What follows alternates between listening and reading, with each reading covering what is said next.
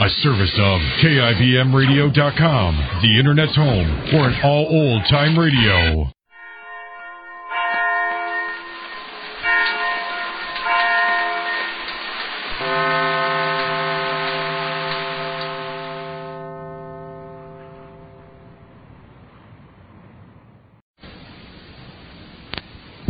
And now, the Goldbergs. Molly Goldberg usually has courage enough to spare for older friends, and this time it seems as if she'll need all she can spare. While Sylvia's father and Esther Miller believe that their marriage is impossible, Molly, with Dr. Cater's help, is hatching a little plan that will bring the ceremony off.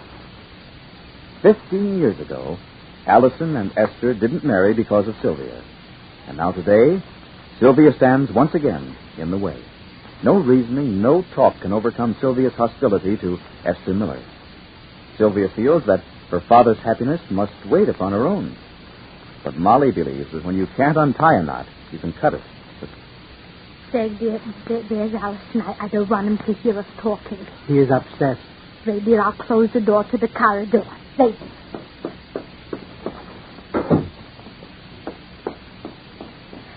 So, Jake, dear, what's your opinion? My opinion is undecided. Why, dear? Because, what is Ellison, a child? How can we undertake to arrange his wedding for him? Only because of circumstances, Jake, darling. Only because of extemporaneous circumstances. I don't know, Molly. Dr. Cater said yes. Why don't you tell me Seymour said it also? Sometimes, Jake, out of the mouths of Seymour comes voice of wisdom. Of wisdom, yes. And without your approval, Jake, I wouldn't do it. Since when is my approval so essential? Since time immemorial, no? No. So do as you please, Molly. Pamela? Why'd you close this door?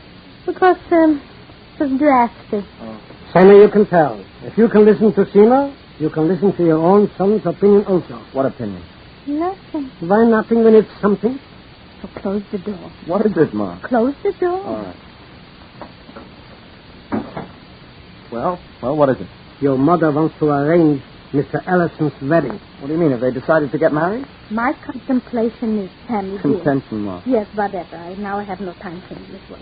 Mine is that they will not get married as long as Sylvia is acting disapprovingly. And if they're going to wait till Sylvia changes her latitude, another 15 years will collect. So? Your mother wants to send for a reverend. So, what do you think, Sammy? Wait a minute. You mean you want to send for a rabbi? Yes, I want to send for a rabbi. And I want to arrange the wedding. And then without dilly-dallying, we'll have the wedding here. Well, what do you think, Sammy? Well, Sammy, what is your opinion? Well, Sammy? I think it's a good idea, that's what I think. And it's exactly the way Sylvia should be handled. See that? Mr. Allison? How are you, Miss Allison? I could feel better. Sammy, I wonder if you could get me a timetable. For what, Ellison? I want to see what connections I can make. I'll be leaving soon. Do you want this door closed? Yes, please, close the door. I'm glad Now of what are it. you going to do, Ma?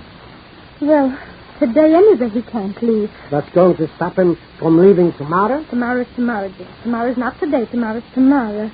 Sammy, what time is it? You can't do anything today. Don't tell me I can't, Sammy. Don't tell me I But you can't. can't, Ma. Mrs. Bloom, where is she at this hour?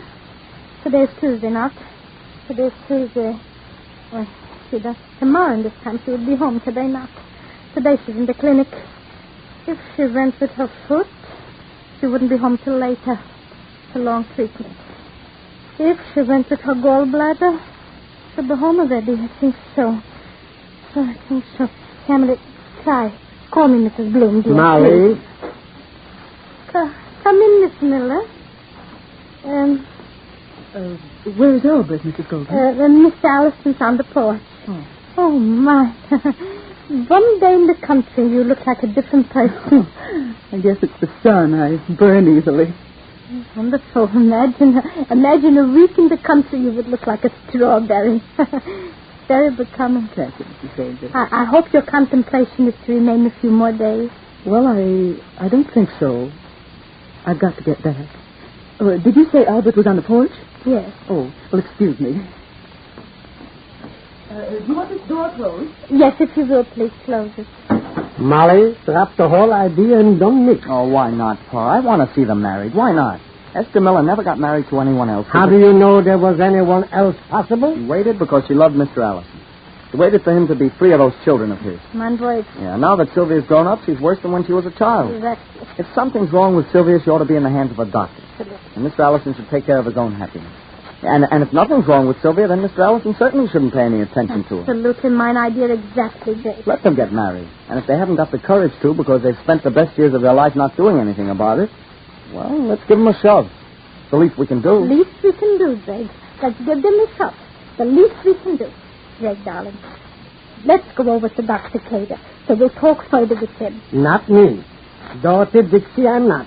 Pa, please. You heard me say no. Who am I?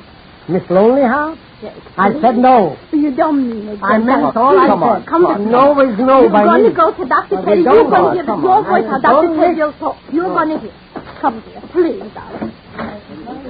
Yeah. Come and sit down, Jake. Well, we haven't the time now because we have a little chore to do. So Mr. Goldberg is coming with me, Jay. Pamela? Yeah? Please. Excuse me, if you want a little cold lemonade, you'll find in the fridge there. Thank you. Come.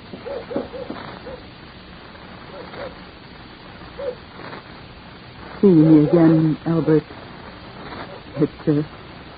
It wasn't the best thing in the world, I suppose. It was. It wasn't. I know what I missed for 15 years. I missed a life. A life that added up each day to the next. With capital left over for the years when you need it most. Well, what can't be helped, can't be helped. But it's not good learning at my age that you've been a fool. What's wrong with Sylvia, Albert? Who knows? Me, maybe. Something. Doctors are smart men. And Dr. Cater is one of the smartest. But he wasn't as right as he thought he was. Albert, did Dr. Cater tell you to send for me? Yes. Perhaps that's what's wrong. I don't understand. What do you mean, Esther? Well, I mean, Albert, if you'd decided yourself to send for me... I'm not thinking of Sylvia, Esther. I'm thinking of you. With Sylvia the way she is, there could be nothing in the future for either of us. You're sure of that, Albert? As sure as I am that I'm not here. It seems wrong that we should have been separated the first years of our life when we wanted nothing more than to be together. It is wrong. But what can you do? Yes, what? No matter what a child is, the child must come first. I remember saying that once before. Yes. Well, I'm glad I came anyway. I'm a fool, Esther. Fool. But that's what I am, and that's the way I am. I wouldn't have you any different, Albert. You love me, Esther. Yes. Tell me. You never married. Why? Because the one you love comes first. As long as there was a chance, well, the years didn't count. They still don't. But you gave up your whole life. I sacrificed nothing because I wanted you. Esther, maybe next year. Maybe. Maybe never. Maybe. Maybe. Sad and lonely in this summer morning, Allison and Esther Miller sit on the porch, dreaming of the life they can never have because of Sylvia, while Molly and Jake hurry to the village to make that life possible. Can they?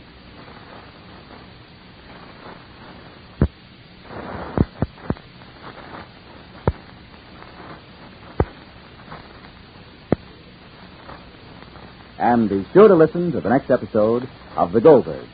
This is James Fleming saying goodbye for the makers of Duz, the new kind of granulated soap for all three kinds of wash.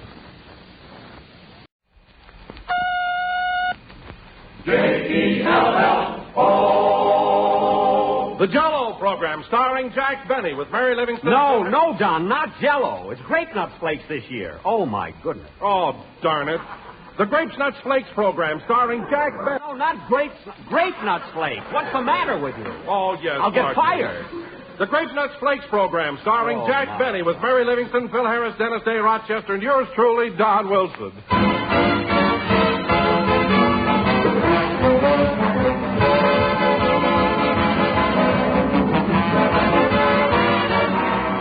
And now we have a new star on our program tonight that I'd like all you listeners to meet. This new star is a favorite with millions of loyal and ardent fans all over America.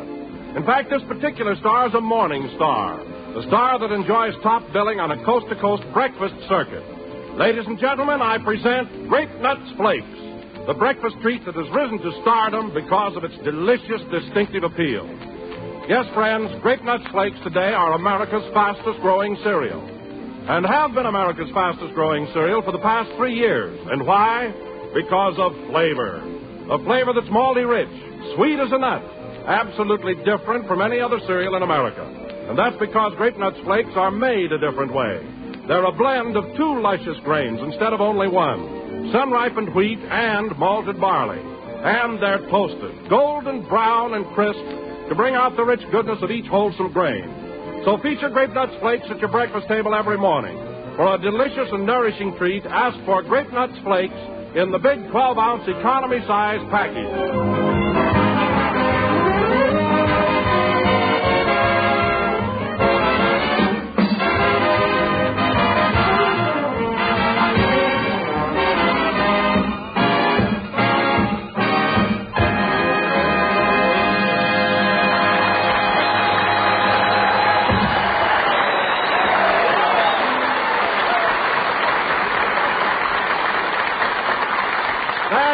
Pennsylvania polka played by the orchestra. And now, ladies and gentlemen, let us turn back the clock 1 hour and show you what happened on the way to the studio. Jack, in line with the Share Your Car campaign, volunteered to pick up the gang in his Maxwell and drive us all down to the first broadcast. That's the least I could do. Anyway, Jack called me and told me to be waiting in front of my house, as he and Rochester would be along just as soon as they'd picked up Max.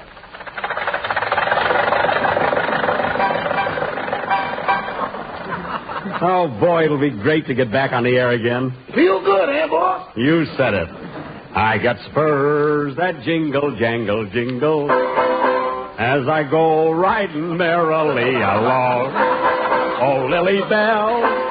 Oh, Lily. Well, I'll be... Rochester, put down that banjo. You're driving the car. Put it down, grab hold of the steering wheel. This is the wheel. I just put strings on it. Just drive, will you?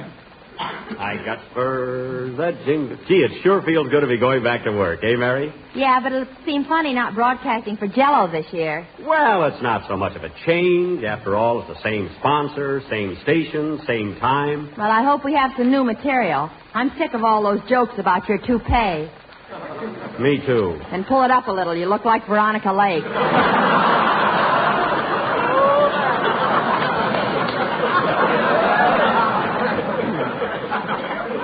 Say, is that bad? I got spurs. And another thing. You ought to be ashamed having that big sign on the back of the car. What sign? Coming soon. Jack Benny and George Washington slept here. Well, that's my new picture. Pardon me, boss, but shouldn't Miss Ann Sheridan's name be on that sign, too? Well, Mr. Benny and Washington were such friends it'd be a shame to have anybody else there.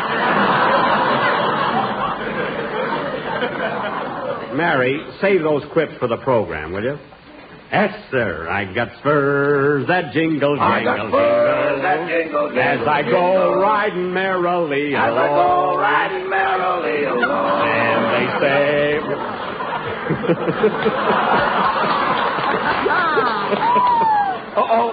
Uh-oh, slow up, Rochester, slow up. What's the matter, boss? Never mind, slow up. Duck down, Mary, duck down. What for? Duck down, duck down. Pardon me, miss. I'm cooperating in the Share Your Car campaign. May I give you a lift to Hollywood? Like I told you yesterday, no.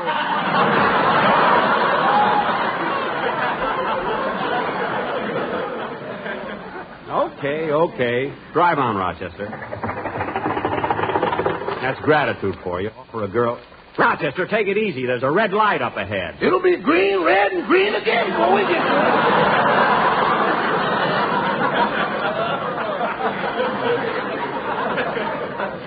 Just take it easy, that's all. 35 miles an hour. That's the new speed limit. Well, let's get a new motor and have a go at it.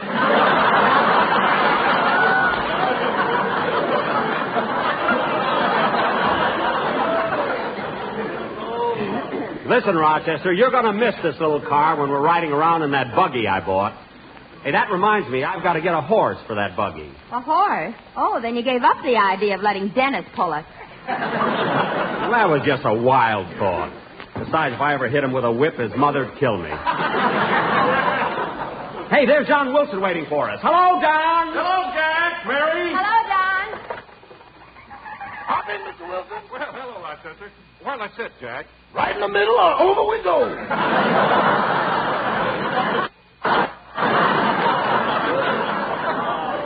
Don't get cute, Rochester. This isn't a canoe. Say, Don, I'll bet you're a little nervous about going on the air for a new product. Yeah, aren't you a little jittery? No. Why, I'm just crazy about those good old Grape nuts flakes. John, that's Grape nuts flakes. Grape. Watch it. Turn here, Rochester. Dennis lives right up the street.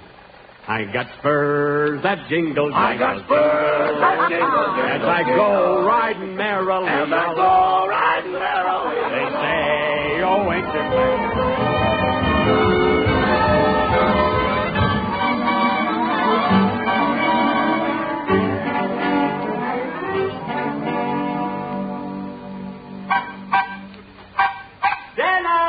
Dennis! Oh, Dennis! Yes, Mother? Hurry up.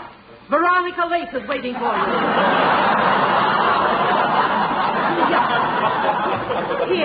Here's your hat and your music. Thanks, Mother. And here's 10 cents.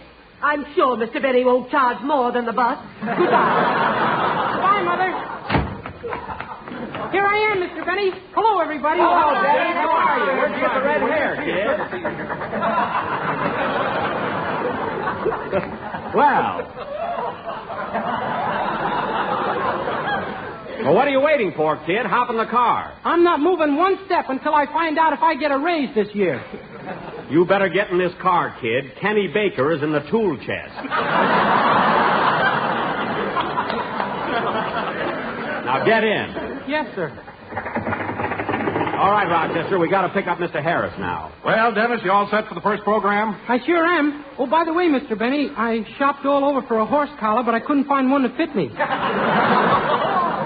Well, don't bother about it, kid. I'm getting a horse. I got spurs that jingle. What's the horse got that I haven't got? It's nothing against you, Dennis. I'm just getting a horse, that's all. Now, forget it. As I go right... Gosh, and I cut holes in my straw hat so my ears could stick through.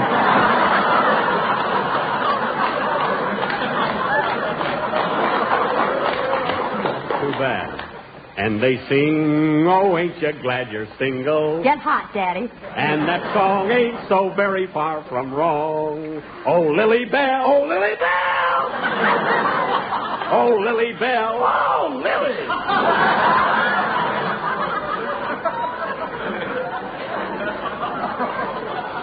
Rochester, don't sing while you're driving. Now turn left here and we'll pick up Mr. Harris.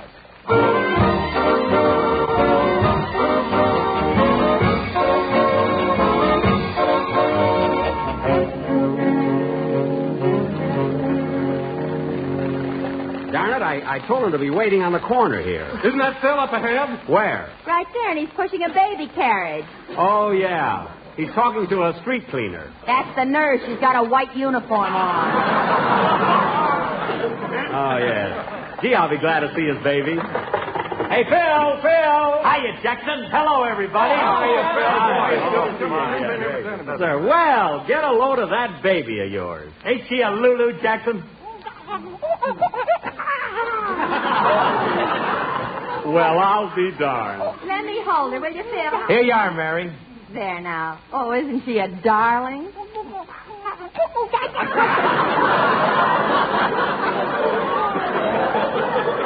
Say, Phil, are those the little booties I sent the baby? No, they didn't fit, Jackson. You must have had awful big feet when you were a kid.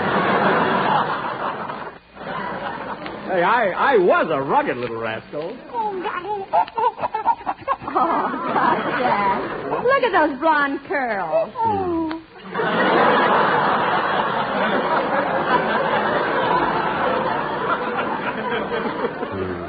I used to have curls that made those look like a nickel. Way down to my ankles. Your arms are way down to your ankles, too. Never mind. Jack lived on peanuts till he was 18. That's so. Let me hold the baby, Mary. Here you are, Don. Careful now, careful. Don't worry, nurse. Coochie, coochie, coochie. Gee, she's always laughing. Let me hold her down. Okay, Jack, here you are. I got her. Coochie, coochie, coochie.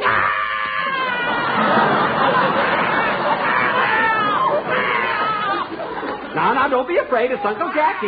Remember, I gave you those booties. Here, Phil, you better take her. Here, take the kid. Okay.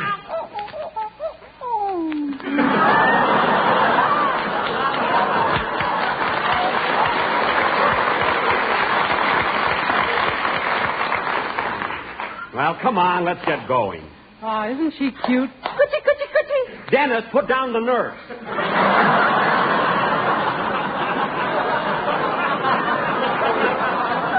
What's the matter with you? Come on, Phil, leave your baby with the nurse and let's get to the studio. Right with you, Jackson. Oh, nurse, I'll be home about 9:30, so be sure and have my bottle ready. Your bottle? Jim threw a nipple. It's out of this world, Jackson. I must try it sometime. Come on, Rochester, let's go. Watch the traffic now. Say, Jackson, ain't Alice and me got the cutest kid you ever seen? Sure, cute. Yeah, Phil, I must congratulate you. That baby of yours is a beautiful child. And what a disposition, always laughing. Not while I was holding her, she wasn't laughing. Well, what are you so mad about? You were holding the kid and she cried a little. That's all that happened. Oh, yeah? Drive on, Rochester, drive on.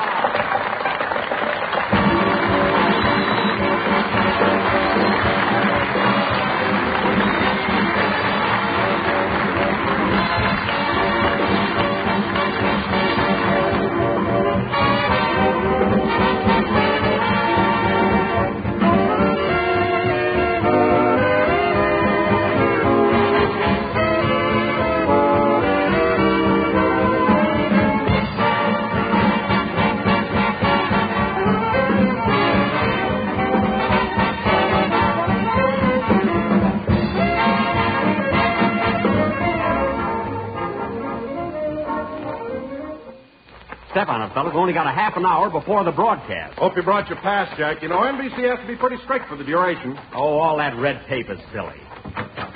Come on, fellas, follow me. Just a minute there. Gotta have passes, you know. Gotta have passes. Passes? Company regulations. I don't make the rules, you know. Oh, for heaven's sake. Now, look, officer. Here's my pass. Here's mine, Smiling Phil Harris, the Daily Double. See you later, Mr. Benny. Okay, kid. Now, look, officer, I left my pass at home. Come on, Mary. Oh, no, you don't. One more step and I'll grill you.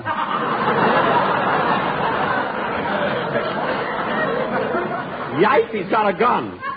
Now, officer, I'm Benny, Jack Benny. Now, get Mr. Swallow, the manager, on the phone. He'll identify me. Mr. Swallow isn't in. Keep your hands up, you saboteur. Me, a saboteur? Me? What's that package you're hiding under your coat? That's my lunch, a deviled egg sandwich and a banana. You want a bite? Mary, tell this guy who I am. I'm Mary Livingston, and he's Jack Benny. Here's my pass. You satisfied? Can we go in now? No hard feelings. Rules, you know. You can put that revolver back in your holster. Okay. Doggone. That's the third toe today.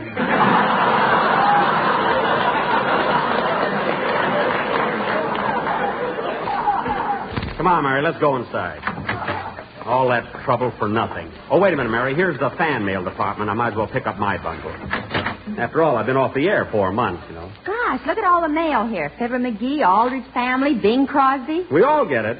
Oh, miss, is there any mail here for me? Jack Benny? Like I told you yesterday, no.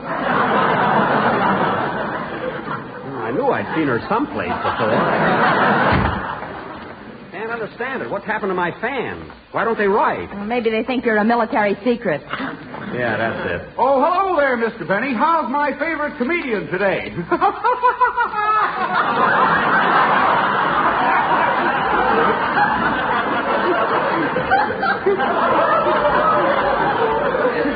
Fine. Oh, Mary, I'd like to have you meet Robert Welch.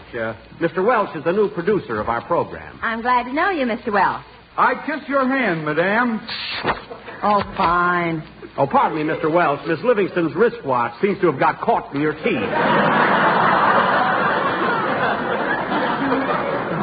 Thanks. Now, Mr. Welch, we're in a hurry, and I'm nervous today. Now, what studio are we broadcasting from today? Well, now, let me see. Say, that's important, isn't it?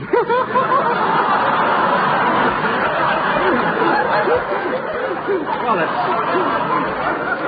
it certainly is. Now, you're the new producer. Where are we broadcasting from? Now, let me see. I'm not getting off a very good start, am I? No, you're not. Now, check on her. Check on her, for heaven's sake. Okay, check.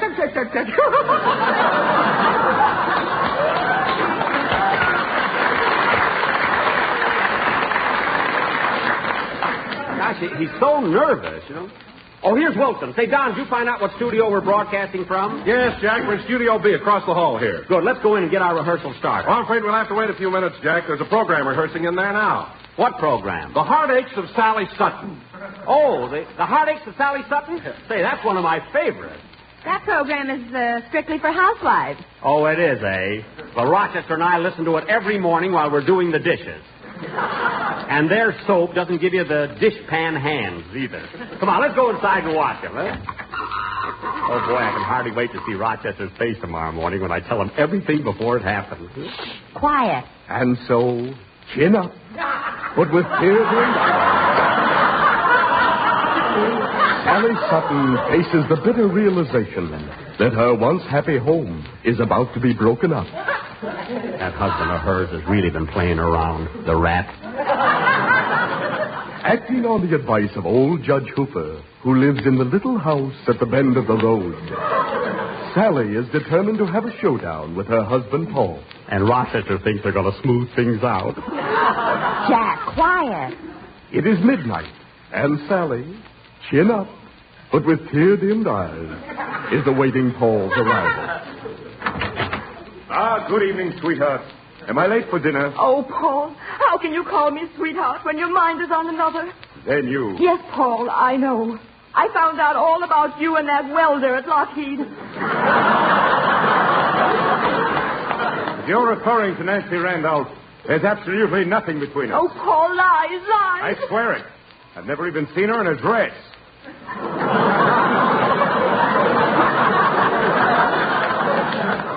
Dress or overalls, that Nancy is a siren.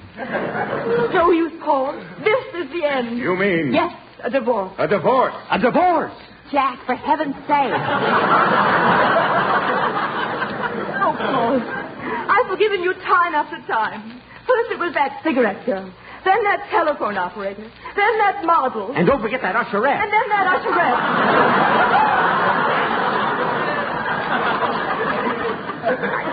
I tell you, Paul, a divorce is our only solution. Very well, my dear. But I'm afraid that our son, Wilbur, must go with me, his father. No, not that. No, Paul. Don't you take a 10-year-old child away from his mother. You can't do it. I'll fight for him. Oh, boy, wait till tomorrow morning. I'm going to bet Rochester $5 they're going to get a divorce. It's a cinch. Please, Paul. He's my child as well as yours. All right, Sally. We'll let the boy decide. Oh, Wilbur! Wilbur, will you please come in here? Yes, your father and I would like to talk to you. Mother, Father, did you call me? Dennis! Dennis, say, what are you doing on this program? Well, I got to make some money someplace. I don't care you're working for me. Now listen, kid. Mr. Benny, please, we're rehearsing. Well, I'm sorry to interrupt, but we're on the air in a few minutes, and I've got to have Dennis. It's our first broadcast. I got to have the studio. Oh, too. all right, you saboteur. This is a deviled egg sandwich and a banana. Now get out of here and let us rehearse. Now see here, Dennis. Yes, Father. I'm not your father. That's the other guy. Now let's get going around here. Dennis, run over your song. We got to rehearse that. How can he sing without an orchestra? Oh, for Phil, where are the orchestra boys? I don't know. Oh, yes, I put them in Deacon's warehouse for the summer. Well, get them out. Get them out. Well, Jack, don't you think I better rehearse the commercial once? After all, this is a new product. Okay, Don, yeah, rehearse it. He will be on the air right away. Ladies and gentlemen, next time you go to your neighborhood grocer, why not ask for America's most distinctive flake cereal? Toasty, brown, sweet as a nut, Grape Nut Flakes. No, Don, not Grape. That's Grape. Oh, darn it. You will find that Grape Nut Flakes are a thrifty buy in the big 12-ounce economy size package. So be sure to look for the big red letters on the box. Don, that was yellow. These are white letters, white. So be sure to look for the big white letters on the box. They're little white letters, little, Don. So be sure to look for the little white letters on the box. They spell Grape Nuts Flakes. There you go again. Oh, what's the matter with me?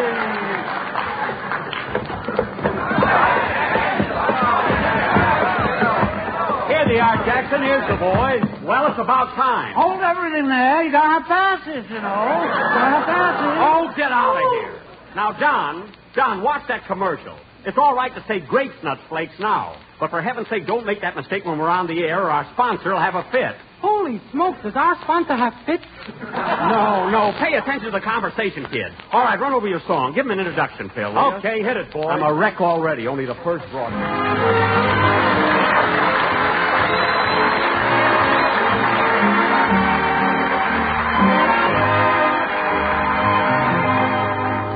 Be careful,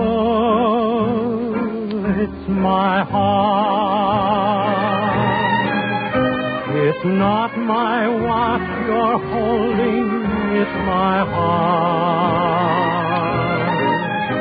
It's not a note I sent you that you quickly burned. It's not a book I lent you that you never returned.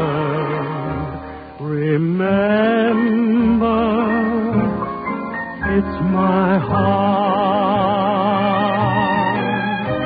the heart with which so willingly I fought. It's yours to take, to keep or break. But please, before you start, be careful. It's my heart. Stand by. We're on the air in 60 seconds. Oh, my goodness. Hurry it up, Dennis. Finish your song. We're going on the air. Remember, it's my heart, the heart with which so willingly I fought. It's yours to take, to keep or break, but please, before you fall, be careful. It's my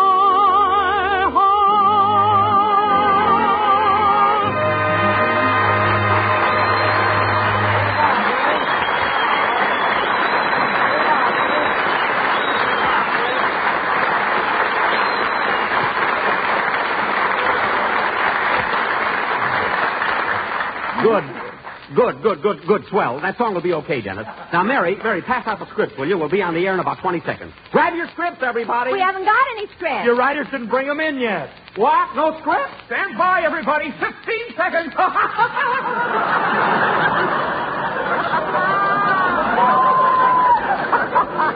Oh, for Pete's sake, no script. What are we going to do, Jack? I don't know. I'll have to ad-lib something. I'll tell you what. I'll start out by saying, hello, everybody, this is Jack Bennett. You know, folks, a fun thing happened to me on the way to the studio. You leave Phil's baby out of this. I didn't mean that. Darn, my writer's a fine spot they put me in. Here I am, chin up, but with tear-dimmed eyes. And no script. They've had all summer to get this program written. One little program. And that, ladies and gentlemen, is exactly what happened before we were supposed to go on the air tonight.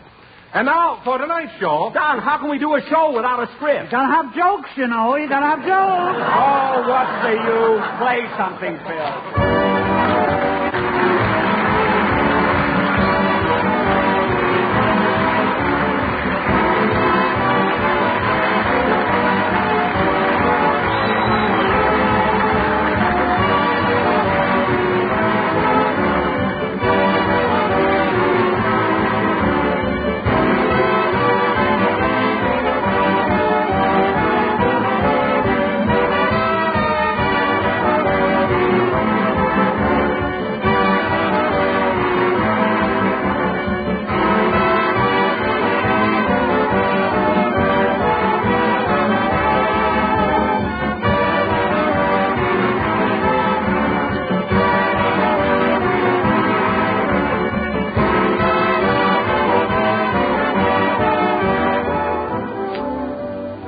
You know, friends, most of us these days are faced with the problem of getting more mileage out of our tires. But homemakers face a different mileage problem. That's how to get more mileage from food by getting more nourishment per spoonful. Well, here's a suggestion for you from the Government Nutrition Program. Eat more of the vital protective foods that you should have every day. That includes whole grain cereals. Cereals such as delicious, toasty brown Grape Nuts Flakes. For Grape Nuts Flakes are a whole grain cereal, so they supply important whole grain food values, including iron, niacin, and vitamin B1. Extra vitamin B1. For Grape Nuts Flakes bring you even more B1 to the ounce than you find in the whole grain itself. And honestly, there isn't a more delicious way to get this grand all-around nourishment. For Grape Nuts Flakes are malty-rich, sweet as a nut, crammed full of wide-awake, flavorful goodness. Remember, you owe it to yourself to start every morning with the proper nourishment. And you can do that and enjoy it with good-to-eat, nourishing Grape Nuts Flakes.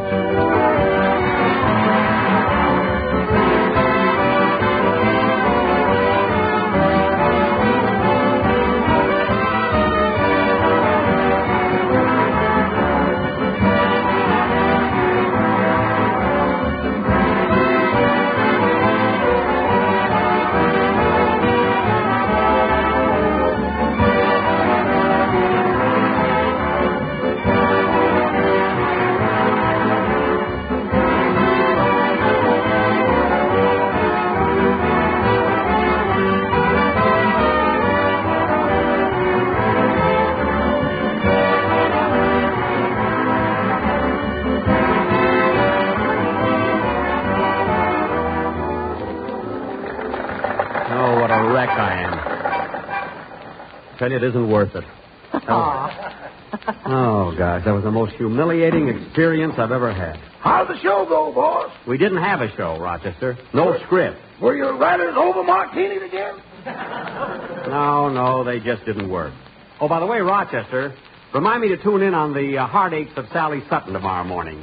I have a hunch Paul and Sally are going to split up. No, boss, they're in love. Mr. Sutton might play around a little bit, but they ain't never going to separate. Oh, no? Well, I'll tell you what, Rochester. I'll just bet you $5 they're going to get a divorce. And they're going to fight over the kid, too. Oh, Jack, you ought to be ashamed of yourself. Well, he thinks he knows everything. This will be a lesson to him.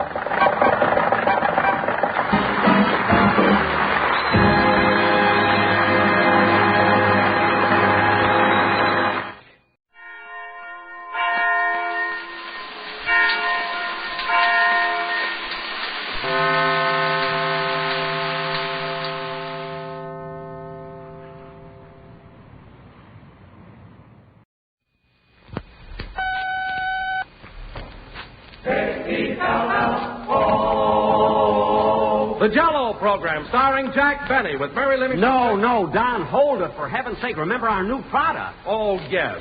The Grape Nuts Flakes program. That's Grape Nuts Flakes. Great. The Grape Nuts Flakes program, starring Jack Benny with Mary Livingston, Phil Harris, Dennis A. Rochester, and yours truly, Don Wilson. Coming to you from the Army Air Base at Santa Ana, California.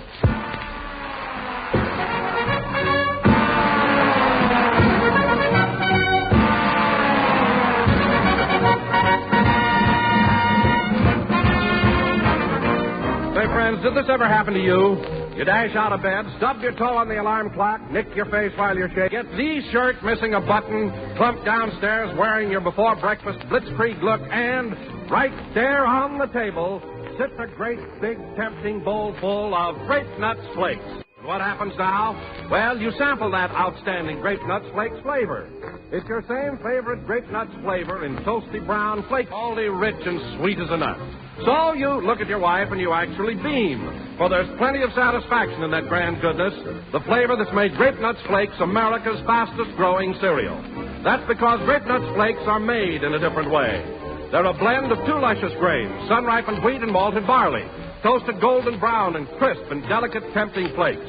So for smooth-tasting, smooth-tempered breakfast that baby your budget, ask for delicious, thrifty Grape Nuts Flakes in the big 12-ounce package.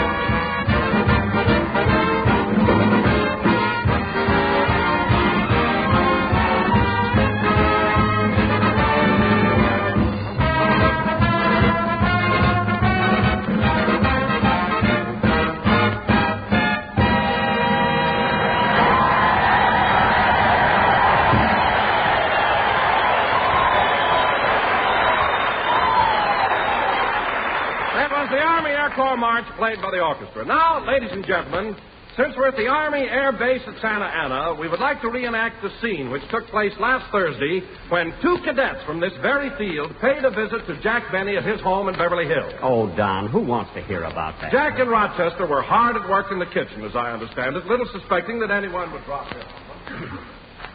Oh, boy, that sure smells good. I got spurs that jingle, jangle, jingle. As I go riding, see what else? Tomatoes, vinegar, onions. Oh, Rochester, did you cut up those onions like I told you to? Rochester, did you cut up those onions? I'm cutting them up now, boss. Oh, pull yourself together. How many onions you got there? About 5, boss. Do you want any more? Yes, get busy.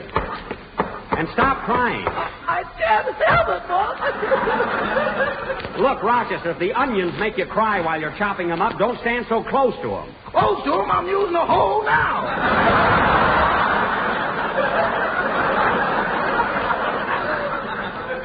All right, I'll do the onions. And you get these jars ready. Have you got the label? Here they are. Mother Benny's old-fashioned homemade chili sauce. Hey, they're pretty fancy, aren't they? Yeah, and I like our new slogan. Our chili is hot on rump roaster pot. Yeah, that ought to get us plenty of customers. Well, I might as well finish these onions myself. This sauce don't look just right. You know, boss, I don't think we got enough tomatoes in here. I said I don't think we got enough tomatoes in here. Shall I put some more tomatoes in, Mr. Benny? There's plenty of tomatoes in there. All the rest of me called for. Well, the onions are ready. Dump them in, Rochester. Okay. I want to get all this stuff cooked and bottled before Miss Livingston gets here. I promised to take her shopping. It's only 10:30, boss. 10:30? Oh, my goodness. Tune in the radio, Rochester. Tune it in. What's the matter? It's time for that program. Tune in the radio. Oh, yes. Yeah, Sally Sutton. I don't want to miss today's episode. Here's the station, boss. Thank heaven. And so, chin up, but with tear-dimmed eyes, Sally Sutton has given up hope of a reconciliation with her husband, Paul, and decided on the most drastic of all steps, a divorce. Well, her husband has been playing around, Rochester. That's all she can do. Hasn't she got to raise it? No.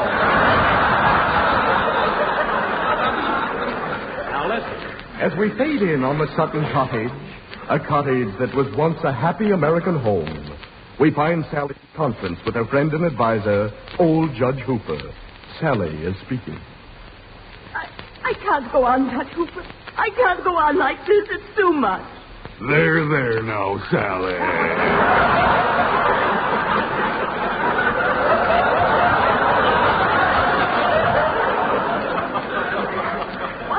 I've given Paul the best years of my life.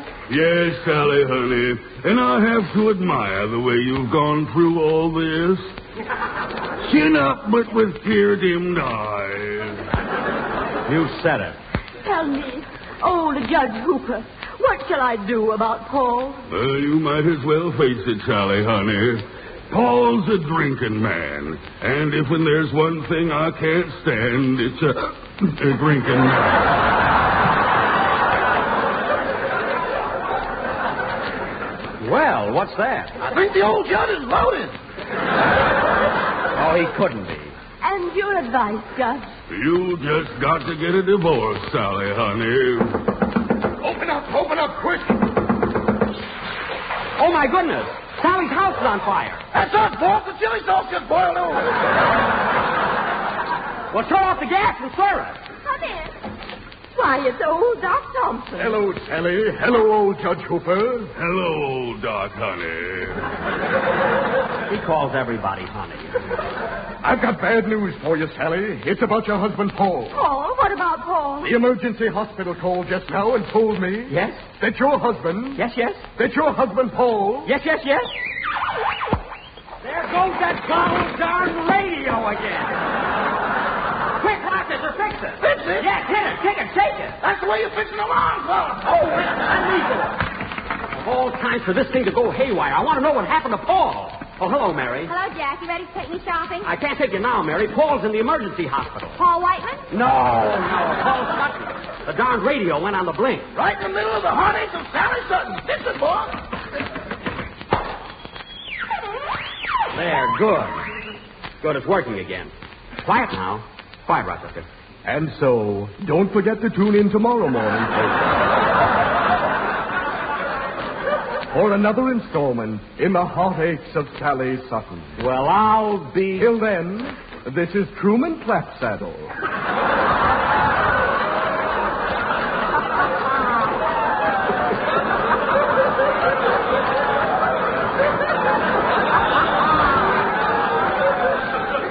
Saying au revoir. Wait a minute, what happened to Paul? Oh, shut up.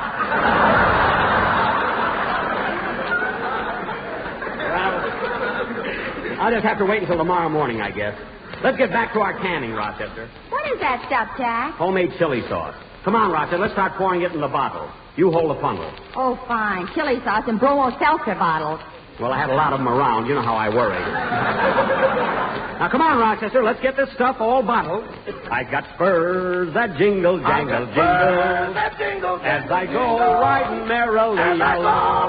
They sing, oh, ain't you glad you say, oh, ain't you glad that song ain't.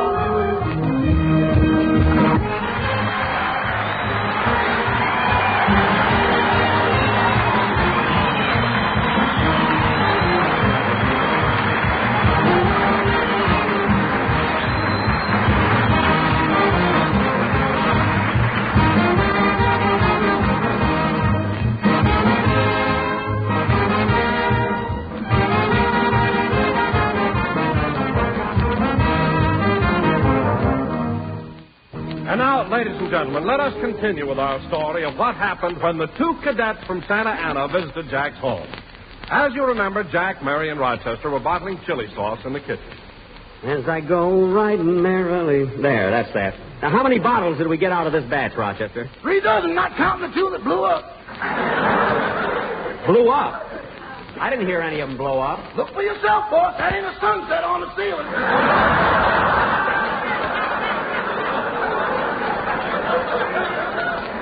Well, wipe it off. Come on, Mary, I'll take you shopping. The car's out in the driveway. Okay. And incidentally, Mary, this will be your last ride in the Maxwell. I'm turning it in next week to the junk salvage drive. Do you think they'll take it? Yeah. Come on, grab a few of these bottles. I got a rush order from the farmer's market. I am not walking through Beverly Hills with my arms full of chili sauce. Oh, all right, I'll take it. There. Uh-oh, here comes that crazy boy of ours, boss. He's not crazy. Well, Hello, Mr. Billingsley. Hello, Mr. Benny. Taking some of your blood to the Red Cross, I see.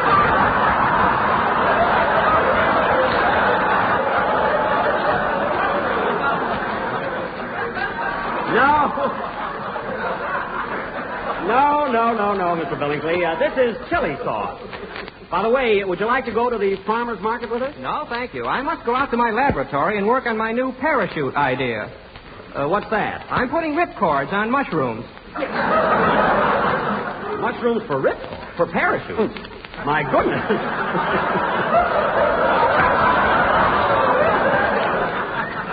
My goodness, isn't that dangerous? Oh, yes. You might get a toadstool. Well, goodbye, Mr. Benny. Goodbye. By Jove, you certainly are.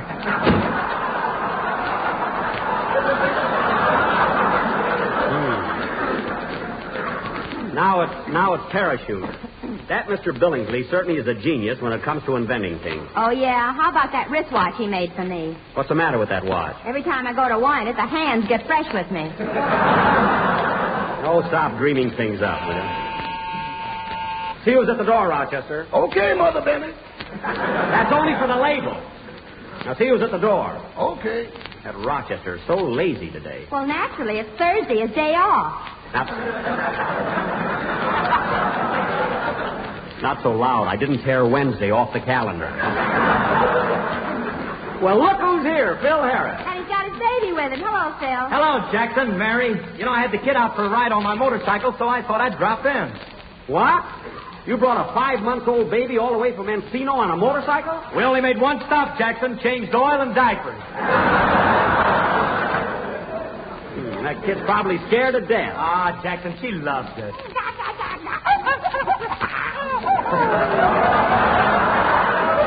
Oh, what a baby. Always laughing. Yeah. You know, Phil, I think she's going to have curly hair just like you. Sure, them things are liable to be hereditary. Hereditary? He means it runs in the family. I know what he means. Oh, there she goes giggling again. Oh, let me hold the baby, Phil.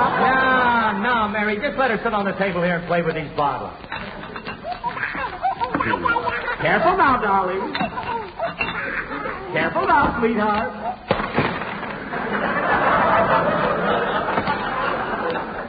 Make a note of that, Rochester. 1 bottle of chili sauce to Mr. Harris, 15 cents. Sorry, Phil. Wait a minute now. I ain't responsible for nothing my kid does. This baby's a minor. I don't care if she's John L. Lewis. You're paying for that.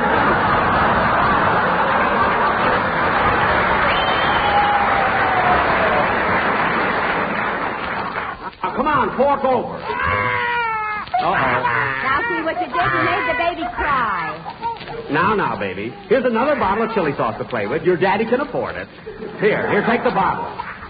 There now. Look out, Jack. Stop! Ooh.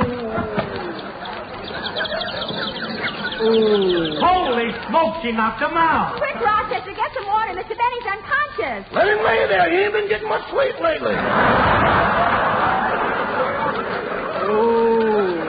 Oh, he's coming to. Jack, speak to me. Oh, where am I? Sorry, Jackson, but my baby conked you with a bottle. Did the bottle break? Absolutely not. No sale, Jack.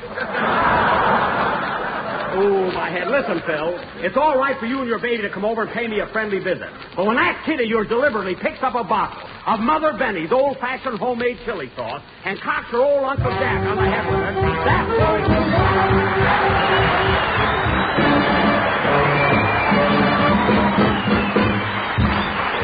A-B-C-D-E-F-G-H, I got a gal in Kalamazoo.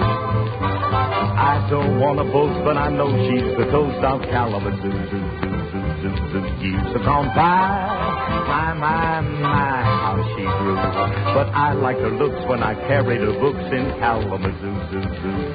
I'm going to send a wire, hopping on a flyer, leaving today. Am I dreaming? I can hear screaming, hiya, Mr. Jackson, everything's okay.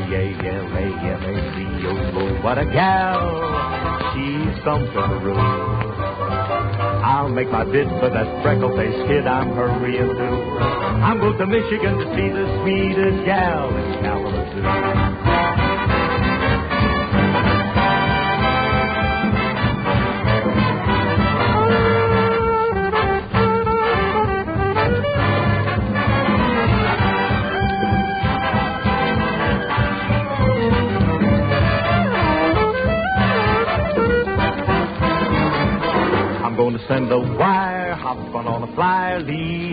dreaming today. Am I dreaming? I can hear screaming. Hiya, Jackson, everything's okay. A-L-A-M-A-Z-O-O.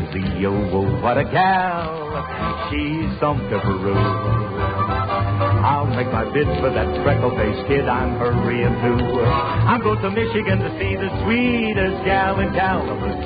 Zoo, zoo, zoo, zoo, zoo, Kalamazoo.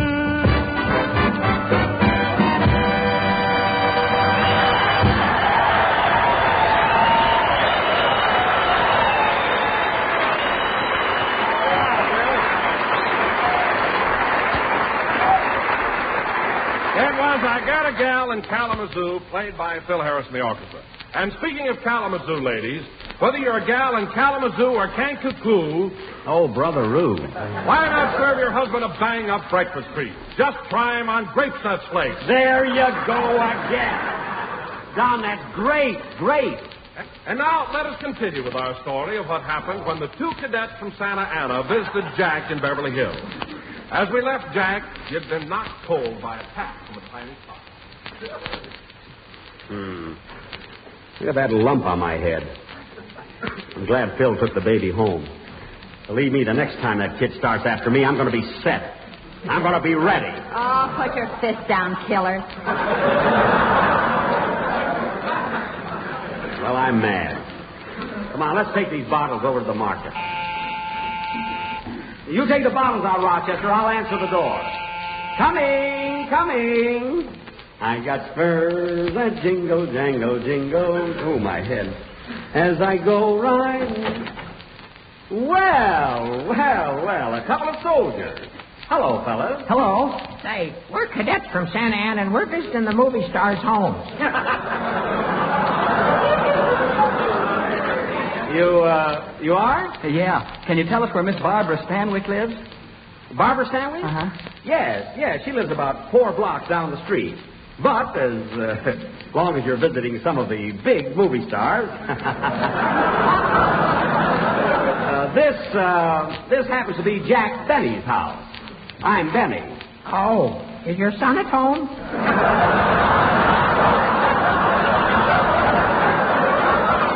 No, look, I'm Jack Benny. Me. Hello again. Grape Flakes again. This is Jack Benny. Come on in, boys. Say, what do you got that dress on for?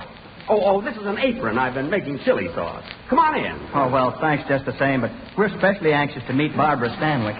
Oh, yes. Babs. She's a swell girl. Babs? Who's Babs?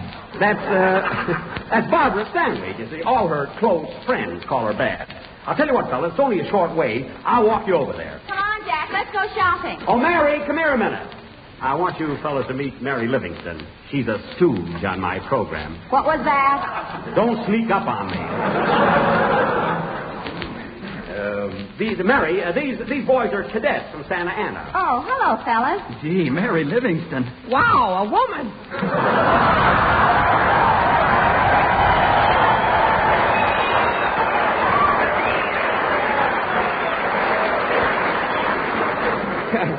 I didn't know we had so many people in our front yard.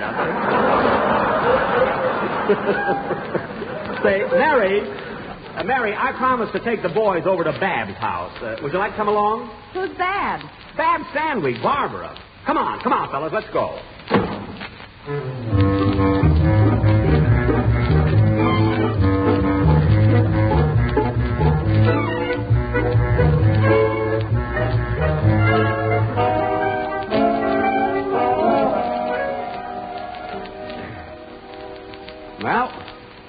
Well, here we are. I hope Babs is home. I got spurs that jingle, jangle, jingle. Are you excited, boys? Oh, we sure are. Good afternoon. I'm Jack Benny. These two cadets would like to meet Miss Stanwyck. Come on, fellas, let's go in. Just a moment, please. Miss Stanwyck is taking a bath. Oh, then I'll wait. You certainly will.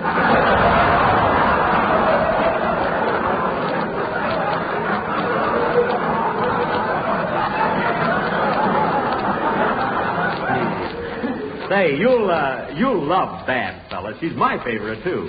Who's that at the door down there? Down there is the butler's name. It's me, Jack Benny. Hello, Barbara. Oh, hello, Jack.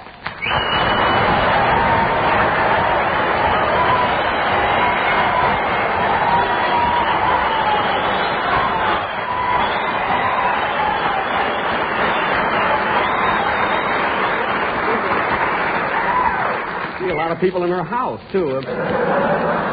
Say, Barbara, can you come down a minute? I've got something I want to see you about. Jack, I told you yesterday. I've got enough chili sauce to last me 50 years.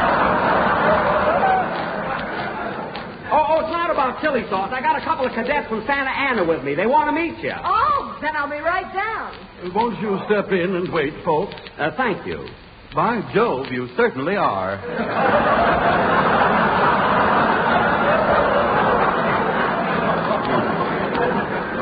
He must be a friend of Mr. Billingsley's. Oh, here's Barbara now. Hello, Mary. How are you, fellas? Hello, Barbara. Gee, glad to meet you, Miss Stanwyck. We've sure been looking forward to this. Hiya, Barbara. Good heavens, Jack. What are you doing in that apron? Oh, Mary, why didn't you remind me to take off this apron? I didn't know if you had any pants on. I've got pants on, but you can't see them.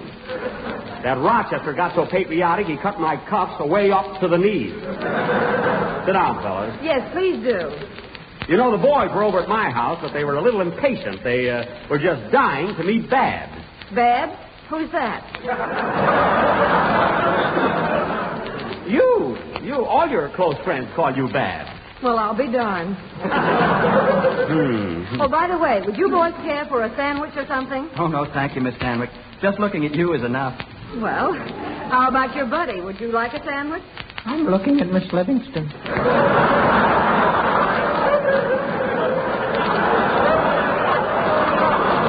Well, say, I'm hungry, Barbara. I can stand a sandwich. Well, why don't you go out in the kitchen and make one? You're all dressed for it. Good.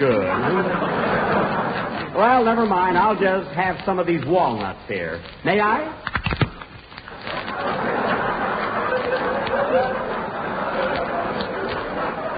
Go right ahead if I'm not too late. Thanks.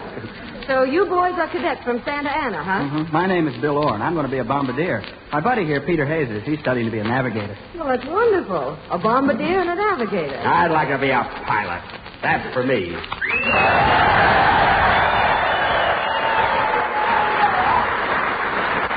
Oh, gee, these nuts are good.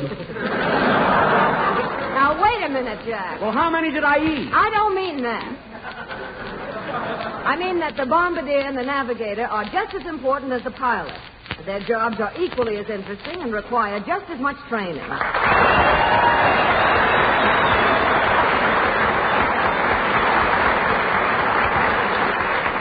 All right. I can't be a pilot anyway. I'm over 26.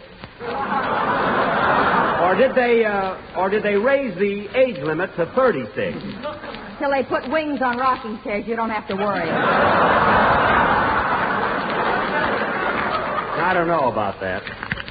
Boy, these are the best walnuts. Gee, Miss Stanwyck, you sure got a beautiful home here. Well, I'm certainly happy you dropped in. Oh, by the way, where are you boys from? Oh, I'm from Scranton, Pennsylvania. I've only been out here about 2 months. Scranton, Pennsylvania. And where are you from? I'm from St. Joe, Missouri. Say, Joe, they love me there. Well, fellas, you've seen Babs. Come back to my house. I'll call up some girls, and the three of us will step out. Now, wait a minute, Jack. The boys will have a better time right here. Besides, I've seen those girls you go out with. Did you ever get a load of that one that floats around Beverly Hills on a broomstick?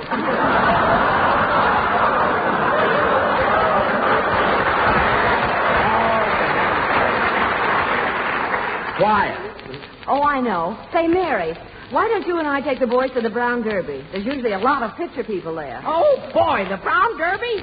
Now, we can't go to the Brown Derby. They don't use my chili sauce. Oh, you and your chili sauce. I've tried it, and it's awful. Oh, yeah? Have you ever tried it on lobster? Yes, and the lobster thumbed his feelers at me. Well, naturally, a lobster has to be boiled. Boiled or sober. He didn't like it. I guess I better tear up that testimonial I signed your name to. Say, I've got an idea. Why can't we all go over to Bob Murphy? Now, look, Jack, you're not coming with us. Barbara and I are going to have lunch with the two boys alone. Yes, and later this evening we'll go dancing at the McComb Bar. I can't go dancing. No, they asked you to go. Oh, they didn't, eh? Well, let me tell you something. These boys came all the way to Beverly Hills to see me, and I'm going along. If you do, you'll pay the check. We'll see about that, sister.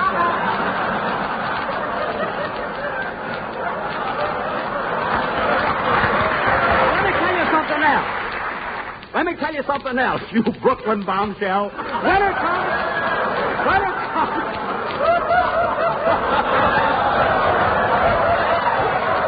me tell you something else. When it comes to showing these cadets a good time, I know the hot spots, too. I didn't get these bags under my eyes for nothing. And that, ladies and gentlemen, is what happened when two cadets from Santa Ana came to visit Barbara Stanwyck at her home in Beverly Hills. They came to visit me, Playfield. Gee, these nuts are good.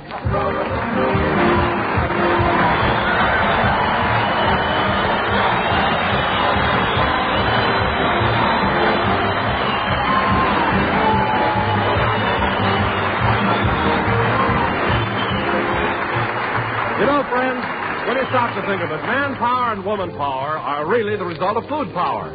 That's why it's so very important for every man and woman in America to eat nourishing food in this war emergency, especially the vital protective foods, foods such as whole grain cereals. And that's why it's important to see the Grape Nuts Flakes appear regularly at your breakfast table. For delicious toasty brown Grape Nuts Flakes are a whole grain cereal. This means that Grape Nuts Flakes supply important whole grain food values, including 3 essential nutritive elements, iron, niacin, and vitamin B1. In fact, Grape Nuts Flakes contain more B1 than you'll find in the whole grain itself. So you see, you get a bowl full of real wartime nourishment when you sit down to a breakfast including malty, rich, sweet-as-a-nut Grape Nuts Flakes. So for real breakfast enjoyment, plus real nourishment to start off the day, treat your family tomorrow morning to Grape Nuts Flakes.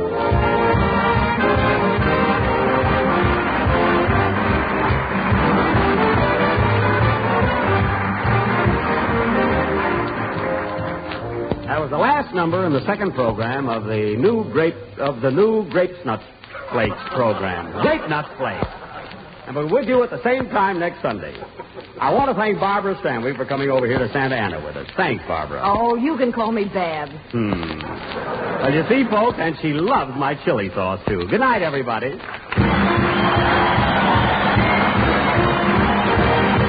Jack Benny program is written by Bill Meyer and Eddie Beloy. Peter Lind Hayes and Bill Orr, who appeared on our program, are cadets here at Santa Ana. The presentation of the broadcast from the Army Air Base at Santa Ana is for the enjoyment of the officers and personnel and does not constitute an endorsement of our product by the War Department.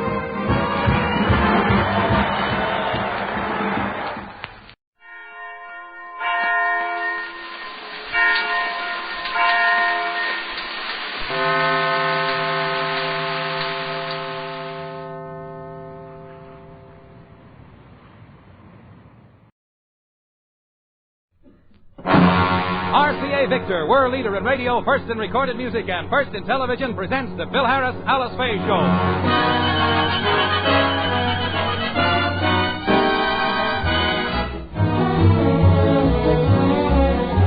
For your enjoyment, here is the Phil Harris Alice Faye Show, written by Ray Singer and Dick Chevrolet, with Elliot Lewis, Walter Tetley, Robert North, Janine Roos, Ann Whitfield, Walter Scharf in his music, and yours truly, Bill Foreman. Today, Phil is given an order by his boss, Mr. Scott. It is the kind of an order that cannot be ignored. In fact, absolutely no one could find a loophole in it, except Frankie. More about this in a moment. First, a word from RCA Victor. You're really set for television pleasure when you choose an RCA Victor Superset. For performance, quality, and value, RCA Victor television is superior in every sense of the word. Yet now, you can buy a superset at wonderful low prices. Yes, you can buy the Selfridge Ensemble, for example, for only $379.50. The 21-inch Selfridge Ensemble with a handsome matching consolette base is the latest thing in television furniture. It comes complete, and you get clearer pictures, stronger pictures, steadier pictures. You get television with picture power, all for only $379.50. And this price is complete, including federal excise tax, full-year warranty on the 21-inch picture tube, and no extra charge for mahogany finishes. So buy the magnificent Selfridge Ensemble. And when you do, ask about a factory service contract. When you buy RCA Victor television with RCA factory service, you get television's greatest combination. And now the stars of the RCA Victor program, Alice Faye and Phil Harris.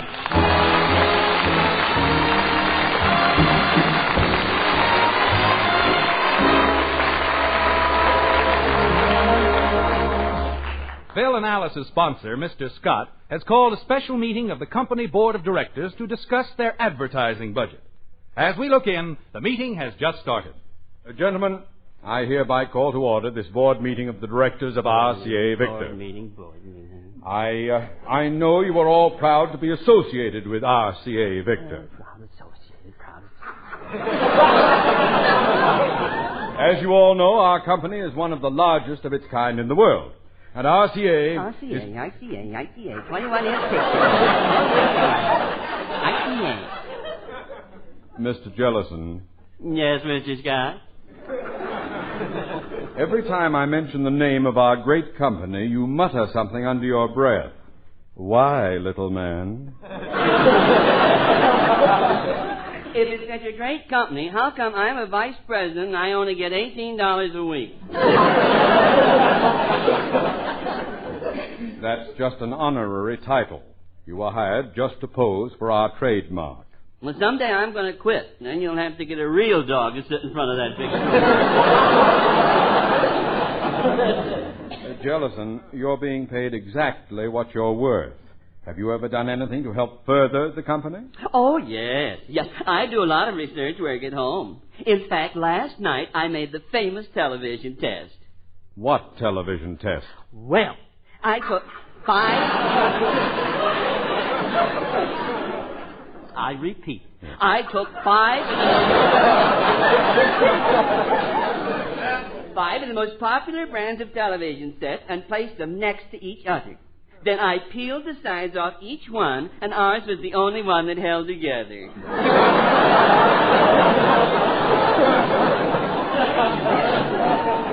Jellison, that test is used on cigarettes. All I know is it worked on television sets. Gentlemen, as you know, our advertising budget is very high, and we must cut expenses on one of our shows. We sponsor Ezio Pinza, Dennis Day, Phil Harris, and Kukla Fran and Ollie. And it's up to you, gentlemen, to decide which one will be cut and who's going to break the news to Phil Harris.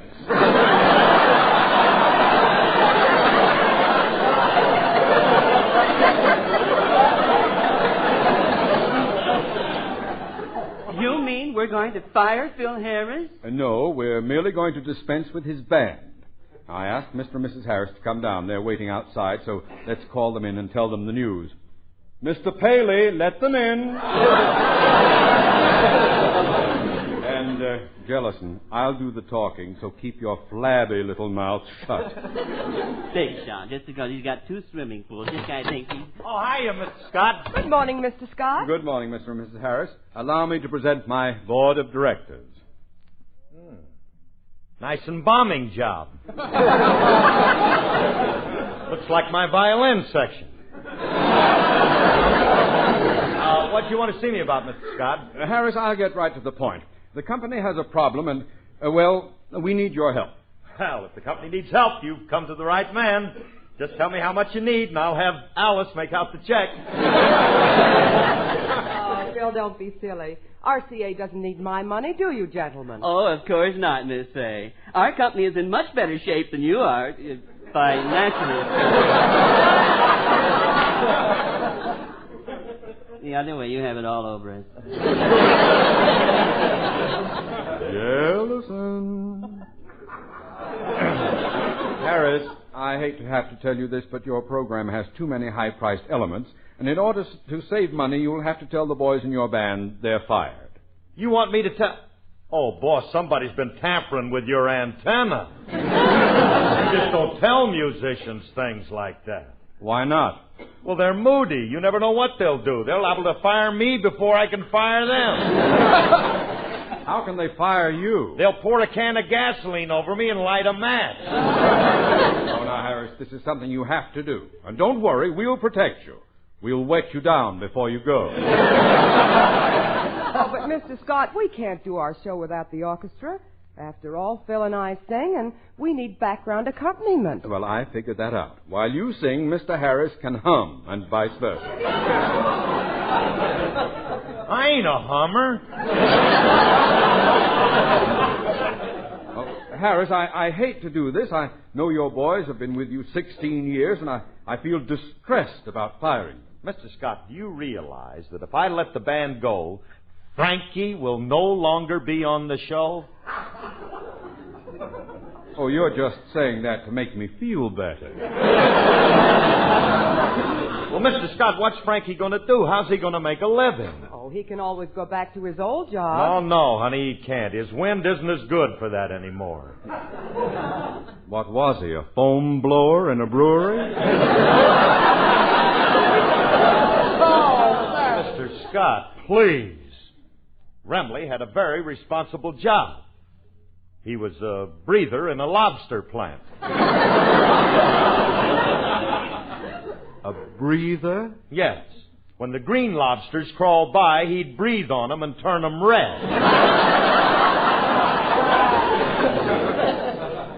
You know, if you were talking about anybody else but Remley, I wouldn't believe that story. Now, Harris, stop stalling. Your band has to go. Now, when are you going to tell them? Well, we're having a rehearsal in a half an hour, and I might as well tell them then and get it over with. And make sure you do. I'll come down to rehearsal later, and if you haven't fired them, I will. All right, Mr. Scott, all right. Come on, Alice. Oh, gee. Honey, I hate to go down to that rehearsal and tell the boys they're through after 16 years. I wonder how they're going to take it. I wonder how we're going to be able to sing without an orchestra. I don't know, but we'd better find out right now. So on the way down, I'll sing, and you hum for me.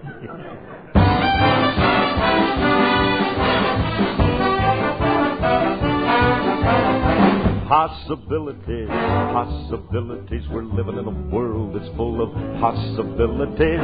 Ain't no miracle too impossible for anyone who sees the possibilities. If you recall your history, then you will find that all its famous men turned out to be the kind of men who never stopped to look behind.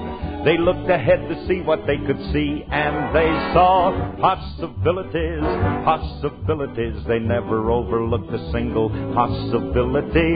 Proven naturally, opportunity is for the one who sees the possibilities. Each time you try to solve a new phenomenon, the skeptics say it's just a dream, I know.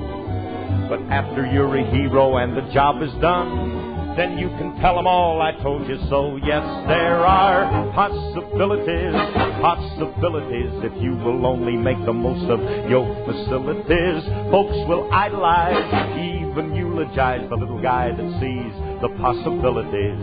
When Christopher Columbus proved the world was round, he called Queen Isabel on his return.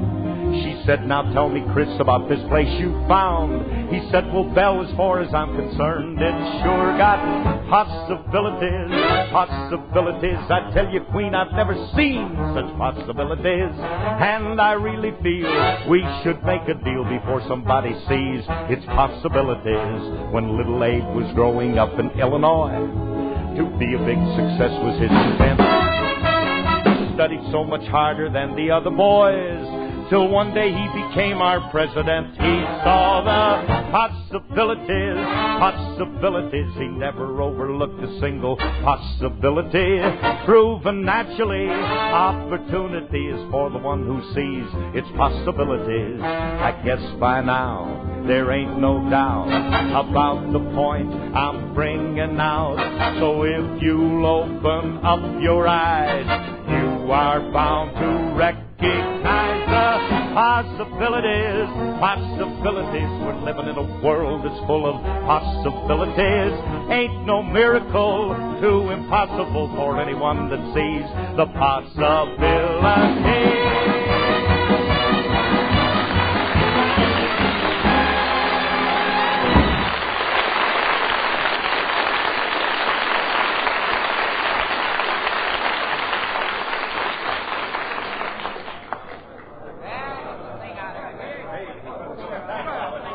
fellas, this is a rehearsal. Quiet down.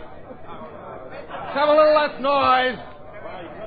Come on, you guys. Quiet down. Quiet! James in the park. I had to go pick on a policewoman.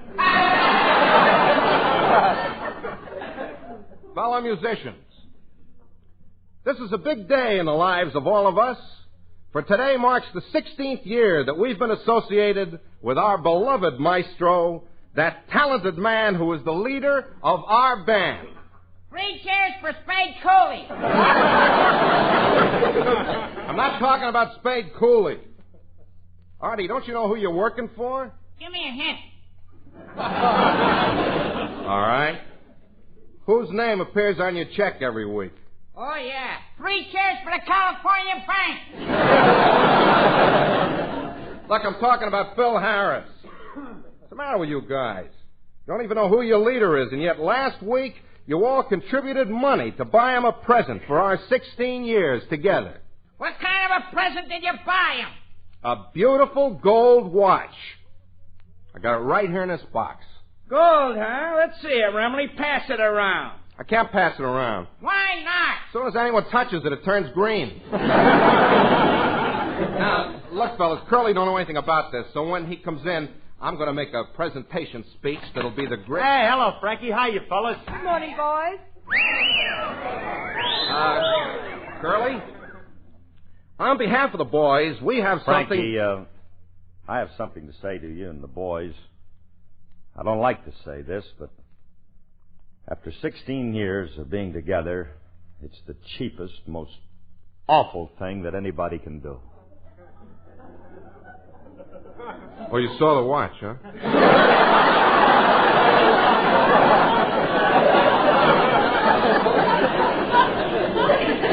Don't you like it? I don't know what you're talking about. Look, Remley, I got bad news for the boys in the band. Curly, the boys in the band bought you a present, and we...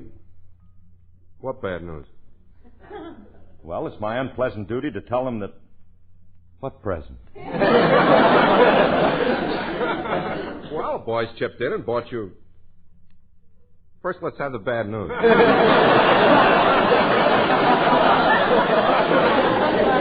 That can wait. Let me see the present. In a minute. It's in this box. But first, I have to make a speech. Gentlemen, we are gathered here on this auspicious occasion to make a presentation. Thank you. Let go of the box. I ain't finished yet. Gentlemen, our leader was born in 1800 and...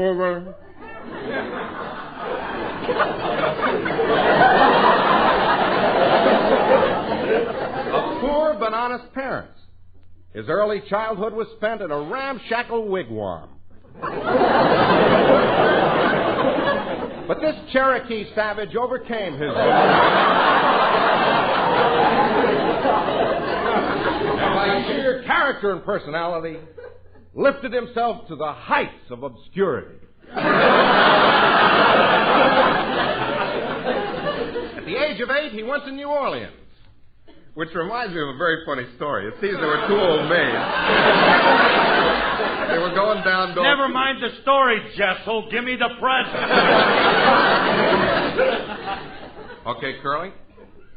We take great pleasure in presenting you with this beautiful hand-engraved solid watch.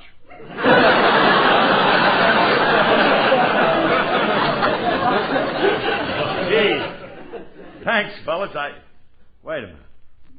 Remley, didn't you leave a word out between solid and watch? What word? You should have said gold. Well, I should and I would, but I can't because it ain't.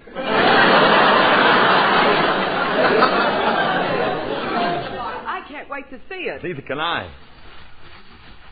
Hey, this is a beautiful thing. Yeah. A friend of mine's a jeweler. He made it for me. Tells the time, the day, the month, and the year. Yeah, it's got everything on it.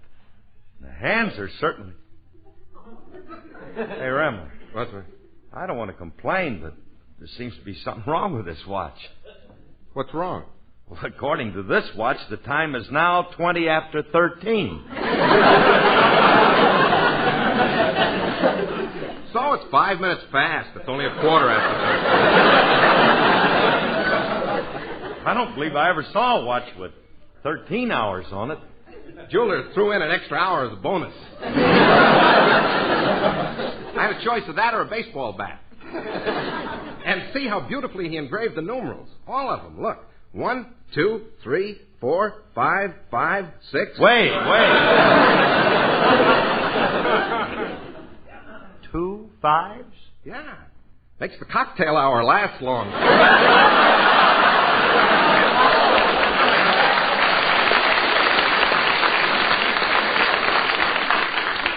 With this watch, you can drink for an hour, and when you're finished, you're just getting started. Remley, that's the most ridiculous thing. Hey, can I trade in the 6 and 7 for 2 more 5s? Huh? I don't hear the watch ticking. Are there any works in it? Oh, of course there are. It's not ticking because it hasn't been wound. Curly, wind it up. Here's the crank. All right, I'll crank it and you pull out the choke. Don't be sarcastic. Just wind it up. Okay, I'm winding it. Oh, wow.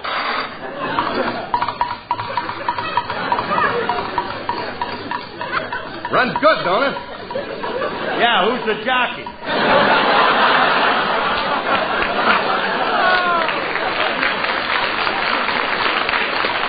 haven't heard anything yet. It's got chimes, too. Wait till I set it. It's almost 2 o'clock. There. Now listen, Curly, in a couple of seconds you'll hear the beautiful chimes. Yeah, that should be cute. Now, shh, Curly, it's 2 o'clock.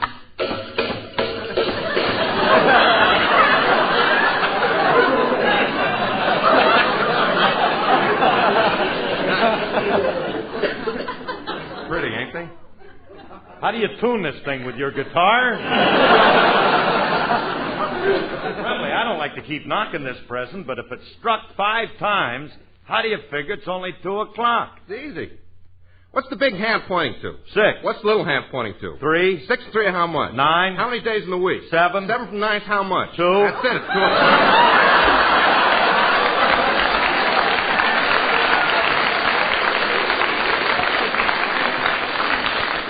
Trouble you is you don't know how to tell time. Well, aren't you going to put it on? How you do that? Just strap it on your wrist. Seems too easy for a watch like this. I'll give it a go. Hey, you know, Remley, this watch does look pretty on my wrist. I like the gold with a little touch of green here that seems to be spreading all over the watch as I look at it. What's this thing made of? Penicillin mold? Please. It's solid gold with a chlorophyll base. At least I'll have a watch that won't smell. Frankie, I really appreciate this gift. And, well, I want to take this opportunity to thank you and the boys for this watch. I'll think nothing of it. I don't, but I want to thank you anyway. Remley, come over here. I got something to tell you, and, well, I don't want the guys in the band to hear it. Yeah? What is it, Curly? Look, Remley, I want to ask you something. Mm-hmm. If you were to lose your job, what would you do to make a living? Well, I'd run for president like everybody else is doing. Big theory. I mean, if you were to lose your job with this band, what would you do? I'd get a job with another band playing the guitar. Run for president, kid. You got a better chance.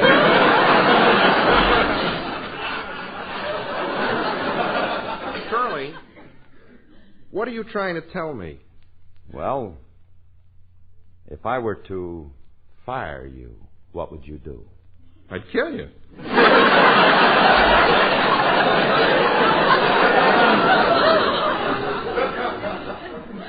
I believe you would.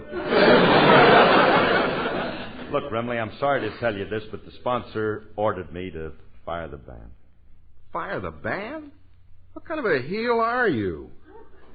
Firing a generous group of loyal men who pooled all their money and went out and bought you a beautiful $3 watch. You just don't have any appreciation.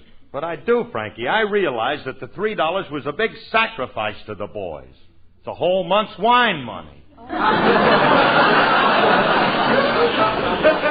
Phil, it was a nice nice gesture on their Alice, part. honey, I know it was a nice gesture. I don't want to fire him, but if I don't, Scotty will when he comes down later. After all these years, he can't take your band off the air. The Phil Harris Band belongs. It's an institution. I agree, Mr. Remley. You agree with what? The Phil Harris Band belongs in an institution.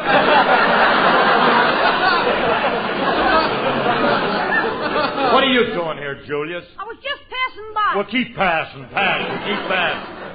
We're busy. Hey, Rem, we got to think of some way to keep Scotty from firing my band. You mean the sponsor wants to fire your band, Mr. Harris? How can he ever suggest getting rid of such a wonderful aggregation of accomplished... what's that word again? Musicians. No, that ain't it. Will you beat it, you little fink? That's the word!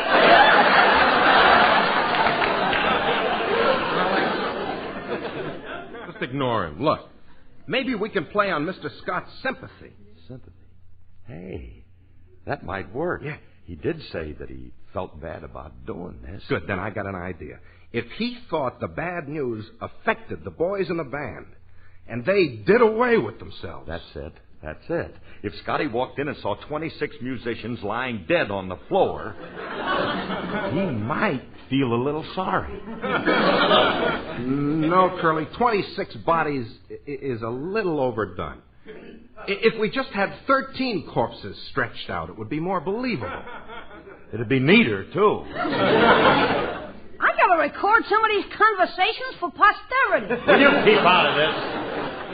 Look, Curly, we'll just pretend that half the guys in the band shot themselves, and when Scotty sees it, he'll be stunned. I don't think he will. Why not? He's used to seeing the guys in your band half shot. Get out of here, you little potato peeler.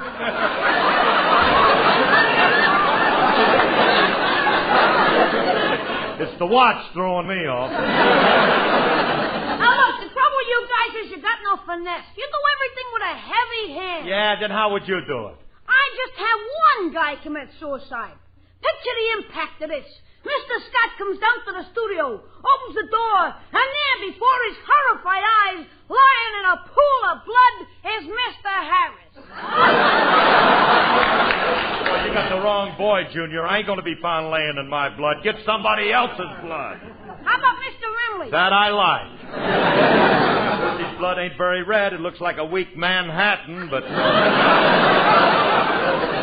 maybe the sponsor... Now, wait a minute. You ain't using a pool of my blood. Remley, not a deep pool. Just enough to go wading in. We don't have to have anybody lying on the floor. There's a very simple way of making Scotty think somebody did away with himself. How? Well, when Scotty comes in, I'll be in the other room. You tell him I took the news very hard and I'm liable to commit suicide. Yeah? When I hear you say that, I'll fire a gun. Julius will say, "What was that?" Alice will say, "It sounded like a shot." You say, "Oh, no, Remley just killed himself."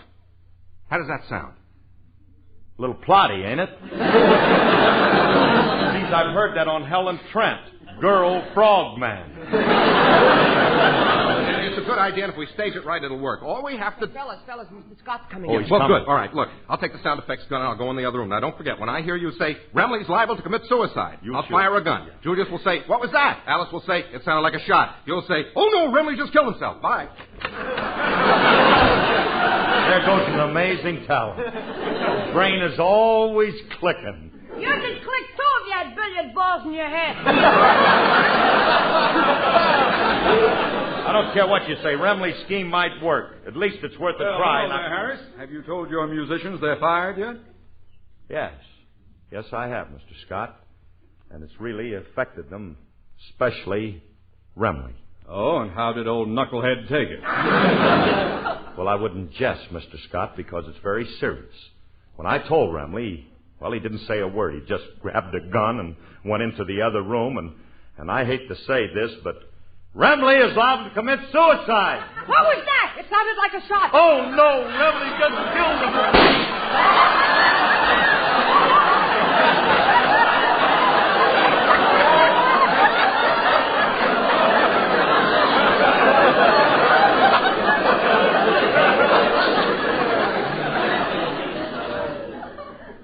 did that go again?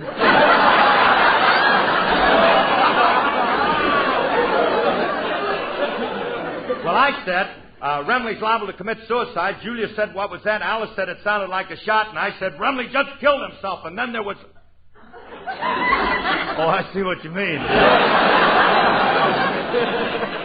Let's run through this scene once more. As I was saying, Mr. Scott, Remley is liable to commit suicide. It sounded like a shot. Oh, no, Remley just killed himself. What was that? You heard me. I said Remley just killed himself.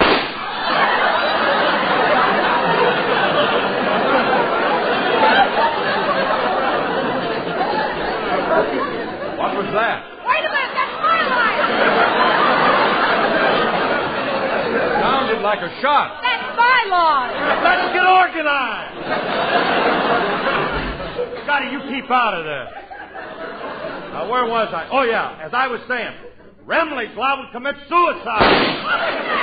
It sounded like a shot. Remley, stop having your part.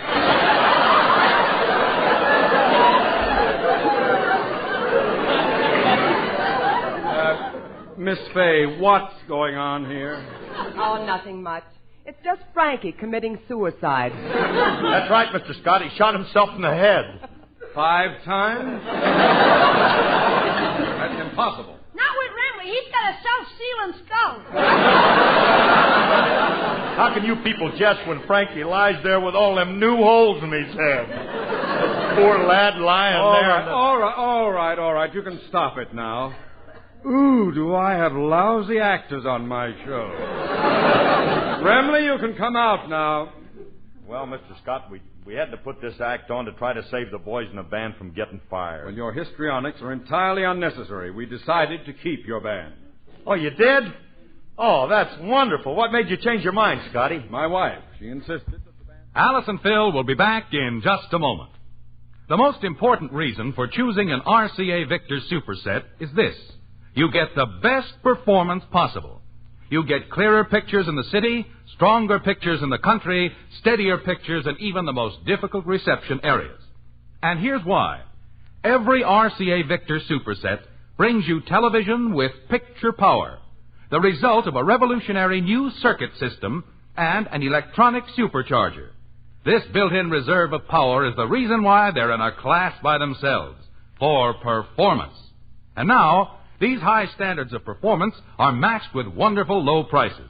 Yes, prices on RCA Victor Supersets start as low as $229.95. And they're complete, including federal excise tax, full-year warranty on the picture tube, and no extra charge for mahogany finishes. So, buy an RCA Victor Superset. Get the television that's setting tomorrow's quality standards. Next, Theater Guild on the Air presents The Sea Wolf on NBC.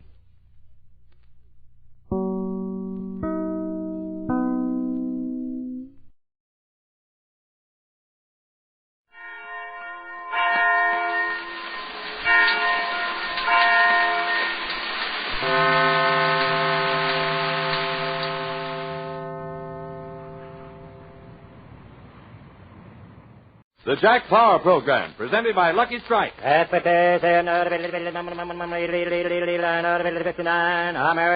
Fine tobacco is what counts in the cigarette. And LSMFT. Lucky Strike means fine tobacco, year after year. LSMFT. Lucky Strike means fine tobacco. So smoke that smoke of fine tobacco, Lucky Strike. So round, so firm, so fully packed. So free and easy on the draw.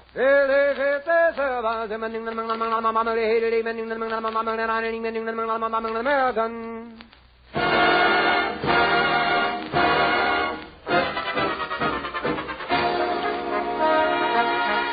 From Hollywood, Lucky Strike presents the Jack Paar program with Trudy Irwin, Jerry Fielding in the orchestra, yours truly, High Aberback, and starring America's new young humorist, Jack Paar, with a special guest tonight, Jack Benny.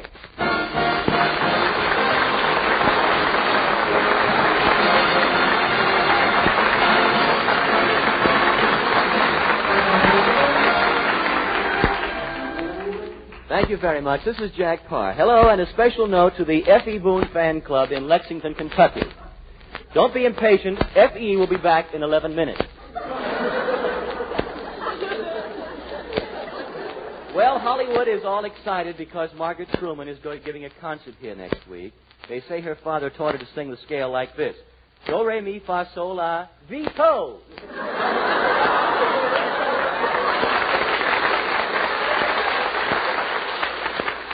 Another interesting item from Hollywood this week is that a famous actress is going to remarry her first husband. It must be his turn again.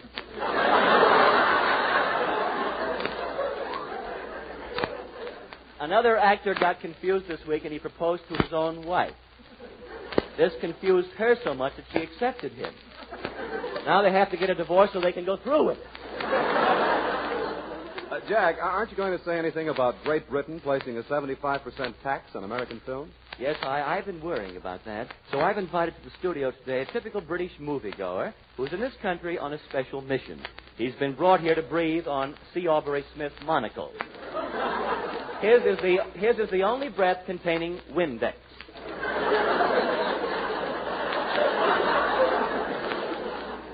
Good evening, sir. Your name? J. Arthur Faversham III. My father, you see, was J. Arthur Faversham II. Mm-hmm.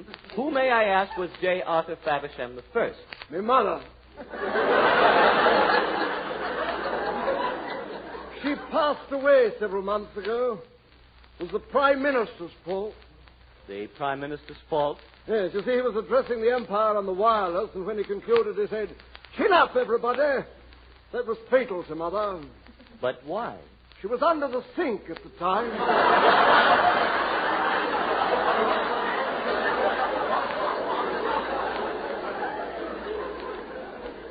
I'm terribly sorry. No matter. The drain is open again.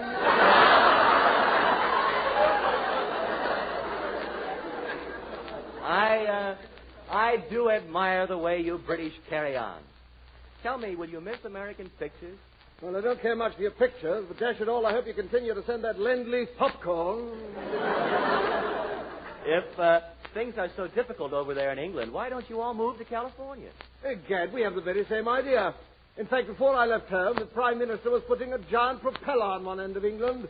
We're pulling up anchor. But what if you can't squeeze the island through the Panama Canal? Heavens to Bevantar, we'll force it through. In that case, there will always be a long, thin England.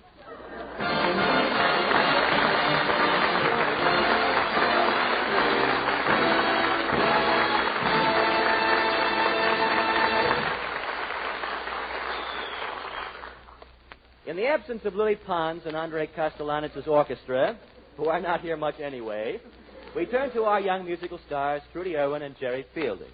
Jerry's the one with the long hair. Trudy is the girl that she has to be a girl because, you see, all her clothes are made that way. And now a hush comes over the audience. The spotlight falls on Trudy Irwin. She gets up, brushes herself off, and sings Just One of Those Things.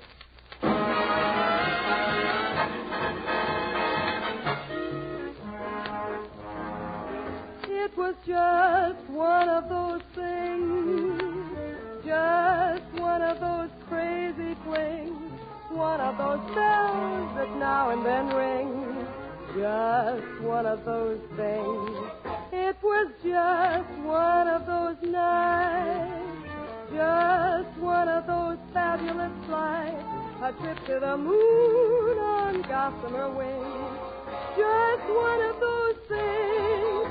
If we'd thought a bit of the end of it when we started painting the town, we'd have been aware that our love affair was too hot not to cool down. So goodbye, dear, and amen. Here's hoping we'll meet now and then. It was great fun, but it was just one of those things.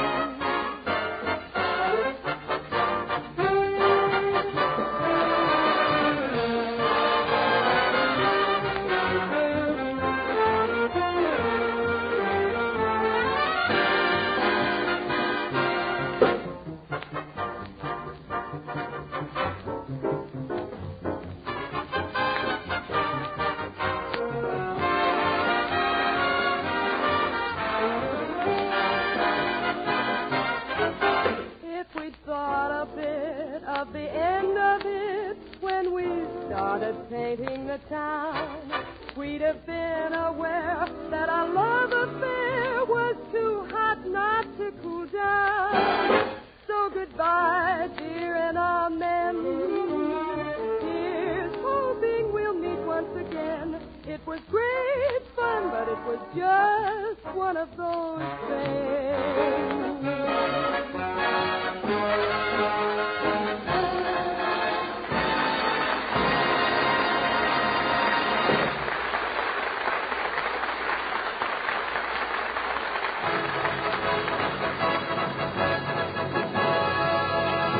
Little-known people who mean absolutely nothing.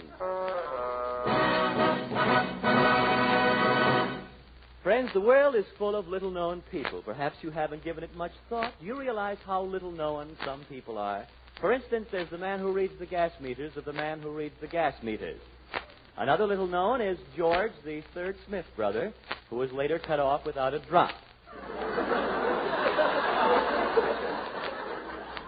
Another anonymous little man is Rudolph R. Rudolph, who hopped around the world in 734 days. No plane, he just hopped.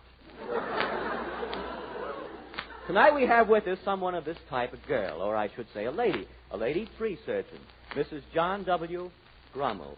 It is Mrs. Grommel, isn't it? Yes, but I just got a divorce. Oh, I'm sorry, I didn't... My husband tried to get something on me. He hired a private eye. Well, I think we... I shot it out.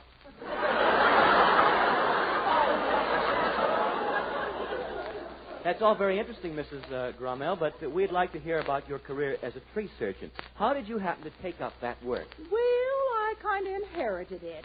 My first husband was a tree surgeon. He got killed by a falling patient. That was unfortunate, wasn't it? Well, that's nothing. My second husband was killed by a falling tree. My third husband was killed by a falling tree, and so was my fourth husband. But my fifth husband died natural. He died in bed. He did? Yes, a tree fell on him.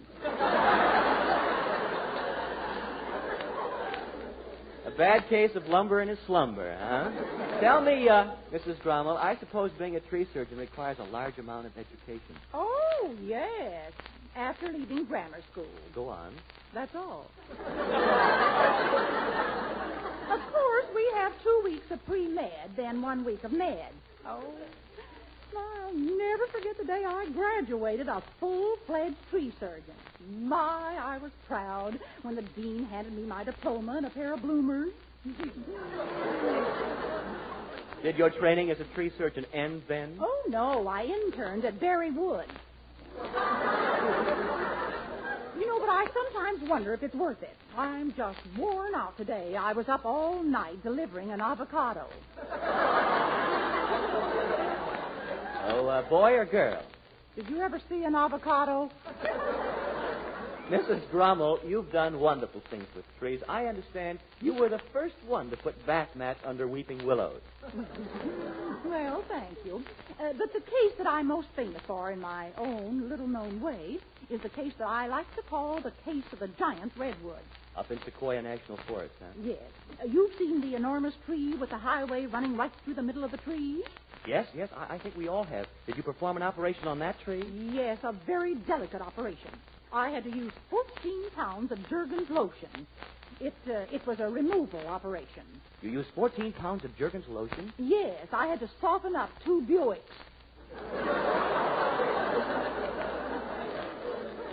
This has certainly been an interesting discussion, Mrs. Grommel. You must come back next summer. Is there some place we can contact you? Oh, yes, I'm doing a local job now, a plastic surgery over in Griffith Park. Plastic surgery on a tree? Oh, yes, on lots of trees. I'm removing the penknife marks.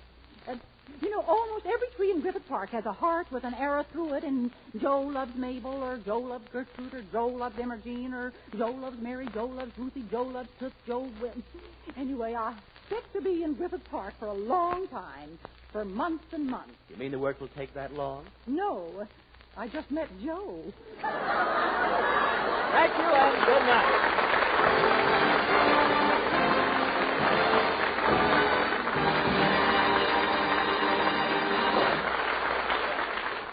Lucky Strike presents The Man Who Knows, the independent tobacco expert who knows from his own experience at the auctions What kind of tobacco is bought by the makers of Lucky Strike?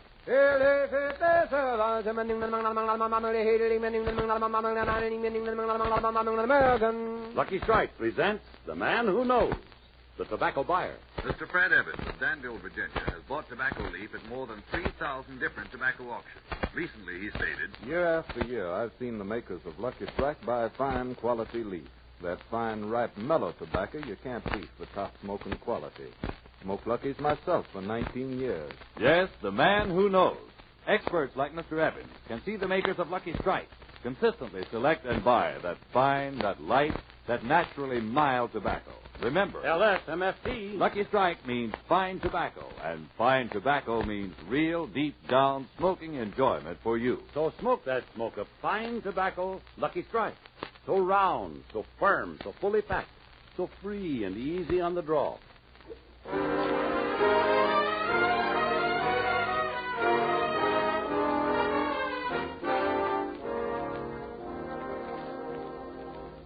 Friends, as you know, I am a summer replacement. A summer replacement is a fellow who broadcasts during the hot weather to give the other actors time to count the money they've made all winter. Frankly, I'm a little worried because my brief summer career is coming to an end. Radio's getting ready for the winter again. Edgar Bergen is repainting Charlie McCarthy. Fibber McGee is waxing Harlow Wilcox.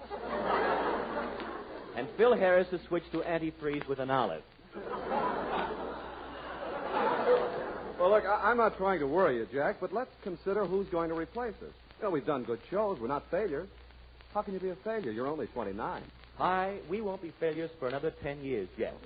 But that's radio. The summer's running out and our leaves are getting brown. Think how I feel. I thought I was a success. I have everything a young man wants. Fame, fortune, suede shoes. But, Jack... Well, let it go. Be optimistic, you know. Jack, who's going to replace us? Lum and Abner have had their chance. It's cruel, Hi, I know, but there's one good sign. Amateur hours are coming back. Fresh new talent will arise. Tonight we're going to give 3 young hopefuls a chance. The winner will be our winter replacement. Who knows? We may discover a new Phil Baker. Oh, that's just grand. Well, Jack, here's our first discovery. Step this way, miss. Good evening, miss. Your name is Griselda Furpo. Are you here to audition for our winter replacement? Would I be here if this was Inner Sanctum?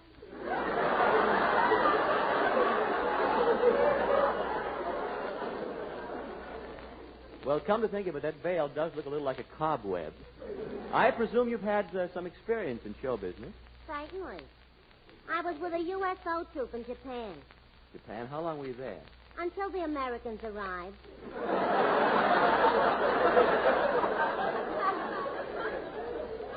It so happens I'm a singing midget. Aren't you a little tall for a midget? I'm standing on my sister.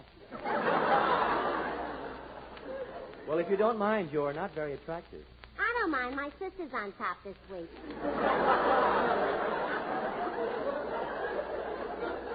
Well, what are you going to do for us tonight?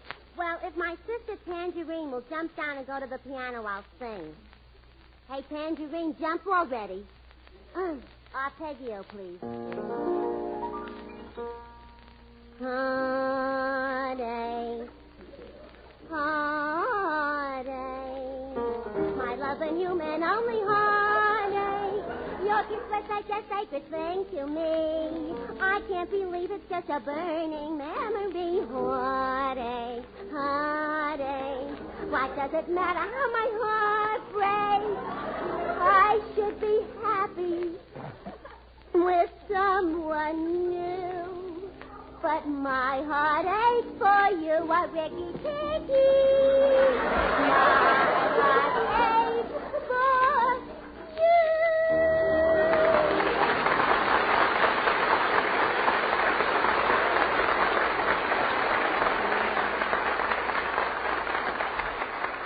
you. Thank you, Furpo sisters. Stand by until the end of the program when the audience applause will decide the winner. Our second contestant in our talent search is a man here wearing the long black coat with a bird cage in his hand. Good evening, sir. What is your name? Bonsoir, mon ami. My name is Monsieur Roudet-Lapé, the magician. You're French, aren't you? L'enfant de la patrie, le jour de gloire est arrivé. English translation, oui.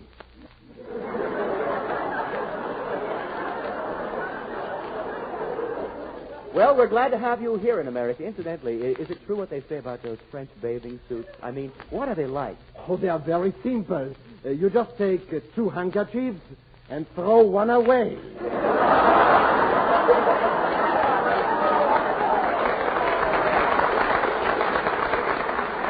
I see, but you said you were a magician. Oh, but I do card tricks with mice. Maybe I was listening wrong. Did you say you do card tricks with mice? Yes. Here, pick him out. Pick a mouse. No, Rude. You can't do that on the radio. Look, don't you do any of the conventional magician's tricks, like maybe sawing a woman in half? Oh, but, monsieur, I shall never saw a woman in half again. I was never so humiliated. I was on the stage of the Orpheum Theater, you see. You mean something went wrong with the trick? Oh, yes. I don't know how it happened, but I was sawing this woman in half when all of a sudden I heard... bloop, bloop, bloop, bloop.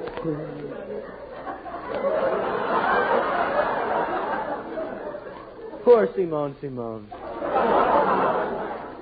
But I have a trick for which I'm famous. Look, I take $50 from your nose. See? Gee, I wish I'd known that this morning. I needed some change. Now, what else do you do? Surprising as it may seem, I'm also a great hypnotist. That's fine for the radio. Hypnotism. Oh, yes. Look, I do it to you. Abba-dabba, sleep. Abba-dabba, sleep. Abba-dabba, sleep. See, it really works. It does? Yeah, my abba-dabba's asleep.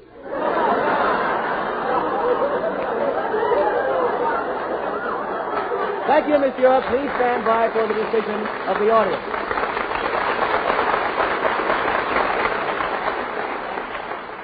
Now, here's our last contestant in our talent hunt for a winter replacement.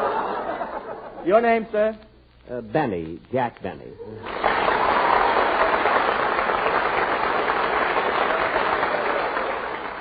No favoritism, please. Now, Mr. Benny, have you ever had any experience on the radio before? Why, yes. In fact, I worked up on the radio up until 12 weeks ago. Oh, and what have you been doing for the past 12 weeks? Collecting unemployment insurance.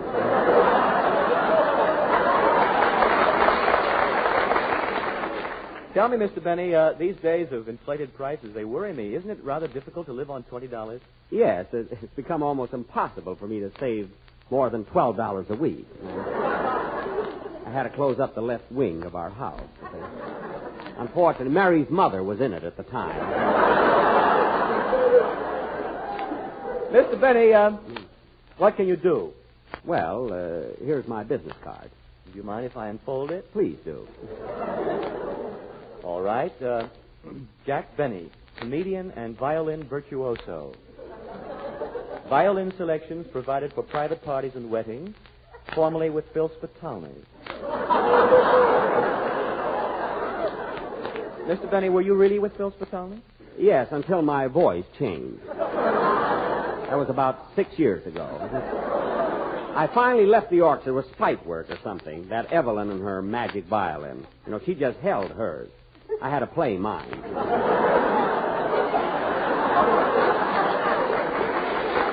But, Mr. Paar, you haven't finished reading my card yet. Oh, yes. Can provide violin music for junior proms, birthday parties, taffy pulls, banquets, and anniversaries. Oh, turn it over. There's more on the other side. Oh, yes. Also, I'm being considered to accompany Margaret Truman at the Hollywood Bowl. It's a cinch, if she sings Love and Bloom.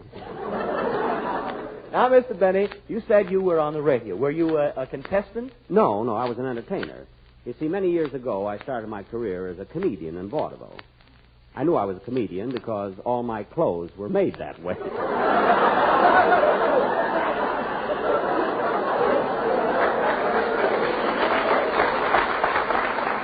And from vaudeville, you went into radio. Yes, and I'll never forget those early days of broadcasting.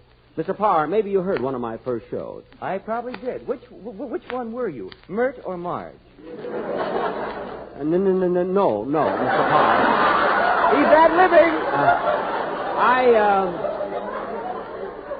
I was the original Jack Armstrong, the all-American boy. When you were a boy, we didn't have all of America.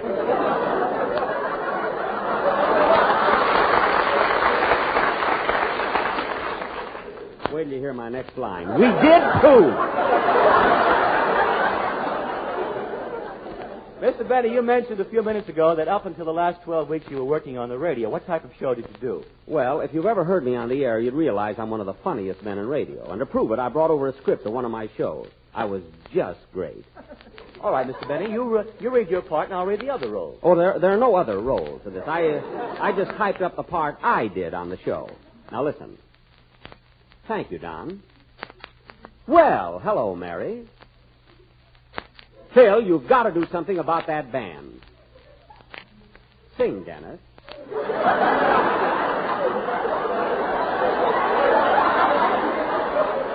Rochester, answer the door. Yikes!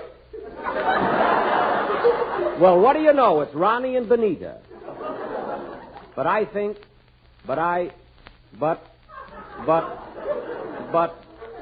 we're a little late, so good night, folks.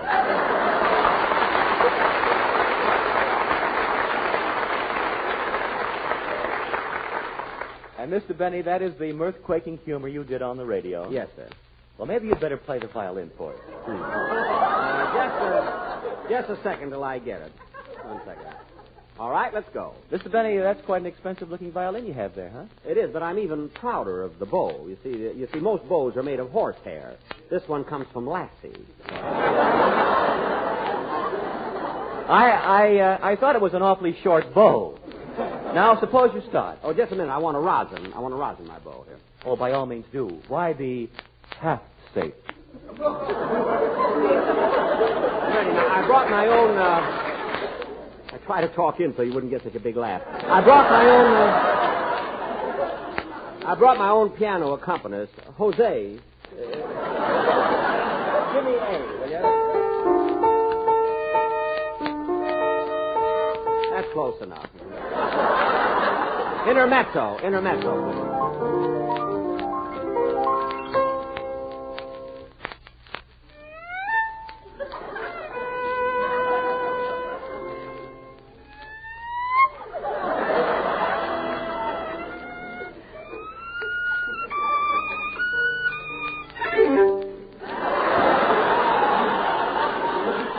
If you don't do that fast, you're dead, you know.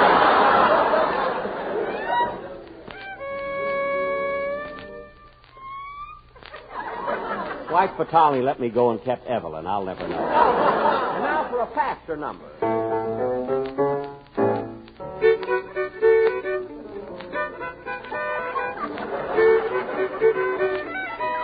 That's enough, Mr. Benny. Mr. Benny, you can stop now. Wait a minute. Wait a minute.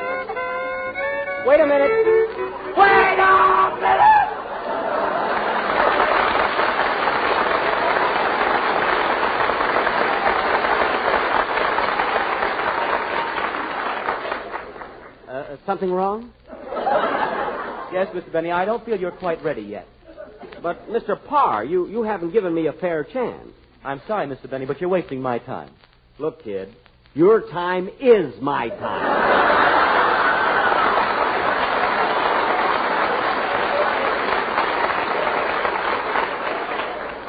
Mr. Benny, stand by for the decision of the audience. Ladies and gentlemen, you've heard our three contestants. Now, as I put my hand over each contestant's head, the studio audience will applaud, indicating their favorites.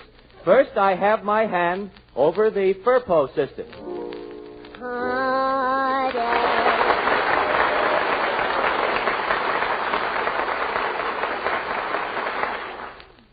Now I have my hand over Rudy LaPay, the magician. Abba-dabba, abba-dabba, abba-dabba.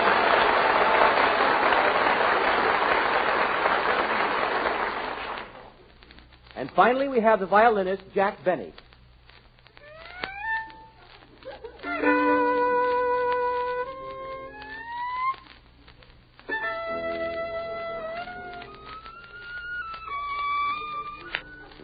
Are you sure your hand is over my head? Yes.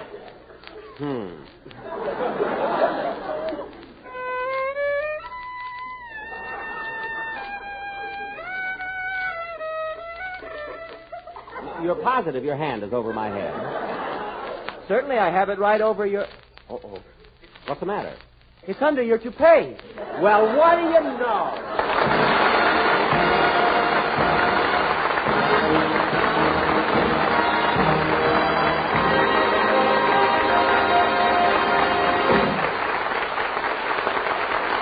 That Paar will be back in just a moment. But first, Lucky Strike presents The Man Who Knows. American. The Man Who Knows, the tobacco auctioneer. Mr. James Monroe Ball, ace tobacco auctioneer of Winston-Salem, North Carolina, said not long ago, Season after season, I've seen the makers of Lucky Strike buy fine, mellow leaf, tobacco that makes a swell smoke. The Man Who Knows, the tobacco buyer. Mr. Carl Hartfield, well-known tobacco buyer from Greensburg, Kentucky, recently said, At auction after auction, I've seen the makers of Lucky Strike buy fine tobacco, ripe, prime leaf.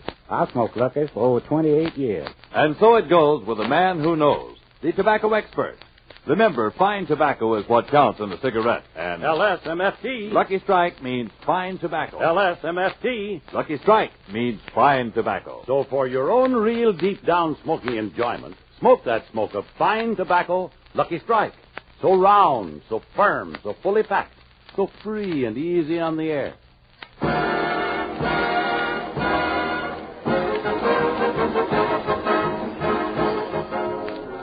Tune in next week to the Jack Paar Show with Trudy Irwin, the outstanding Page Cavanaugh Trio, Jerry Fielding in the orchestra, yours truly, High Haverback, and Jack Paar. Oh, Mr. Benny.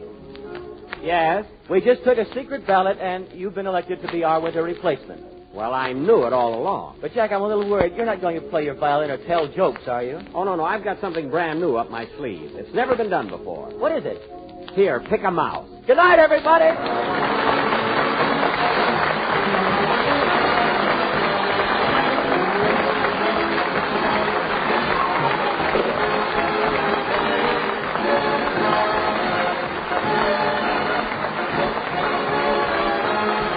Don't forget, friends, for the tops in radio entertainment, set your dial to NBC Wednesday night for that thrilling newspaper drama, The Big Story.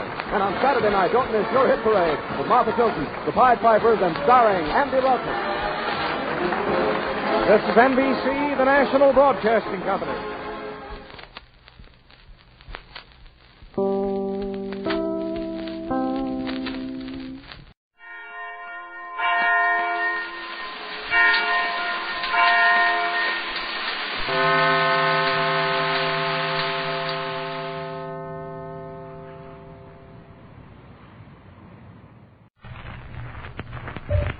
Tonight marks a very special occasion in my career as a newspaper woman.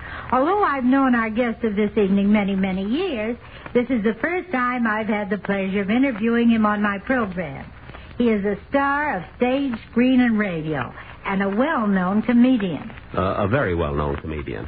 A very well-known comedian. He's been in radio since 1932 and was born in Waukegan, Illinois, 55 years ago. 39 years ago. 39 years ago. He's not only a comedian and a very fine actor, but he is an accomplished Violinist. In appearance, I would say that he is about 5 feet 10, weighs 160 pounds, has square shoulders, is slightly gray, and has blue eyes. Robin egg blue. Robin egg blue. As a matter of fact, this gentleman is so well known that he doesn't need an introduction. So here he is. Now, wait a minute, Louella. Don't you think you should have mentioned my name? There may be a few people who are still in doubt. I don't think so. I said you were slightly gray, weighed 160 pounds, and had blue eyes. That describes you, doesn't it? Oh, I don't know. I went fishing last week and caught a tuna that answered the same description. Thank you, Louella. We have no audience. Ladies and gentlemen, this is Jack Benny. Louella, I appreciate this opportunity of appearing on your program, and as a special treat, I brought along my violin. Well, Jack, you can play later. Right now, I have a few questions that I'm sure our radio audience would like you to answer. Oh, but you will let me play the violin. Yes, in a few minutes. Oh. Now, Jack, you've been sort of a pioneer in radio and very successful. So it will be very interesting to know what you think about television. Well, Louella, there's no question in my mind that television will be the most important medium of entertainment in the history of show business. And it is just a matter of time when there will be a television set in almost every home in the country. I'm sure you're right, Jack. But what are your plans? Do you intend to take an active part in this new medium? Yes, in a modest way. Right now I have a small store on Temple Street, and as the television sets continue to sell, I will branch out and try to get a franchise a little further uptown. Can I play my violin now? Wait a minute, Jack. Oh. Do you mean to say you're going to sell television sets instead of continuing your career as an entertainer? Well, I might do both. That is, if I can find someone I can trust to mind the store. You see, Louella, television is an entirely new technique, and it calls for perfection, not only in voice, but also in appearance. You mean that when a face travels through a cable, it may not look so good when it comes out? Yes, that's it exactly. I don't mean that I'm not handsome enough or that I'm not photogenic. The word is telegenic. Oh. Then why didn't we change it this morning? We went over it 3 times. Can I play my violin now? Later, Jack. Oh. But I want to play Schubert's Unfinished Symphony, and I'm afraid if I don't start now, I won't have time to finish it. It's such a long piece. Don't worry, Jack. You'll have time. I hope so. I bought a new string just for this program, and I'm anxious to hear how it sounds. I've been playing on 3 strings for so long. What else would you like to know about me, Louella? Well, Jack, there's been a lot of publicity about your career in radio and pictures, but very little about your early years. How did you happen to leave Waukegan? Waukegan? Well, I decided it wasn't big enough for me. You see, there were 3 or 4 other violinists in town, and there just weren't enough backyards to go around. It was too difficult making a living. I imagine you'd find it just as difficult today if you relied on your violin. Oh, I don't know. Take Yasha Heifetz, Yehudi Menuhin, and Isaac Stern. They all get by. Of course, I don't claim to be as good as Heifetz, but I've had offers. You know, I could have gone with Spike Jones. As a violin soloist? No, washboard. I auditioned. By the time I got finished, I did his whole week's laundry. For free yet. Can I play now, Louella? Just a few more questions, Jack. When did you decide to devote yourself to comedy rather than music? When I had to pawn my violin, and it was awkward trying to play without an instrument. Embarrassing, too, you know. Oh, then you had a job. Where were you playing? Well, you know those summer cruises from New York to Bermuda and the West Indies? Why, yes. In fact, I made that trip myself. What ship were you on, Jack? The Oscar W. Crumholtz. It was the flagship of the Staten Island Ferry. We had a fine group of musicians, you know. How many in the band? Well, we had a 4-piece combination. Violin, guitar, accordion, and monkey. But we didn't make any money, and the band finally broke up. What happened to the other fellas? Well, Sven and Otto sort of disappeared, but the monkey is doing very well. I hear from him all the time. He has his own radio show now. Calls himself Fred Allen. Oh, Jack, you must be kidding. I know Fred Allen. He doesn't look anything like a monkey. Oh, not now, but in those days he did. He was much better looking then. Now can I play my violin? Oh, I'm afraid our time's about up.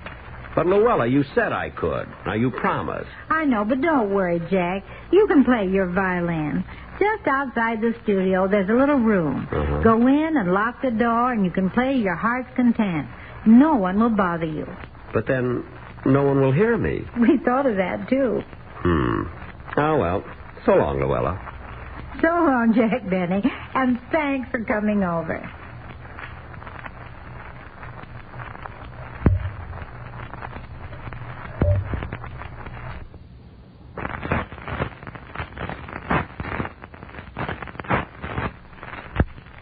Tonight marks a very special occasion in my career as a newspaper woman. Although I've known our guest of this evening many, many years, this is the first time I've had the pleasure of interviewing him on my program. He is a star of stage, screen, and radio, and a well-known comedian. A very well-known comedian. A very well-known comedian. He's been in radio since 1932 and was born in Waukegan, Illinois, 55 years ago. 39 years ago. 39 years ago. He's not only a comedian and a very fine actor, but he is an accomplished violinist. In appearance, I would say that he is about 5 feet 10, weighs 160 pounds, has square shoulders, is slightly gray, and has blue eyes. Robin egg blue. Robin egg blue. As a matter of fact, this gentleman is so well known that he doesn't need an introduction. So here he is. Now, wait a minute, Louella. Don't you think you should have mentioned my name? There may be a few people who are still in doubt. I don't think so. I said you were slightly gray, weighed 160 pounds, and had blue eyes. That describes you, doesn't it? Oh, I don't know. I went fishing last week and caught a tuna that answered the same description. Thank you, Louella. We have no audience. Ladies and gentlemen, this is Jack Benny. Louella, I appreciate this opportunity of appearing on your program, and as a special treat, I brought along my violin. Well, Jack, you can play later. Right now, I have a few questions that I'm sure our radio audience would like you to answer. No, but you will let me play the violin. Yes, in a few minutes. Yeah. Now, Jack, you've been sort of a pioneer in radio and very successful. So it will be very interesting to know what you think about television. Well, Louella, there's no question in my mind that television will be the most important medium of entertainment in the history of show business.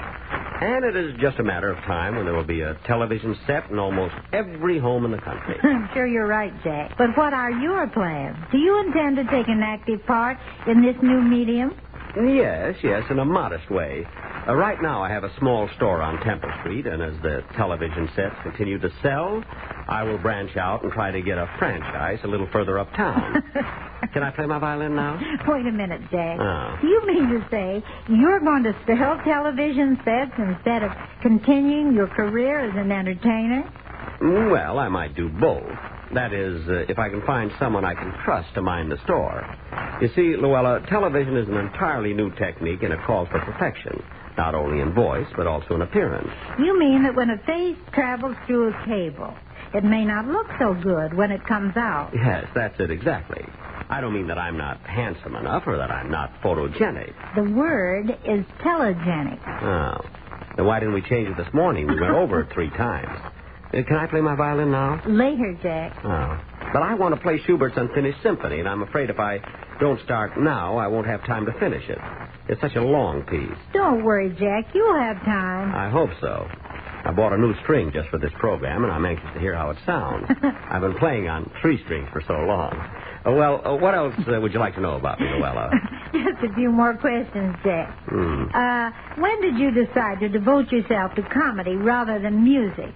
When I had to pawn my violin, and it was awkward trying to play without an instrument. Embarrassing, too, you know. Oh, then you had a job. Where were you playing? Well, you know those summer cruises from New York to Bermuda and the West Indies? Why, yes. In fact, I made that trip myself. What ship were you on, Jack? The Oscar W. Crumholz. It was the flagship of the Staten Island Ferry. We had a fine group of musicians, you know. How many in the band? Well, we had a 4-piece combination, violin, guitar, accordion, and monkey. But we didn't make any money, and the band finally broke up. What happened to the other fellas? Well, Sven and Otto sort of disappeared, but the monkey is doing very well. I hear from him all the time. He has his own radio show now. Calls himself Fred Allen. Oh, Jack, you must be kidding. I know Fred Allen. He doesn't look anything like a monkey. Oh, not now, but in those days he did. He was much better looking then. Now can I play my violin? Oh, I'm afraid our time's about up. But, Louella, you said I could. Now, you promised. I know, but don't worry, Jack. You can play your violin. Just outside the studio, there's a little room. Go in and lock the door, and you can play your heart's content. No one will bother you. But then no one will hear me. We thought of that, too. Oh, well. So long, Louella. So long, Jack Benny. And thanks for coming over.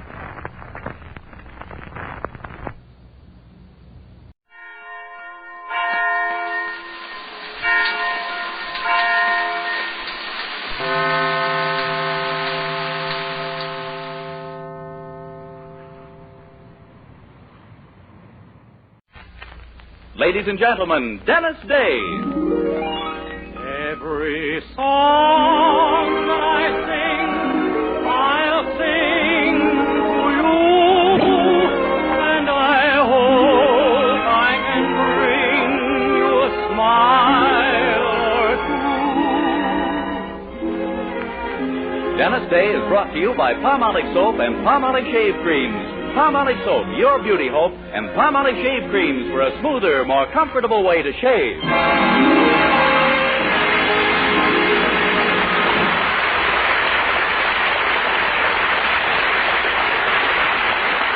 Dennis Day Show with Barbara Eiler, B. Benadera, Dink Trout, Charles Dant in the orchestra, and yours truly, Vern Smith, is written by Frank Galen and stars our popular young singer in A Day in the Life of Dennis Day.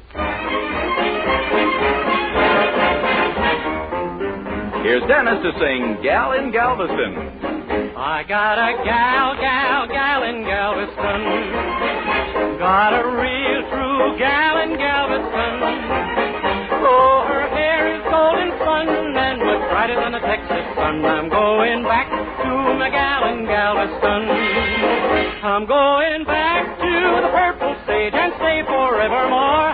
Going back to the prairie and the one that I adore. I got a gal in Galveston. How I love that gal in Galveston. I keep thinking of the time when those happy wedding bells will chime for lucky me and my gal in Galveston. I'm going back to the purple stage and stay forevermore. Going back to the prairie and the one that I adore. I got a gal in Galveston. How I love that gal in Galveston. I keep thinking of the time when those happy wedding bells will chime for lucky me and my gal in Galveston.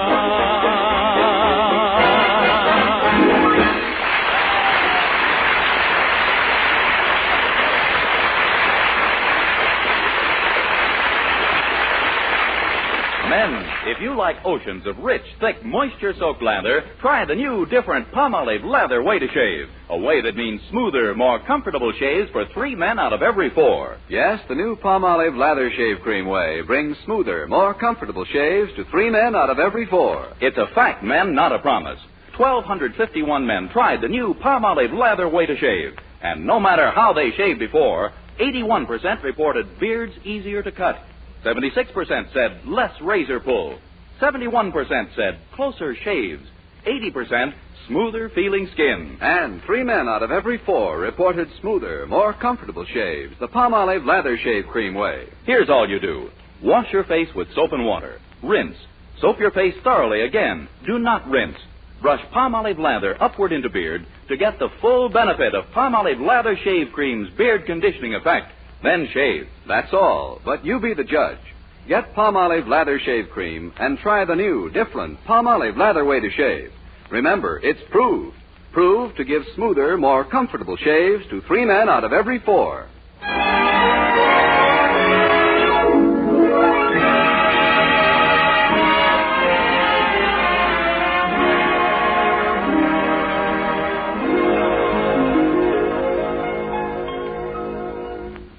Well, this will be a busy week indeed at Little Weaverville University, for not only are the students taking their midterm exams, but it's also homecoming week for the alumni. Now, it was at Weaverville U that Herbert Anderson met his wife, yet somehow he's always loved the old school anyway. And he'll be an enthusiastic attendant at the alumni reunion. But his wife, well, there seems to be some sort of mystery concerning Mrs. Anderson's college career, some deep, sinister secret known only to the Anderson family circle, and one which our curious young hero, Dennis Day, is now trying to worm out of his girlfriend, Mildred. But gosh, Mildred, surely you can tell me. Why, I'm practically one of the family. Oh, no, Dennis, I just couldn't. It's Mother's secret, and you might be horrified. Mildred, I've known your mother for years. How much more horrified could I get? Well, if I tell you, will you promise me you'll carry it to your grave? First chance I get. I mean, will you promise not to tell anyone, silly? Oh, sure, Mildred. You can trust me. Well, all right, then. You see, Mother never graduated from Weaverville U.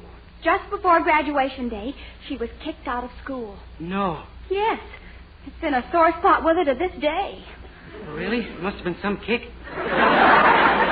Dennis, it doesn't happen to be a joking matter. Oh, I know, Mildred, but why did they expel her? Tell me, what did she do? Well, I guess it sounds silly now, but it was terrible in those days.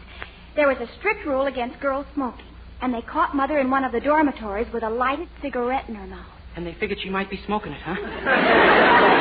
Yes. They barred her from the graduation exercises, and the Alumni Association said that she could never attend homecoming week with that black mark on her record. Just for smoking a cigarette, huh? She's never been able to look at one since. And during homecoming week, just the mention of the word cigarette, and she goes crazy. Oh, so that's why she's been so quiet today. Well, she won't even talk to me. I don't know why. Well, maybe because you're so round, so firm, so full. Dennis! It was just a thought. Well, forget it. Just remember, when Mother's around, not a word about cigarettes. Concentrate on what you mustn't say and don't think of anything else. Oh, don't worry, I will. I'll keep my mind on nothing but... Oh, hi, Mother. Good morning, Mildred. Dennis. Good morning, Mrs. Cigarette. Mrs. Anderson.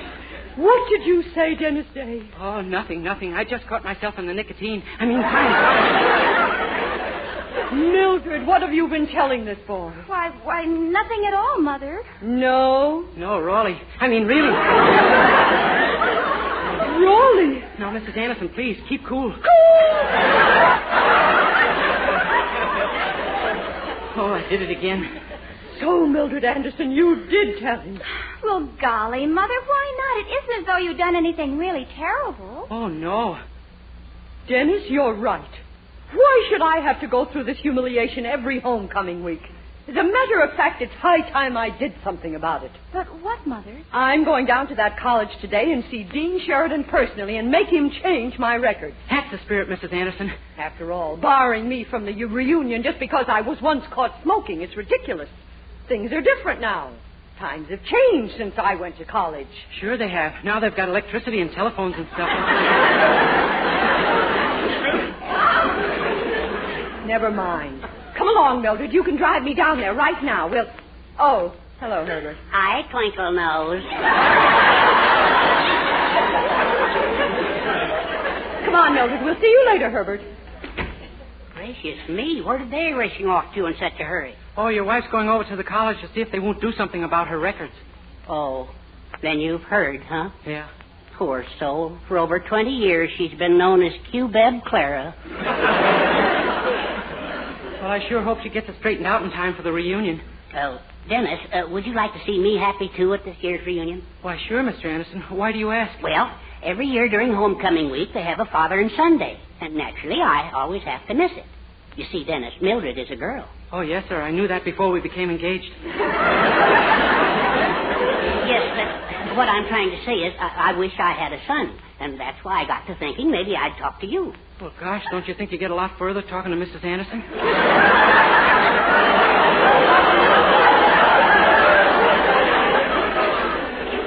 No, Dennis. I just want you to pretend that you're my son for the father and son dinner tonight. Oh, now I see. Well, it's about time. Would you do it for me? Well, sure, Mr. Anderson, but won't some of your classmates remember that you haven't had a son up till now? Well, I'll tell them my wife keeps things from me. Huh? Well, now don't you worry. Nobody's going to ask any questions. All you have to do is meet me over at the college in room 308 at 5:30. Oh, sure, I'll be there. You won't forget now. Room 308 at 5:30. Oh, I got it.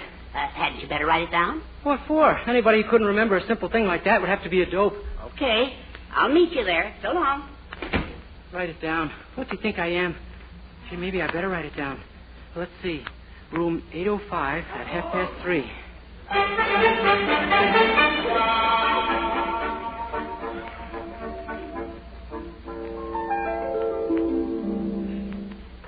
Hello, Professor Wilson. Professor Carter in 805. Say, what's wrong? Don't the students know I'm to give them the oral part of the intelligence test before they can take the written? Well, why wasn't it on the bulletin board? Oh, my goodness, it's 3:30, and so far I've had less than a dozen students. It's really...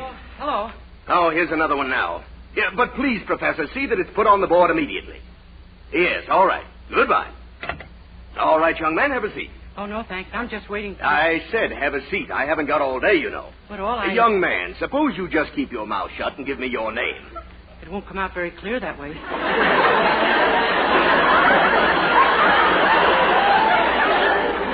I don't care how it comes out. Give me your name.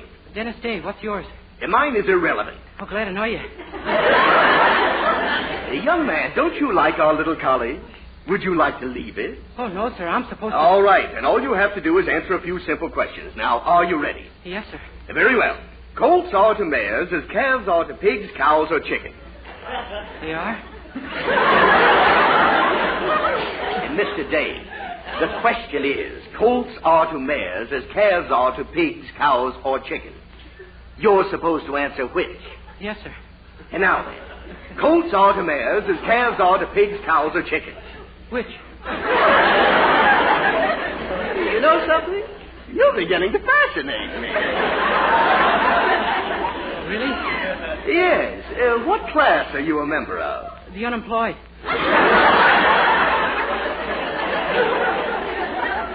Well, good for our economy. But I was speaking of a different type of class. I meant, are you a junior, for instance? Oh, no. My father's name is Pat.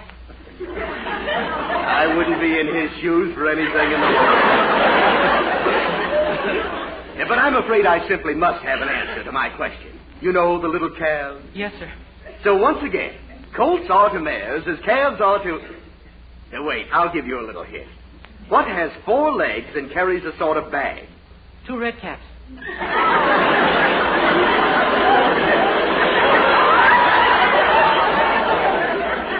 That is absolutely correct.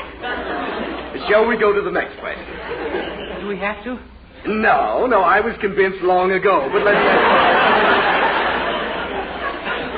Now, this series of questions is known as opposites.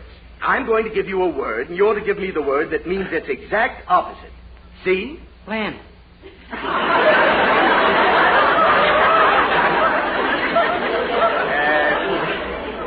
That wasn't the word, but strangely enough, you seem to understand what I mean. Oh, sure. You know, I'm sort of disappointed in a way. All right. Heavy. Light. Rough. Smooth. Mail. Telegram. You've come back to me.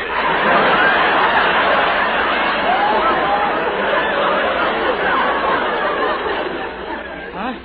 Young man, forgive me, but how did you ever manage to enroll in this college in the first place? Oh, I'm not enrolled here. What? I just came to meet a friend for the father and son dinner tonight. You mean you didn't come in to take the intelligence test? You're not a student here? Oh, no, sir. Well, bless my soul, you've just restored my faith in our educational system. But you must be in the wrong... Excuse me. Hello? Oh, yes, Professor Wilson. I have a copy of the written examination. Yes, it's all filled out with the correct answers so they can use it to check the papers. But I can't possibly leave my office now, Professor. The students will be taking the oral and... Oh. Yes, all right, I will. Young man, would you run an errand for me? Oh, sure, Professor. Well, the undergraduates are now taking the written part of the examination in the main auditorium. Could you walk through without disturbing the student body? Oh, sure, I'll just step right over it.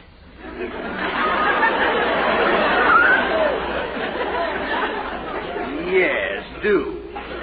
We want it looking its best for the funeral.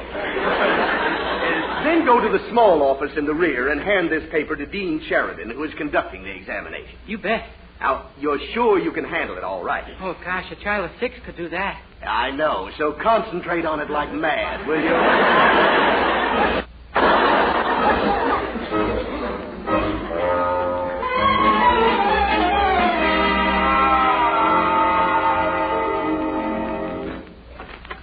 Pardon me, Dean Sheridan? Yes? Well, here you are, Dean. This paper was... Good heavens, son, how did you get it done in such a hurry? Huh? You realize it takes the average student almost 5 hours? How did you do it so fast? I slid down the banister. That's supposed to be a joke? Here, where's your name on this examination? You didn't sign it. You mean you want me to put my name on it? That's a funny request. I don't think it's irrelevant. No, it's Dave. He's upstairs.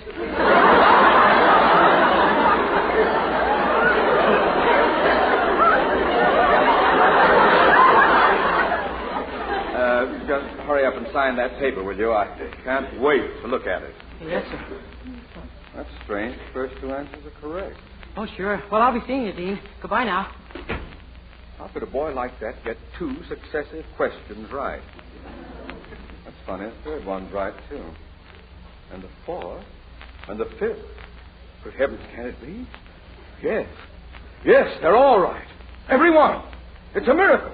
The greatest brain in the entire world. That moron is a genius.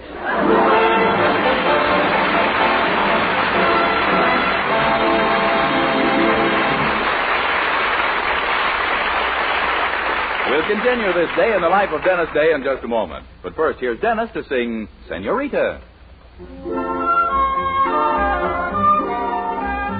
I offer you the moon, set in a summer sky, that is mine to give, Senorita. I offer you the breeze, singing a lullaby, that is mine to give, Senorita. I can't bring a golden crown set with pearls and rubies rare, but I can bring a rose and place it in your hair. I offer you these things that come from up above. I give them and my love to you.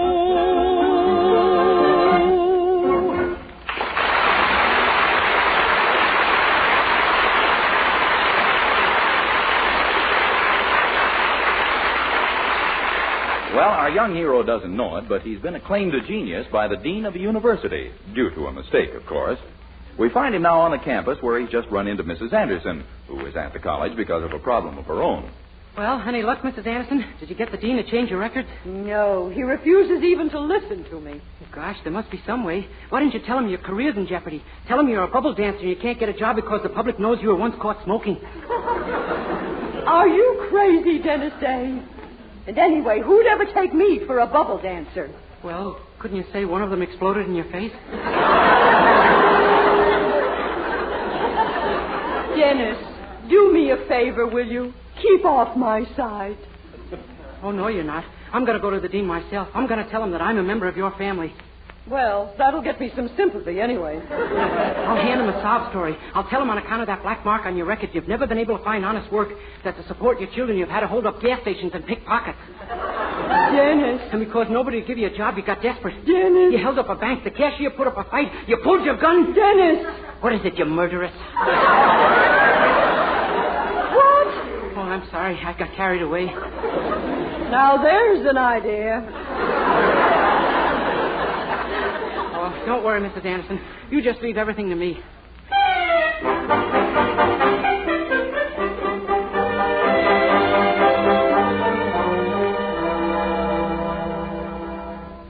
I tell you, he's got to be found, Chancellor. That boy is the greatest living genius in the world today.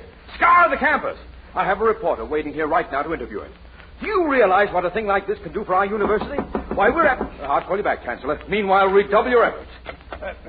Come in. Oh, excuse me, Dean, but I just... It's you! I've found you. I've found you at last. I've been lost. Of course. Do you realize you're a genius, my boy? The most magnificent mental specimen in the entire world. Who, me? Certainly. We want you on our staff. Biochemistry, electronics, any department you care to take over. Who, me? Well, of course. Say the word and we'll get you a cyclotron. Oh, that's not necessary. I live right on the bus line.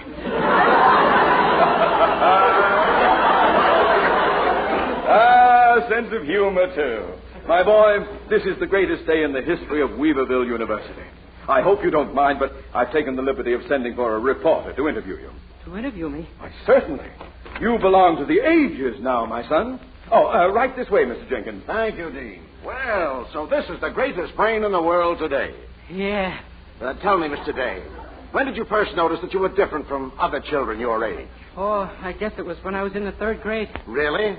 Yeah, the other kids my age were in the 6th grade.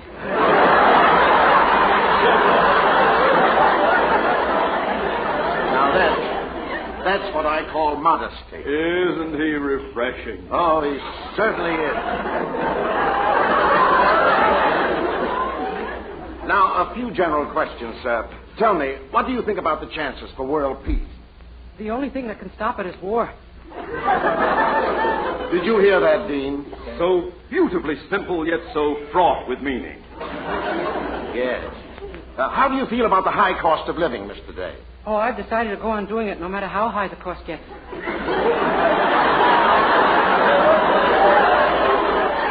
How about that, Jenkins? Is that a marvelous commentary on the futility of modern life? Superb. Tell me, Mr. Day, what have you to say on the subject of China? Well, it's pretty full of Chinamen, all right. Get it, Jenkins? Catch the hidden meanings in that simple phrase? The most brilliant statement I've ever listened to. Now, one last question, Mr. Day. Do you think mankind has made any real progress during the past 2,000 years? Well, yes and no. Bravo! Magnificent! I thought that would get you. Oh, I don't know how to thank you for this interview, sir. My editor won't be able to believe his eyes when he sees what I've written. Oh, that's okay. It was no trouble at all. Oh, thank you, sir. Good day. I don't blame him for being stunned. Well, now, let's talk about our plans, my boy. How would you like to head up our physics research lab, huh? Your physics research lab? Yes. I mean, to see if you can't develop some practical demonstration of Einstein's theory. Naturally, you understand it perfectly. Oh, sure. Sam told me all about it himself. Sam? Yeah, Sam Einstein, the tailor. His theory is no credit. I don't believe... Dean, but I did want to... Oh, are you back? Professor Carter, you know this young man? Oh, yes. I had the astonishment of meeting him this morning. Hello. Well, 2 red caps to you.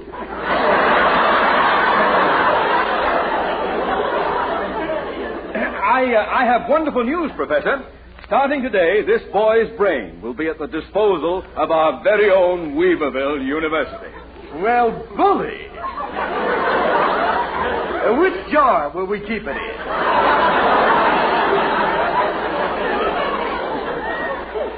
Professor, this is hardly the time for levity.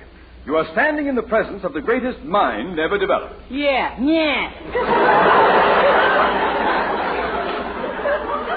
Dean, have you been browsing around among the specimens in alcohol again? This the greatest mind ever developed? Of course. Are you mad? Just let me ask this boy a simple question, and you'll see what I mean. Mr. Day, what is your IQ? My what? Your IQ. Look, I'm no child. You don't have to spell it out. Say it. I rest my case. But this is impossible. He turned in a written intelligence test that was 100% correct. What? Well, that was the answer sheet. I sent him over with it. Good heavens. Oh, my gosh, so that's why you thought... Of course. Gee, that interview. What are we going to do? I'll tell you what we're going to do. Professor Carter? Yes? Remember back in 1927 when you played left halfback for us against Pismo Beach Normal? And you kicked a field goal from the 50-yard line? I do. Well, there stands your football. Encore!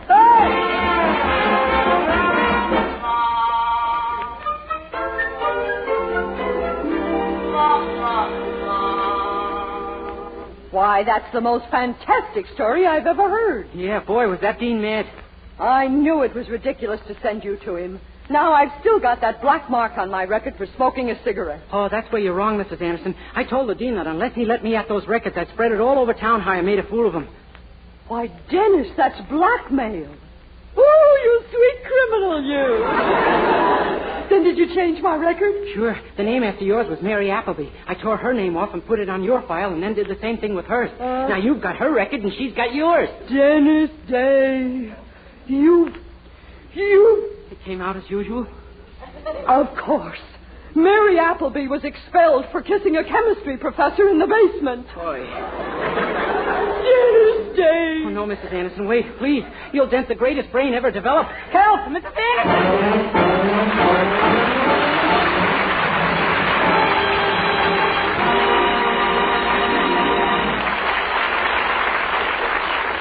Regardless of age, skin type, or previous beauty care, doctors prove you, too, may win a lovelier complexion with Palmolive soap. But to win this lovelier complexion, you must stop improper cleansing. Instead, use Palmolive the way doctors advise. 36 doctors, leading skin specialists, advised using Palmolive soap this way for 1,285 women with all types of skin. Young, old, dry, oily, normal. And using Palmolive soap alone, nothing but Palmolive, 2 out of 3 won lovelier complexions. Oily skin looked less oily. Dull, drab skin wonderfully brighter. Coarse-looking skin appeared finer. Even tiny blemishes, incipient blackheads disappeared or improved. Now, here's what the doctors advised. Wash your face with Palmolive soap 3 times a day. Massage with Palmolive's wonderful beauty lather for 60 seconds each time to get its full beautifying effect. Then rinse. Look for improvement in your complexion within 14 days. For doctors prove this way, using Palmolive alone really works. So forget all other beauty care. Get Palmolive soap and start today to win a lovelier complexion.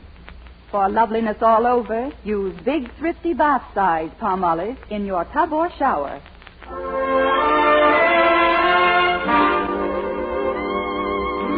With the music of Charles Dant in the orchestra, here's Dennis to sing A Bouquet of Roses. I'm sending you a big bouquet of roses, one for every time you broke my heart. And as the door of love between us closes, tears will fall like petals when we part. I beg you to be different, but you'll always be untrue.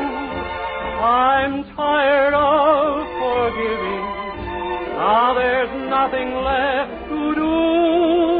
I'm sending you a big bouquet of roses, one for every time you broke my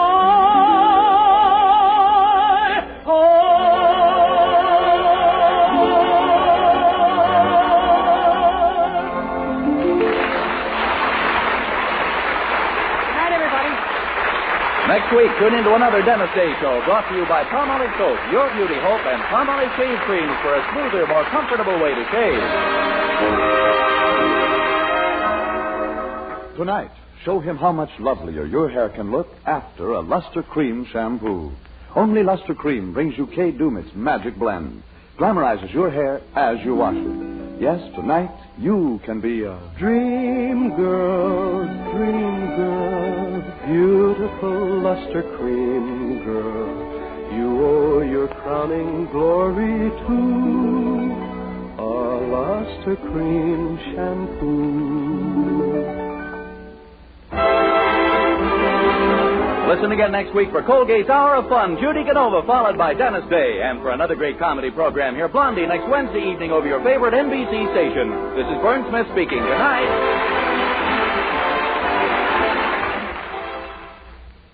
This is NBC, the National Broadcasting Company.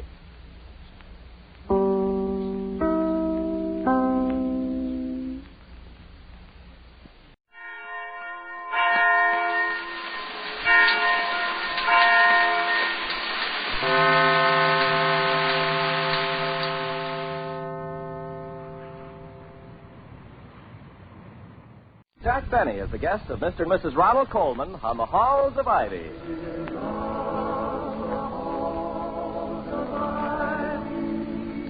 Welcome again to Ivy College, that is, in the town of Ivy, USA. For the past few days, Dr. William Todhunter Hall, president of Ivy College, has been almost completely unaware of the undercover campus activities of his wife, Victoria, former star of the English stage. In fact, he betrays his unawareness by asking at the breakfast table, Vicky, my darling, I've been so busy lately, I've hardly seen you. What have you been doing that's interesting? Oh, the usual things, Torrey. I chairman the book club Monday, met with the faculty women Wednesday, gave the student mothers group a short lecture on diaper folding on Thursday, met with Excuse me, but where did you learn diaper folding? in the theatre in England. Really? course, I know naturally that no course in dramatics is complete without the eternal triangle, but my mental picture of that geometric figure seems to have been badly painted.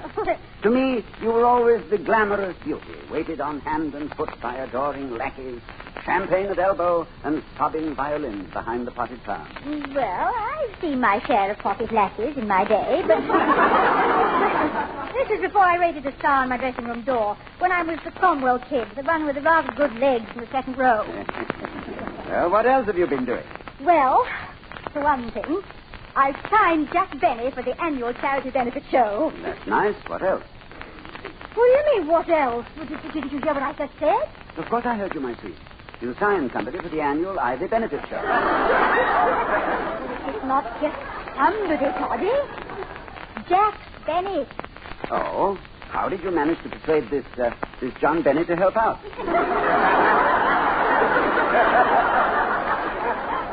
Not John, Toddy. It's Jack. Oh. You know, the instant intimacy established between two members of the theatrical world is a beautiful thing. 3 minutes after meeting for the first time, you find them locked in a fervent embrace, calling each other darling, swearing never to part again. And as they leave each other, murmuring, he looks a lot thinner in pictures. I wonder if he wears a girdle. You know so much about it, dear. You must know who Jack Benny is. Oh, the name's familiar to me, of course. Jack Benny, yes, he's in radio, isn't he? Mr. Benny is radio. Rather an all-encompassing statement, my dear, it seems to me. How about Carlton Bourne and Meet the Funny People? That's two shows, darling. People are funny and Meet the People. Toddy, you don't seem to realize what a wonderful thing it's going to be to have Jack Benny here, right here on the campus. The greatest drawing party we've ever had. Someone at the door, Vicky. Well, all right, I'll get it. Bells, doorbells, telephone bells, classroom bells. I'd like you to meet Mr. Morton, Milton Morton, Mr. Benny's advance man. Oh, yes. How do you do, Mr. Morton? Hiya, Dr. Hall. Thought as long as I was fixing up this guest shot for Jack, I might as well meet the big wheel. Probably won't have to bother you with details. I think I got everything nailed down okay. Nailed down? Oh, he just means he's got everything under control, dear. The publicity, billboards, concessions, parking facilities, Incidentally, is there a hunk of high brass around here named Willman or Woolman or something? Or Clarence Woolman? Clarence Wellman? Oh, yeah, that's him, Clarence Wellman. What goes with him anyway? Oh, hypertension. And an interesting assortment of anxiety neuroses to give you a clinical answer, Mr. Morton. Why do you ask? Well, he's been chasing me around all day yesterday and this morning on the telephone. He's up on his big fat ear about something, and, well, I've been ducking him till I could finish my job. Who did you say he was? Mr. Wellman is the chairman of the Board of Governors of Ivy College. Oh, fine. Got to be such a pest yesterday that I had been leaving messages all around town telling him to go fry a pig. What is this typhoid Mary's particular grief? Does he hate actors? No. To be perfectly fair to Mr. Wellman, he has nothing but the best interests of this college at heart. Yeah, then why... However, his methods are somewhat lacking in grace. Apparently, he has a heart of gold and an abiding fear that someone will report his possession of it to the government. How about a little coffee, Mr. Morton? No, thanks. I had my breakfast earlier. 2 Boilermakers and a pound of Benzedrine. No, I just wanted to check in, Doctor, and tell you how we appreciate Mrs. Hall. Oh, nonsense. I don't think it's nonsense, Victoria. Merely to know you is to appreciate you. Thank you for coming by, Mr. Morton, and I'm sure Mr. Bunny's appearance will be most successful.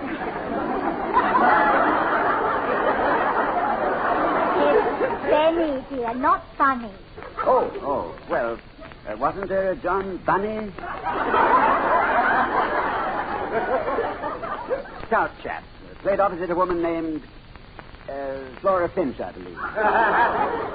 When I was a boy... No, that was another fella, Doctor. No, this is Jack Benny.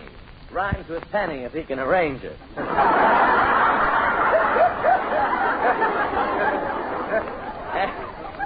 And believe me, he can. Inside joke, I tell you.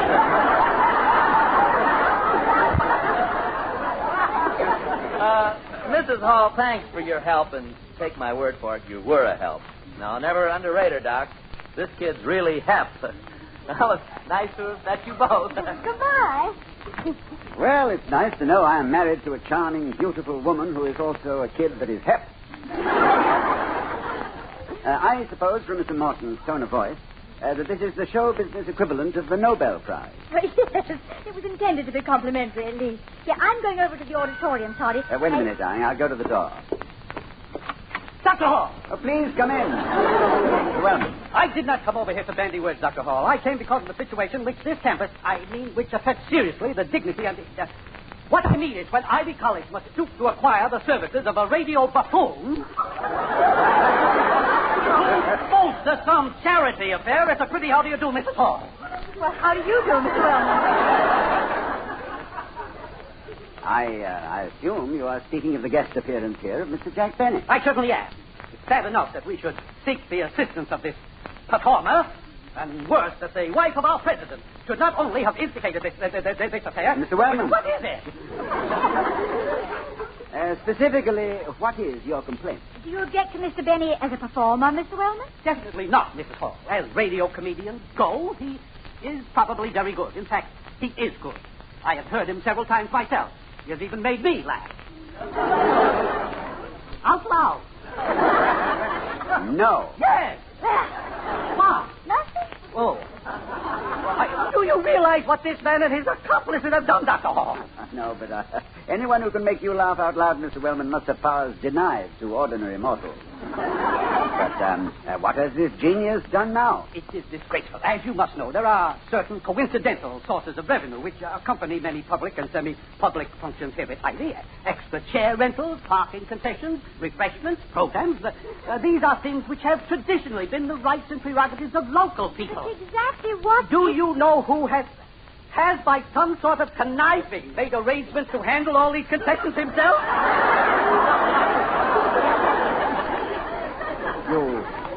You don't mean... Jack Benny! He signed up every possible need of revenue. He will sell the programs. He will rent the extra chairs. He will sell the hot dogs. The beer and the popcorn. He will park the cars. And for 29 cents, he will wash the cars.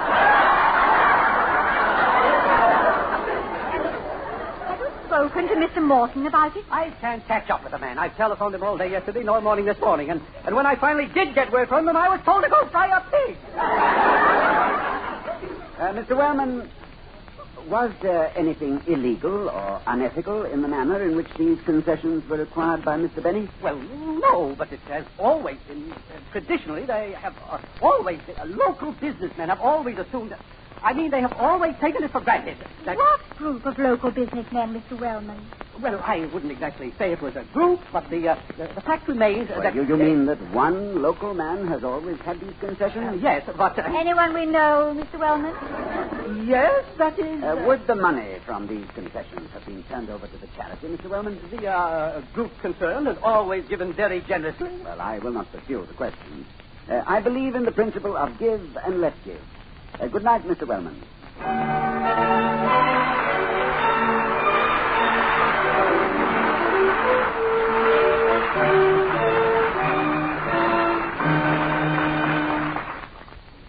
Get it. Dr. Hall's residence.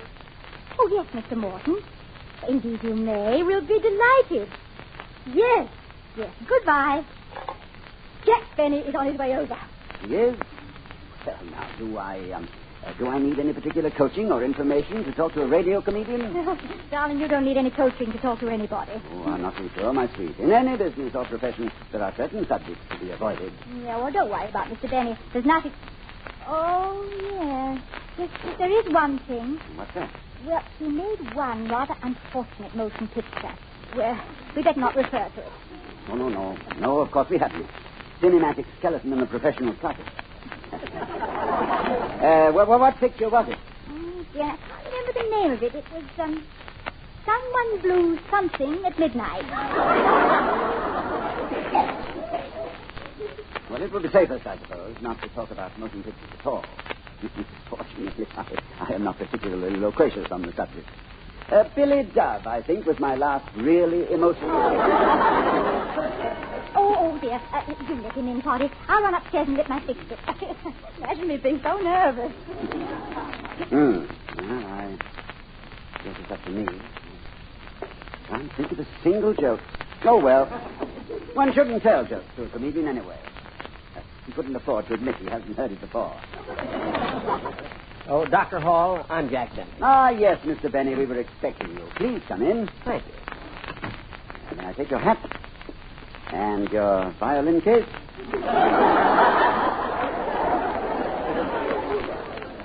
Thank you. Thank you very much, Doctor. I'll put your hat here on the table. And the violin case in this corner. A valuable instrument, is it? Strad. Really? A Stradivarius? Well, no, just a Strad. A friend of mine makes them, Herman Stradnik. That is, he used to make them before his accident. Accident? Oh, nothing serious? No, just a few bruises on the throat. He tried to sell one to Heifetz. You've heard of them, Jackie's, Heifetz. Is Mrs. Hall here, Doctor? Oh, yes, she'll be down in just a minute. Sit down, won't you? Can I get you something to drink? Why, yes. If you have some, I'd like a glass of beer. Fine. I'll get it for you. Gee, the Halls have a nice home here. Hey, this must be his diploma on the wall. Let's see what it says. Semperis Universitum. Know all ye men that William Todd Hunter Hall has this day been made a Bachelor of Arts. Bachelor? Then what is she?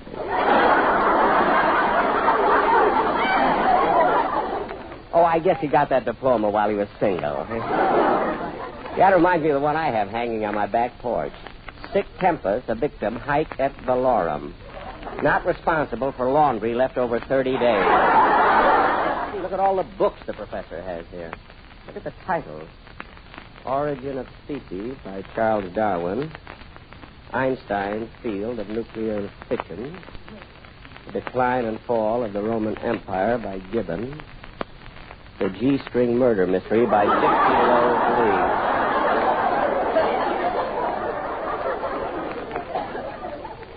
See, the professor sure has good taste in books. I ought to know. I read them all except the G-String Murder Mystery. Be happy, go lucky. We'll be down in just a minute. Oh, fine. Nice place you have here, Doctor. Yes, thank you. It's very comfortable, but I imagine it looks rather insignificant compared to Radio City. Oh, I don't live in Radio City. Oh. No, see, I live in California. Oh, do you really? Well, I've many friends out there. Dr. Lyon and I carried on one chess game for 18 months over the long-distance phone. You did? Long distance? Oh, yes, indeed. It's quite a usual custom among college professors. 18 months? Of course, in this case, it was exceptional. We were very evenly matched. Oh. Is Dr. Lyon a banker?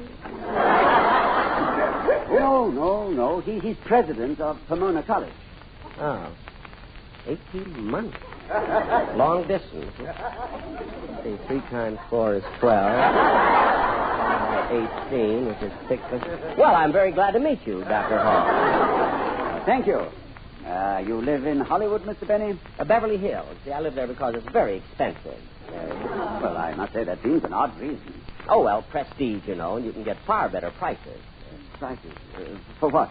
Oh, laundry, car wash, everything. You know.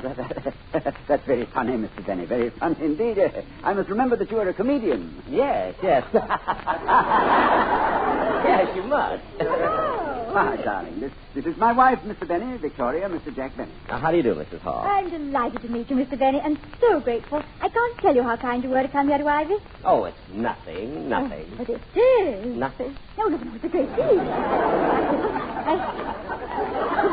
I still read my variety, and I know what prices are these days. I just read last week that Mr. Benny's salary at the Palladium in London... Oh, please, Mrs. Hall. You know how theatrical trade papers exaggerate, and when you figure the rate of exchange, it was nothing at all. I came back with nothing, really. Nothing? Why, it wouldn't even be a telephone bill for Dr. Hall there. 18 months.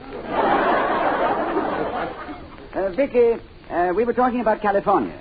Mr. Benny lives in Beverly Hills. Yes. I'm right next door to Ronald Colman. The who? Ronald Colman, the movie actor. Oh, Toddy, you've heard of him. Oh, yes, I remember. Yes, saw him in, let me see, A Tale of Two Cities. Overplayed it a bit, I thought. Yes, I thought so. Well, I just love him. Oh, we're very close friends. You see, neighbors can be so close, don't you think? Oh, yes. Yes, indeed. Oh, yes, one can learn and profit much from one's neighbor. Yes. Can't one? Yes, indeed. Ronnie and Benita. That's Mr. Coleman's wife. Such nice people. See, we exchange Christmas cards every year. Do you? I dearly love Christmas cards. You do? Really? Yes. Well, they're sort of a hobby with me. I almost never go away without some. I think that somewhere, let me think. Oh, yes, of course, how silly of me. I always carry samples in my violin case. Excuse me, Mr. Benny. Oh, you go right ahead, Doc. Now, in this collection, Mrs. Hall, I have some beautiful snow scenes, and there's some churches. And, oh, yes, I do remember putting in a few of ivy-covered houses. Dr. Hall speaking. Oh, yes, Professor. Well, I'm busy just now, but may I call you back? When? About 12 o'clock tonight, right after the show? All right, Professor. Goodbye. Who was it, dear? Professor Hornblower, darling, but he's going out and won't be back until quite late. I must talk to him and his wife about redecorating the Great Hall. Now, don't forget to remind me. To do what? To call them. Call who? The Hornblowers at midnight.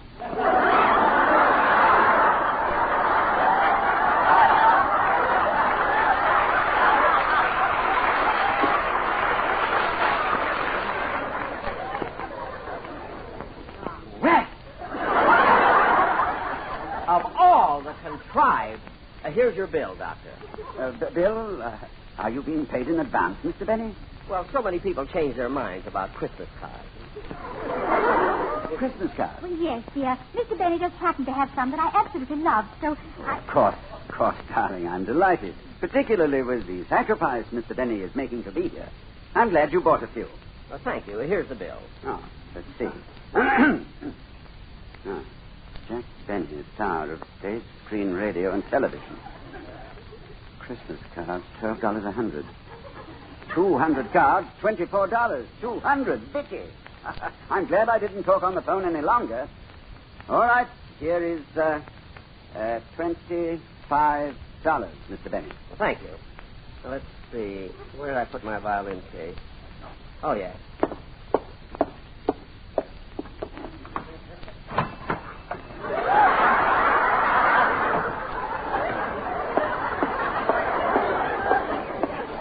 Here's $3 change. The extra $2 is for Mrs. Hall's theatrical discount. Thank you. Thank you. Yours was not a misspent youth, Vicky. Well, excuse me. I'll just see who that is. This is the life of a college president, Mr. Benny. At the beck and call of bells. Never a moment you can call your own. It's Mr. Wellman, dear. Dr. Hall, I heard that Mr. Benny was here. Yes, he is, Mr. Wellman. Mr. Benny, this is Mr. Clarence Wellman, chairman of our board of governors. Hello, Clarence. Mr. Benny, your advance man, Mr. Morton, has tied up every concession in this town. Tickets, the program, the parking, the car wash. Popcorn. Yes, popcorn. Concessions that are normally handled by our local group. This I consider most unethical. And in addition to this, he has submitted an expense account. Well, as this is quite proper, we expect to pay all Mr. Benny's expenses. And another thing, Mr. Wellman, Mr. Benny has come a long distance to help our local charity, and without any fee. This is far more than we had any right to expect. If he has outwitted a local group in manipulating his extracurricular activities so that he emerges with a profit, well, I suggest that we appoint him the dean of our School of Economics. Now, is there anything else, Mr. Wellman? No, Dr. Hall, there is not. And don't bother. I can find my way out. Well, Mrs. Hall, I hope you're coming to the show tonight. Oh, we wouldn't miss it for anything. And that student body of ours will be the greatest audience in the world. Well, I know. I've played to them. All right, better get out of here and get ready. Thanks very much, Dr. Hall. It's been a real pleasure meeting you both. We'll see you right after the show, then. Yes. You must let us take you to the airport. No, I'm afraid Morton has a car waiting for me. Oh. Here's a little note I wrote you, Mrs. Hall. Don't open it until after the show. Why, all right. Thank you. And Dr. Hall, if you ever come to Beverly Hills, give me a ring, will you? I would be delighted. You know, somehow I feel just as if you were a neighbor of mine. Goodbye.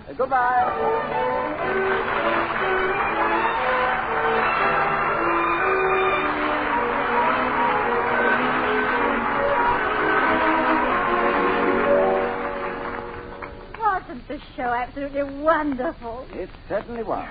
And so was Jack Benny. I haven't laughed so much for years. But Dickie, doesn't he play that violin abominably? Oh, he does. By the way, have you read his note yet? His note, I forgot it. I have it in my bag. Well, read it, son. Dear Mrs. Hall, I saw you in London a long time ago and give them tears. When I found out it was you that wanted me to come, I couldn't wait. Isn't that charming? You gave me tears in London, so I hope I've given you a few laughs that I did. Incidentally, though I hate to admit it, I think your husband is terrific. My best always, Jack Bennett. P.S.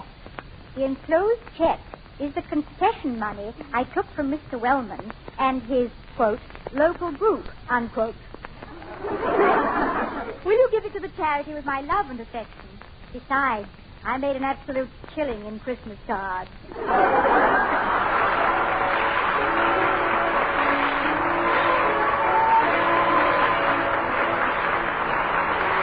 We'll be seeing you next week at this time at the Halls of Ivy, starring Mr. and Mrs. Ronald Coleman. Ken Carpenter speaking. This is the United States Armed Forces Radio Service, the voice of information and education.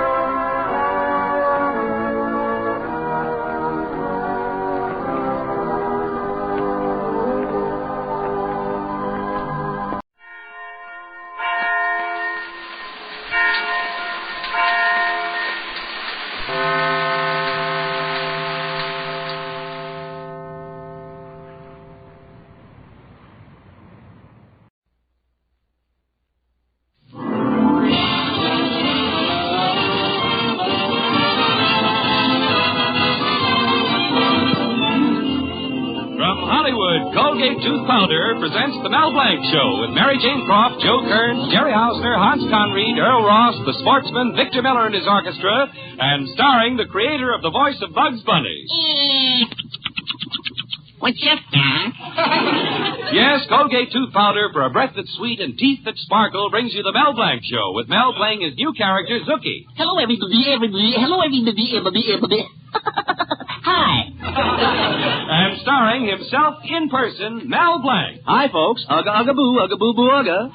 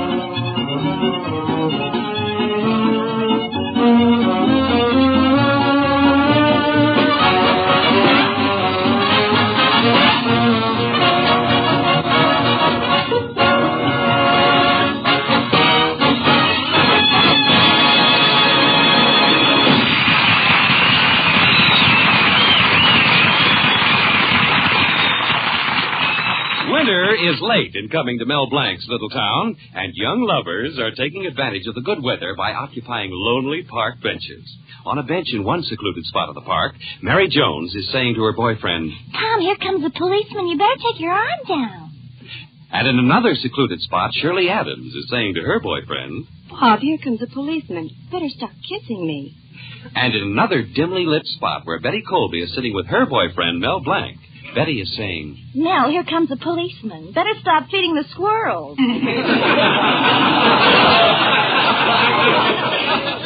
Well, the evening progressed, time passed, and once again Betty spoke. Oh, Mel, can't you be more romantic? Oh, I'm sorry, Betty. May I hold your hand? Of course. May I put my arm around you? Uh-huh. May I kiss you? But, Mel... Oh. Pardon me, officer. Do you mind getting up so I can sit next to my girl? Thanks. You can kiss me now, Mel. Well... Officer, haven't you got any place to go? No, I don't have to check in till 9 o'clock. Well, come on, Betty. Let's walk back to the fix-it shop. Oh, what a way to spend an evening. I should have listened to my father and gone out with Willie Murdoch tonight. Oh, Betty, let's not argue now. You look so beautiful tonight. Oh, thanks, darling. Just like the cover girl on this month's Hardware Journal. That's sweet. Miss Pressure Cooker of 1947. Hey, look, Betty, I'm going to show your father who's better, Willie or me. Tomorrow night, I'm going to really take you out. I'll show you the best time you ever had. That's wonderful, Mel. First, I'll take you to dinner. You'll eat and eat and eat until you'll never be able to look at another Frankfurter. So that's your idea of a good time, Mel Blanc. No wonder Father likes Willie better. In fact, Father may announce our engagement any day. What? Oh, we can't do that. Betty, we'll elope. Oh, that's wonderful. Oh, no. No, that's terrible. I just remembered his new shotgun. Oh, Mel, stop worrying. You know Father never shoots anything but blank. That's what I'm worried about. You are a coward. You just haven't any courage. Well, you're right, Betty. I can't figure it out. I'm such a good actor, and when I act like a tough guy, I'm really tough. Why can't I be like that all the time? Oh, you can't even act tough. Oh, no? Listen to this. Okay, copper. This is it, say. I'm going to let you have it, say. You got a minute to live, say. Officer, why must you keep following us around like this? I just want to be sure this young lady got you home all right. So long, O'Brien. O'Brien. You see, Betty, he thought I was Pat. No, Margaret. Well, here's your fix-it shop, Mel. I'm going home now. What about the elopement?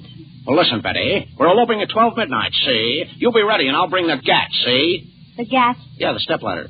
Well, so long, Betty, see? So long, Mel. I'll be ready. Okay, Betty, see? Look for me. I'll be waiting for you. Step up and...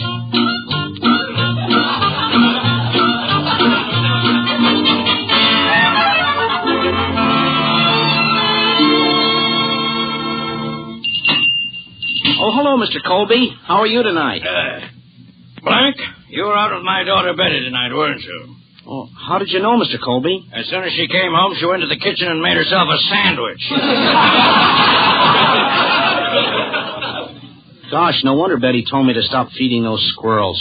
I didn't know she was hungry. Now listen, you nincompoop. I told you to stay away from my daughter. You don't seem to be getting the idea. Maybe you'll get it better if I mop up the floor with you. Oh, you don't have to do that, Mr. Colby. Oh, you mean you get the idea? No, I mopped up the floor this morning. Oh. Now, see here, Mel. Just stay away from the house, and that's all. Yes, sir, Mr. Colby. And don't try to call, either. Yes, sir, Mr. Colby. And don't send any letters. Yes, sir, Mr. Colby. And don't keep saying, yes, sir, Mr. Colby. Yes, sir, Mr. Jones. Oh, goodbye. Oh, Blank, you have no courage. You're nothing but a jam fish. Jelly's too good for you. Why didn't you talk up to him? Why didn't you say, listen, Mr. Colby, I'm not afraid of you, see? I'm tougher than you are, see?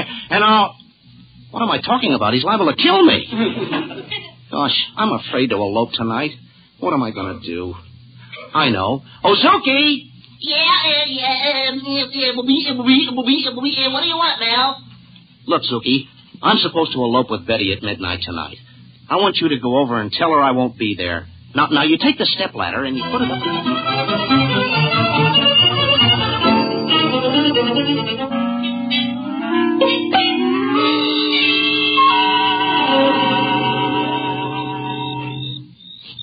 Gee, this is romantic.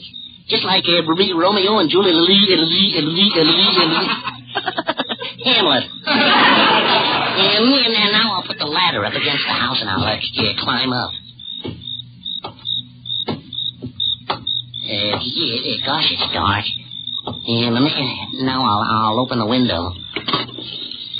Nell, darling, you're here. Kiss me.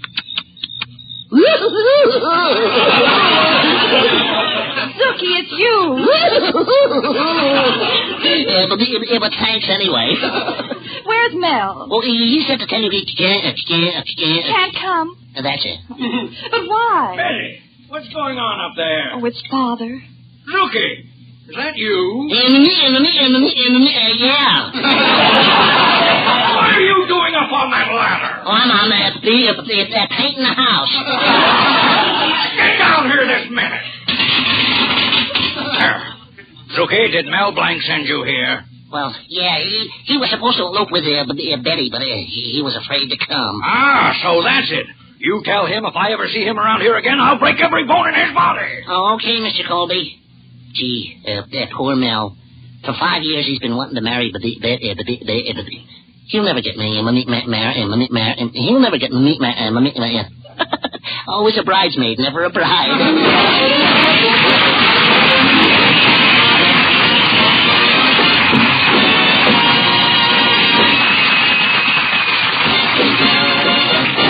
Use Colgate tooth powder, keep smiling just right. Use it each morning and use it each night.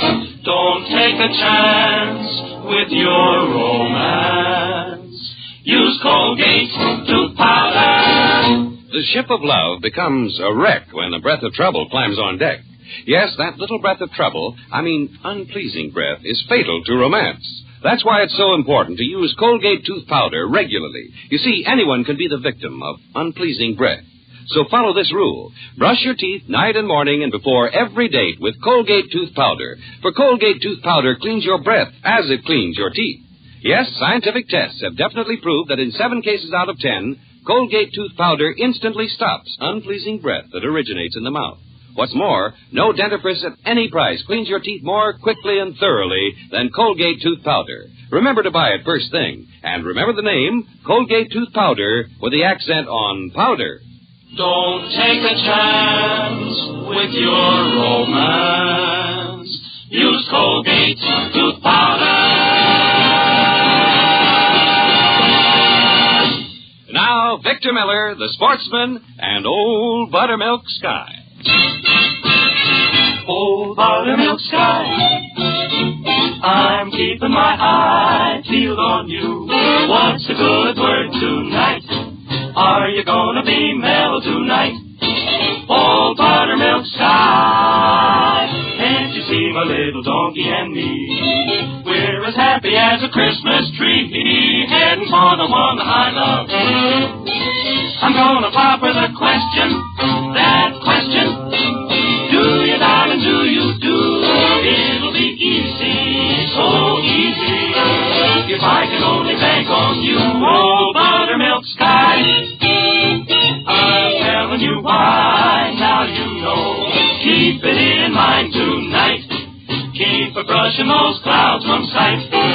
Oh, Buttermilk Sky, don't you fail me when I'm needing you most. Hang a moon above her hitching post, hitch me to the one I love.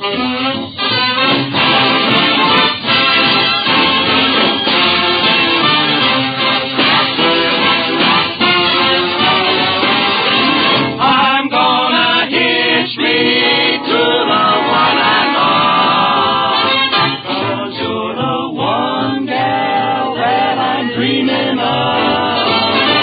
You can if you try. Don't tell me no lie couldn't fit if you try. Will you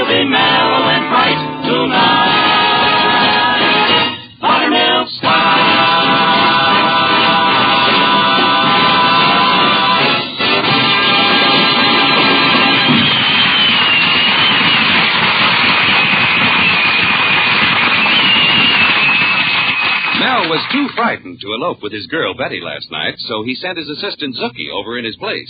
Betty's father, Mr. Colby, caught Zookie, and now Mel really is in trouble. But the wonderful thing about Mel is that no matter how trouble piles up on him, he can always concentrate on his work in the fix-it shop. Right now, his clear-thinking brain and nimble fingers are meticulously probing at the inner workings of a Swiss timepiece. Gosh, I wonder why I haven't heard from Betty. She must hate me. Swiftly, with experienced fingers, he finds the root of the trouble. If I only had enough courage, I'd go to Betty's father, and I'd... Now he gently taps into place the delicate movement of this precision watch.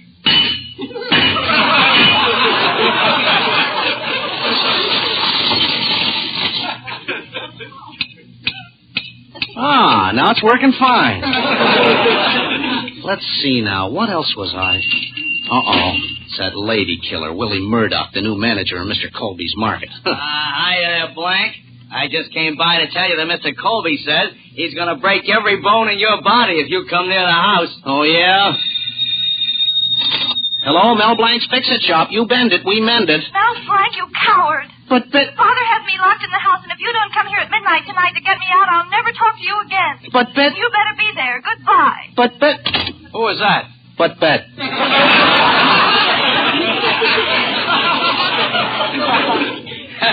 Oh, Betty. Well, I gotta go now, Blank. And remember, stay away from that house. Listen, Murdoch, I'm not afraid of Colby, see? Tell him I'm getting tough, see? Tell him what I sound like, see? See? What do I sound like, see? Like a Mexican saying yes. Oh, here comes Mr. Cushing, your lodge president. So long. So long. Hello, Mel. Greetings, mighty potentate. Ugga. Well, how are things at your house? Wonderful, Mel, wonderful. Nothing like home life. I got the sweetest, most charming little woman in the world.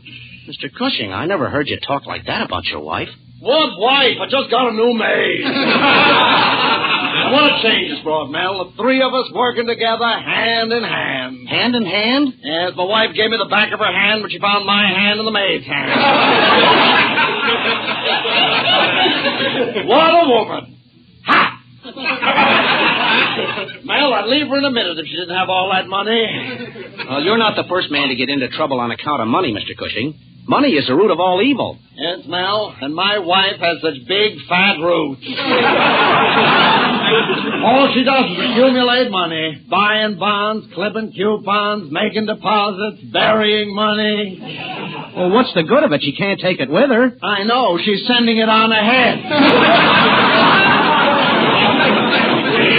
Well, the only consolation I have is that when she does get there, her check won't be worth the asbestos it's written on. I don't know why I'm standing here telling you all this. It's just that I don't know what You think you got troubles, Mr. Cushing? I want to get married to Betty, and Mr. Colby won't let me. Best friends you ever had. Oh, but I really want to get married. Besides, if I don't, my rival, Willie Murdoch, will marry her. Willie will marry Betty? Yeah. Best friends you ever had. Mel, I'm going to give you my last word of advice. Take this from a man who knows. Before marriage, everything is wonderful. Strawberries and cream. And after the marriage? Hives.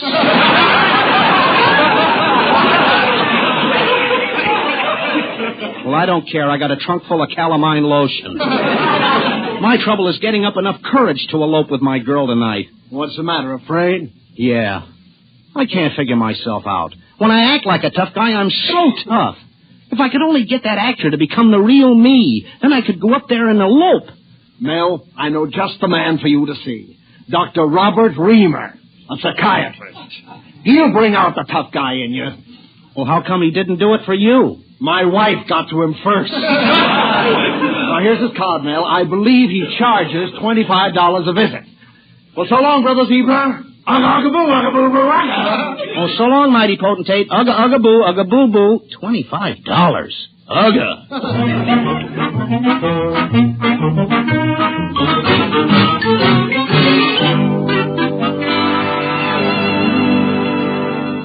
So you you see, Doc, Mr. Colby said if I ever came near the house again, he'd break every bone in my body. Mr. Blank, from what you've told me, I can see that you are reacting neurotically to a normal situation. In other words, you lack the courage to go through with an elopement. In other words, Doc, I'm too young to die. Now I'm going to show you a series of ink blots. No doubt you've seen the picture, the dark mirror, in which Lou Ayres shows ink blots to Olivia de Havilland in order to determine her sanity, inasmuch as she plays the part of twins and is involved in the murder case. Look, Doc, I came here to be examined, not to see a preview. Now. Here is the first of the ink blots. What does this remind you of?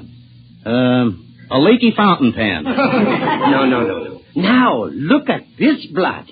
That looks like a sardine stain on a breadcrumb surrounded by buttermilk. Oh, excuse me, I'm showing you the piece of paper I had my lunch on.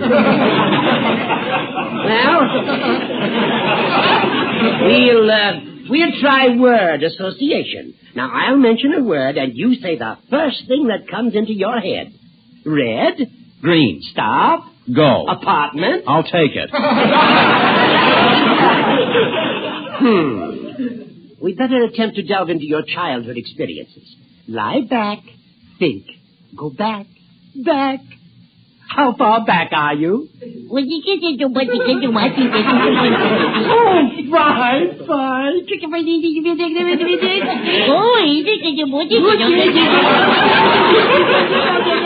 Okay, Doc. Doc, snap out of it!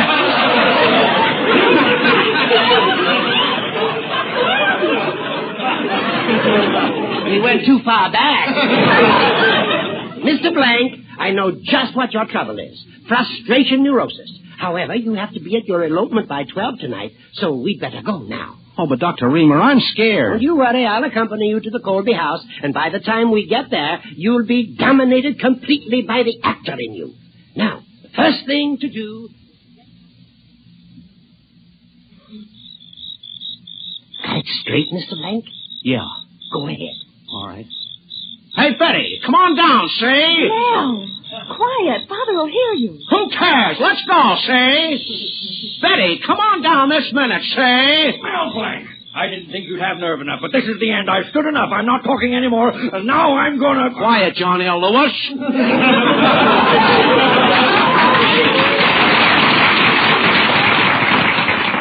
Come on, Betty, let's go, see? Mel Blanc, I'm going to break every bone. Just a second, everybody. I'm Dr. Reamer. I can see you all need some personality adjustment. Quiet, Mr. Colby. Now, if you'll accompany me into the house, I think I can quickly straighten this thing out.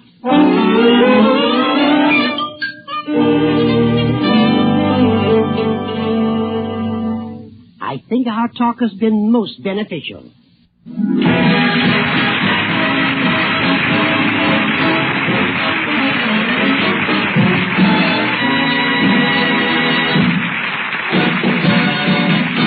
Use Colgate tooth powder, keep smiling just right. Use it each morning and use it each night. Don't take a chance with your romance. Use Colgate tooth powder. If you're looking for romance, be very sure that no little breath of trouble, unpleasing breath, will come between you and your heart's desire. Just do this. Brush your teeth night and morning and before every date with Colgate tooth powder. For Colgate tooth powder cleans your breath as it cleans your teeth. Yes, night and morning and before every date. Yes, scientific tests have definitely proved that in 7 cases out of 10, Colgate tooth powder instantly stops unpleasing breath that originates in the mouth. As for cleaning, no dentifrice at any price will clean your teeth more quickly and thoroughly than Colgate tooth powder. Remember the name, Colgate tooth powder, with the accent on powder. Don't take a chance with your romance. Use Colgate tooth powder.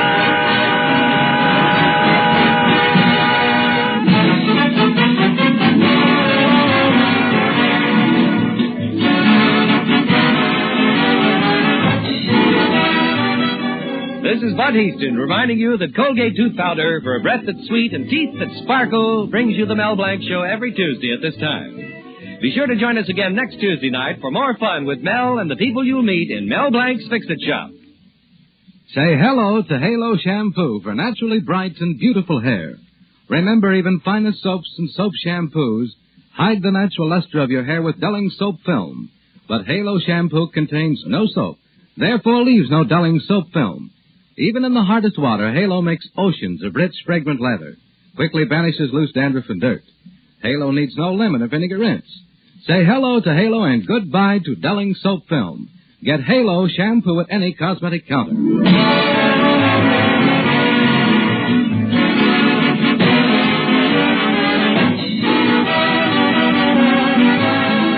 Mel Blanc Show is written by Mac Benoff. This is CBS, the Columbia Broadcasting System.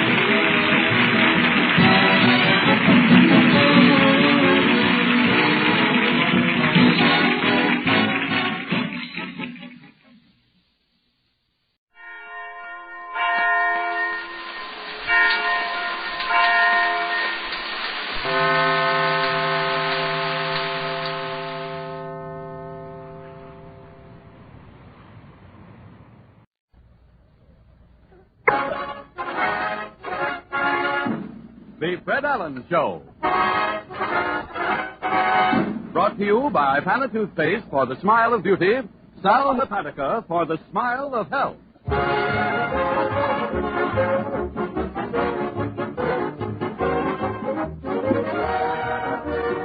An hour of smiles with Fred Allen, folks. 3,600 seconds of fun and music. Fun with our star comedian, Fred Allen. With our guest star, the mastermind of the donut industry. Music with Peter Van Steeden, the Merrimacs, and Win Murray. The time has come. It's the Fred Allen Show. Now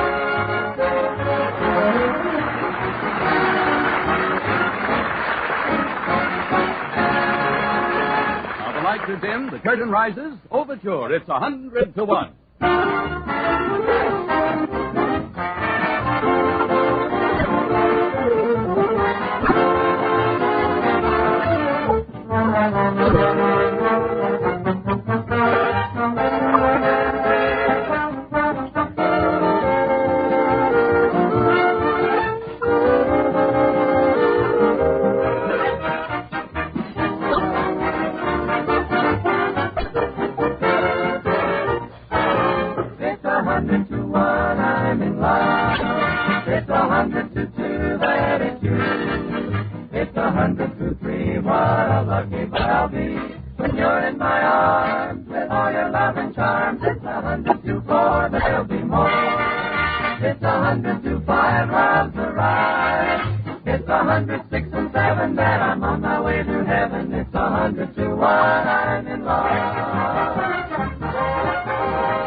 And now, ladies and gentlemen, as the evening sun, a fiery orb, sinks slowly into the golden west, we turn with regret from the end of a perfect day to face the hectic hour we know is to come. And so we say aloha to peace and contentment, and helloa to Fred Allen in person.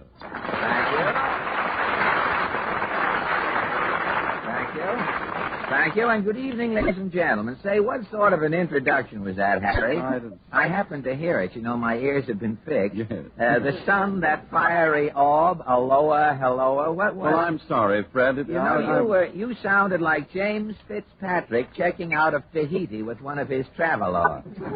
Oh, no, I just forgot myself, Fred. I've been working on my other job all afternoon. And... What am I? Am I getting to be a sideline with you or something? Well... Everyone should have a sideline, but picking on me. But what other job is this? Oh, well, I thought you knew about that. No, nobody Oh, well, I'm announcing for the Pathé News now. Well, that's certainly news to me. Have you got your picture stuck up on the corner of the screen like Louella has? Oh, no. No, I don't appear on the screen, Fred. I'm just a disembodied voice. Disembodied? Yeah. Have you hung your head lately, Harry? Not since last week's program, no.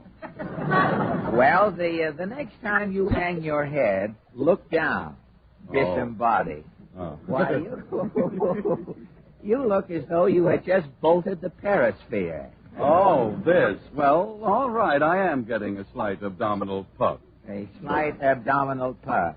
If that bulge gets any bigger, Harry, you'll have to sew a snood on the front of your shirt. And while you're looking around for a needle and thread, we say aloha to your paunch, and I hope it doesn't answer. And helloa to the news of the week. Peter, the Ipana Newsreel presents Your News Cavalcade.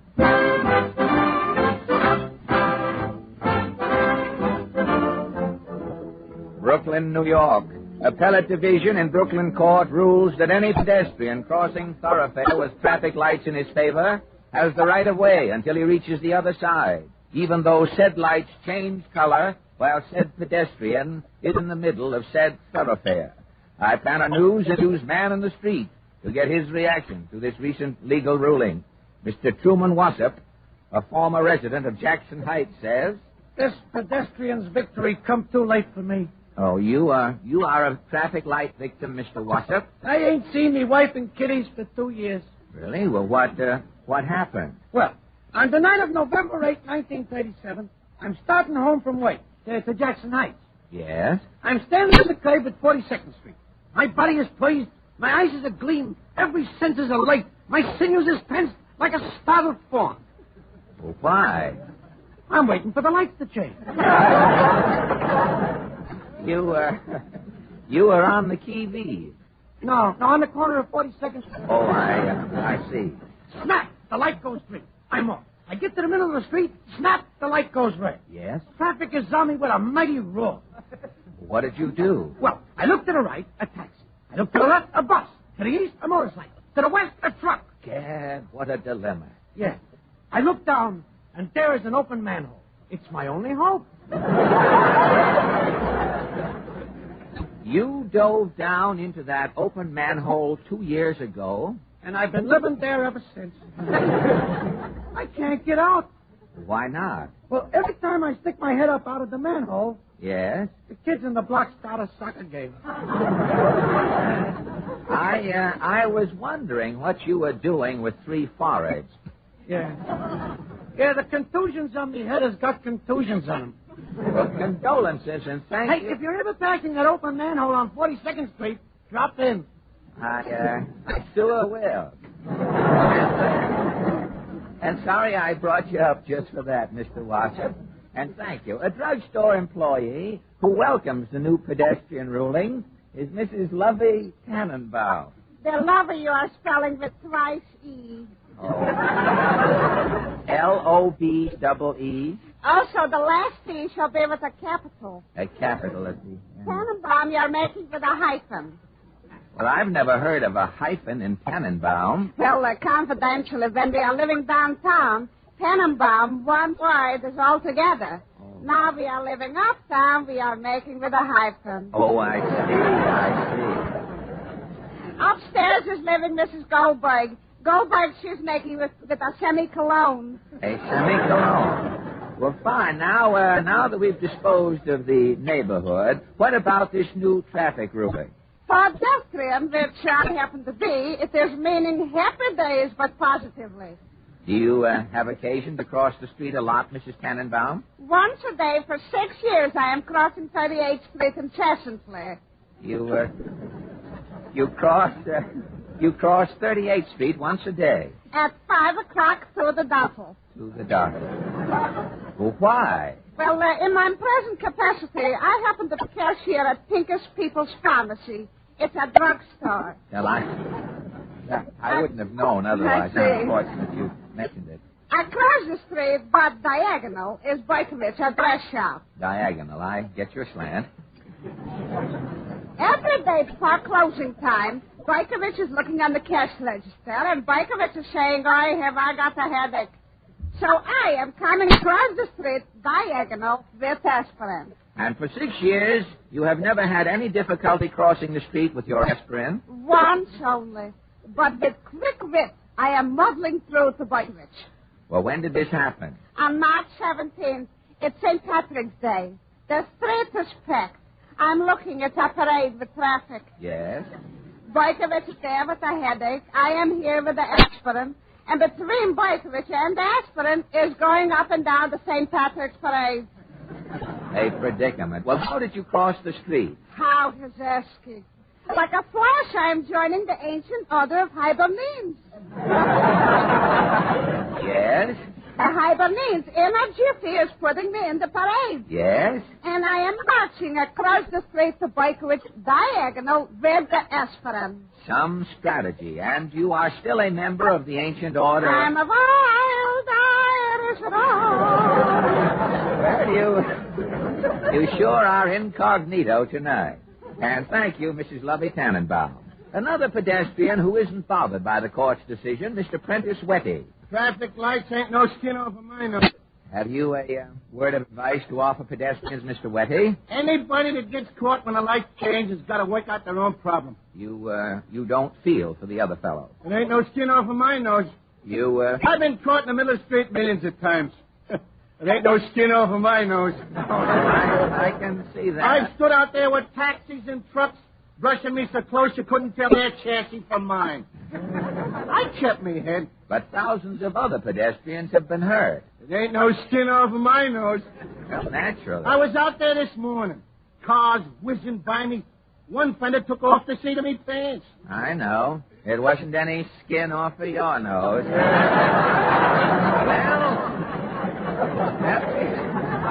Happy healing, and thank you, Mr. Prentice Wetty.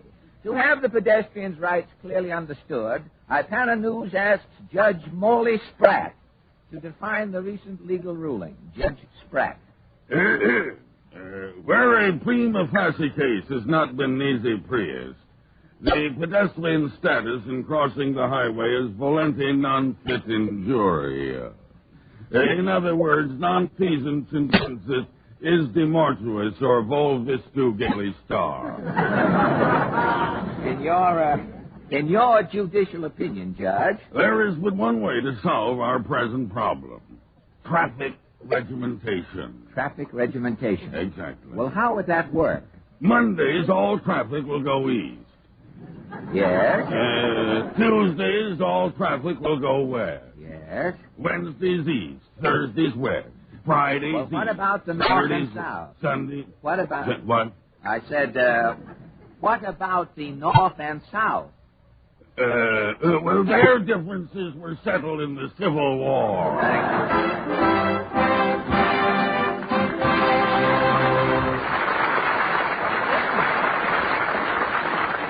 Thank you. And now, ladies and gentlemen, Miss Wynne Murray sings for us, I Didn't Know What Time It Was.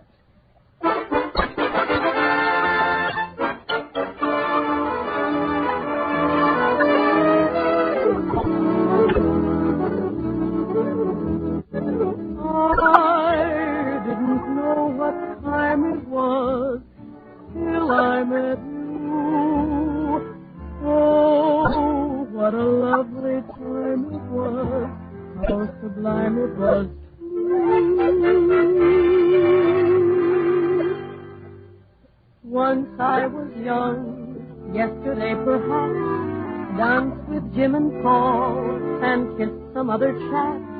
Once I was young, but never was naive, thought I had a trick or two up my imaginary sleeve. But now I know I was naive.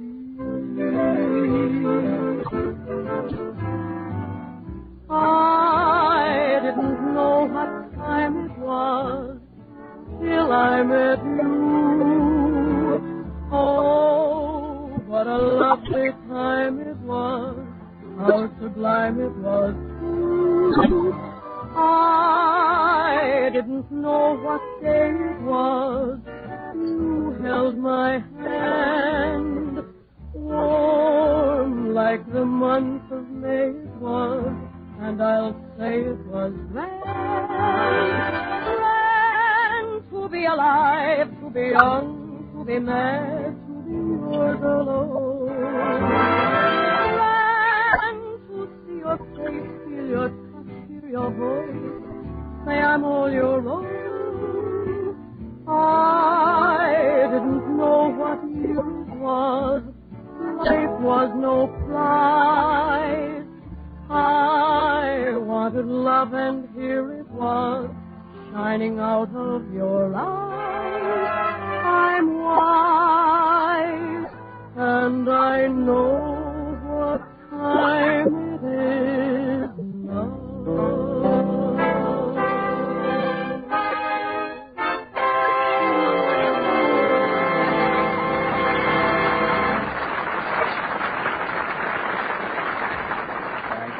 Tonight, ladies and gentlemen, we would like to call your attention, one very particular item on our agenda. Fred, what's an agenda? Well, Harry, I was under the impression that education was practically compulsory in these United States. Well, I know, Fred, but I must have missed that one. Well, Harry, agenda means items that must be brought to people's attention, things that must be attended to. Oh, well, now I get it. Tender gums and dingy teeth. How is that again? Well, those are things to be brought to people's attention, and they're certainly things that must be attended to. Say, I think you've got something there, Harry. Yes, I have, Fred. And it's something for those dingy teeth and tender gums. Ipana toothpaste and massage. An easy, modern help to a far more attractive smile. You see, ladies and gentlemen, your smile seldom reveals teeth that are bright and sparkling when your gums are tender and soft. And today's creamy, well-cooked foods tend to deprive your gums of the vigorous chewing they need for health. That's why they often grow flabby and weak and flash that warning signal of pink toothbrush. When you see that, by all means, see your dentist. You may not be in for serious trouble, but let him decide. Usually, his verdict will be, your gums have grown lazy from lack of exercise. They need more stimulation to keep them firm and healthy. And very often, as so many dentists do, he will add, your gums will respond to the helpful stimulation of Ipana toothpaste and massage. So adopt this modern dental health routine. Massage with Ipana. Help to keep your teeth brighter, your gums firmer, and your smile one of winning charm. Get an economical tube of Ipana at your druggist's tomorrow.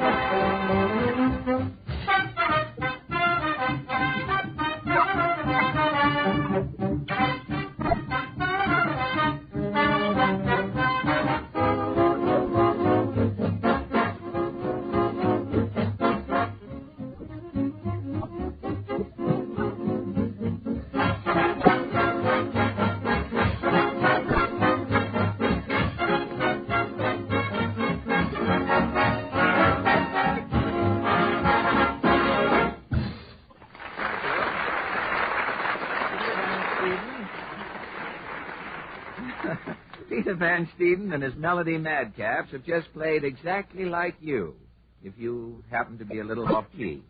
And now, ladies and gentlemen... Hello. Oh, hello, Portland. Say, what is this with you? You're late again tonight. I'm sorry. Mama and I went to the antique show. Why don't you tell somebody? Well, say, what's new at the antique show? Nothing's new. Antique means old. It comes from the Latin. Anticus, anticus, anticum. Well, that sounds like a Latin parley to me. Say, how did you come by this extraneous chit-chat or knowledge? I heard it on information, please. No kidding. Uh-huh. Did you know the seventh note in Rubinstein's Melody in F is... That is the seventh note in Rubinstein. Well, Rubinstein will be surprised to hear that. I know it and you know it, but Rubinstein, wait till he finds it out. Did you know that the first donut was made in America in 1739? Say, is that more information, please, Data? No. Our guest star told me that. Oh, our guest star tonight is an authority on donuts? Yes, Mr. Allen. And I want you to meet the Will Hayes of the donut industry, Mr. Alfred L. Plant. Well, good evening, Mr. Plant. Good evening, Fred. Portland refers to you as the Will Hayes of the donut domain. Is that your official title? Well, not exactly, Fred. Actually, I'm in charge of merchandising research for the donut industry. Your job is to step up business by checking on the sales technique of donut bakers around the country. Exactly. I travel from Massachusetts to Miami, interviewing salesmen, grocers, and housewives. Well, how is your consumer demand holding up these days? Well, very well, Fred. In New York City alone, 80,000 dozen donuts are eaten every day. 80,000 dozen? Why, that's almost 1 million donuts a day. Say, if all of the fat that is used to fry those donuts was put into one lump, you couldn't tell it from a certain radio comedian's head.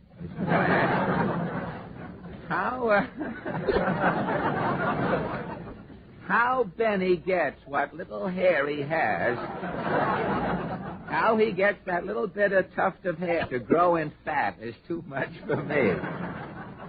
Say, how many of your little fried halos were sold in this country? Last year? $78 million worth, Fred.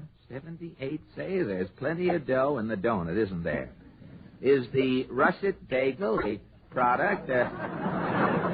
Is the russet bagel a product of modern civilization? Oh, Fred, donuts go way back. They're even mentioned in the Bible. Really? I haven't been in a hotel room for so long. Well, in Leviticus, there is a passage about a round cake fried in oil with a nut in the center. Well, what was the purpose of the nut? Well, that was to keep the center from being soggy and underdone. Oh, I see. And then some fresh air fiend begat the idea of removing the nut and giving vagrant pastry zephyrs the right of way. Exactly. Well, that's news to me. You know that I always thought the hole was added so that people with buck teeth could get a grip on the donut. No. That's a false rumor that was started some years ago. It was, excuse me? That's just a false rumor, Fred. It started some years ago. I hope you nipped it in the batter before it got too far. We did. You know, a certain byproduct of your craft has always worried me, Mr. Plant. It is, to name it, the jelly donut. Well, what's your problem, Fred? Now, how is a jelly donut assembled? Do they jack up a little blob of jelly and build a donut around it? Or do they just fry a ball of dough and give it a jelly transfusion later? No, I'm sorry, Fred. I can't tell you that. You know, it's a trade secret. Oh, a trade. I wouldn't expect you to divulge it in public, Mr. Plant. A soggy faux pas, excuse me. But getting back to the regular, or the Mayflower donut, as we know it around here, it's made by machinery, isn't it? Yes, Fred. Why, some of our larger machines will turn out 400 dozen donuts an hour. 4,800 donuts an hour. Well, do all of the donuts have a uniform size? Yes, the standard Mayflower model measures 3 inches in diameter. The hole is 3/4 of an inch across. Well, is the industry contemplating any changes in the standard size? Well, they are. Next year, we're going to put out a slightly larger donut. The diameter will be 3.5 inches. And the hole will be larger? Oh, yes. As a matter of fact, the hole will measure a full inch next year. Well, is there any particular reason for this radical change, Mr. Plant? Well, yes, there is, Fred. After many surveys, I find that for the same money, we can give the public more donuts. And more hole as well. That brings us to the one question you, as a donut authority, Mr. Plant, should certainly be able to answer. Is it proper to dunk? Oh, yes, it certainly is, Fred. Why, haven't you heard of the NDA? NDA? Well, what is the NDA? Why, the National Dunking Association. Really? Yep, we have 350,000 members listed, including male LaGuardia. That would be 350,001, wouldn't it? Well, I didn't know. Well, you can tell me then, Mr. Plant, which dunking technique does the NDA favor? The huckster's plunge? That wholly submerges the metacarpus? or the debutante's dip that merely sprays the cuticle? Well, personally, Fred, I prefer my own method. It's simple, but it's effective. Well, what is the plant method? How do you dunk, Mr. Plan? Well, first I take a sip or two of my coffee. That would be to prevent any slopping over. Exactly. Then I break my donut in half. You see, breaking assures a jagged end. Of course. The jagged end being more porous gives you super suction, as it is. Correct.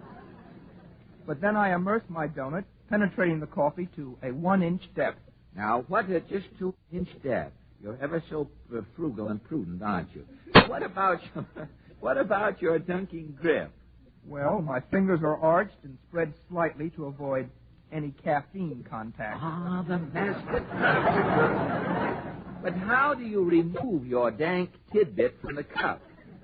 How do you avoid the seepage, that Maxwell House lavalier about the shirt front? See on the novice. That's not so hard. You see, I just wobble my donut about. Yes? And this drains off the surplus coffee right back into the cup. And then a hole-in-one, unless you've got a beard and divot trouble. And the dunking operation is consummated. That's all there is to it, Fred. Fine. That is your technique. Have you ever heard of my dunking method? The good old horn and hard at plop? The horn and hard at plop? Yes. I tell you how it operates. When no one is looking, 2 donuts are plopped into the cup of coffee surreptitiously. After the donuts sink gently to the bottom and absorption is consummated, the dank hulk is eaten with a knife and fork.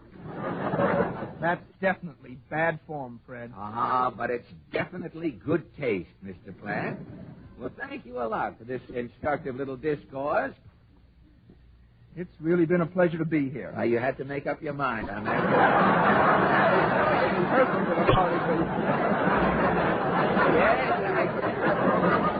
Yes, to anyone who's ever been here, Mr. Plant, has to mull it over before they decide whether it's been a pleasure or not.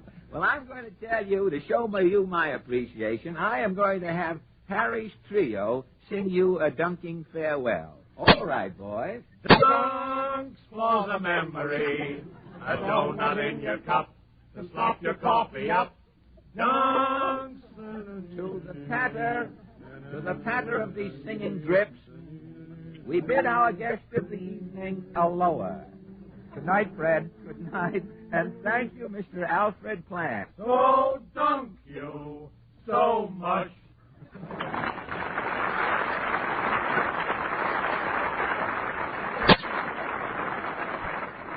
Thank you. And now the Merrimacs hurriedly assemble to sing for us, to take the curse off of that singing you just heard, Vol Vistu Gaily Star.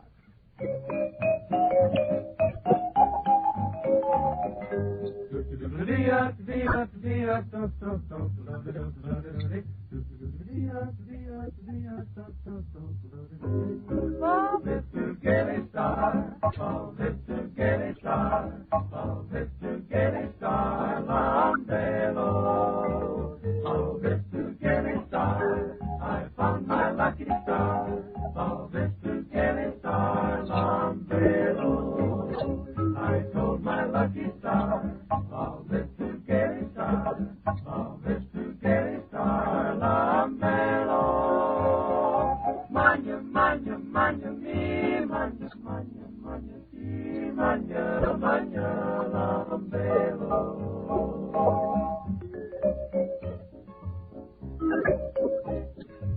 There's no magic like the magic of a lucky song. Should things go tragic, it'll surely straighten every wrong. You'll feel its magic if you follow me and sing along. Follow me and sing along.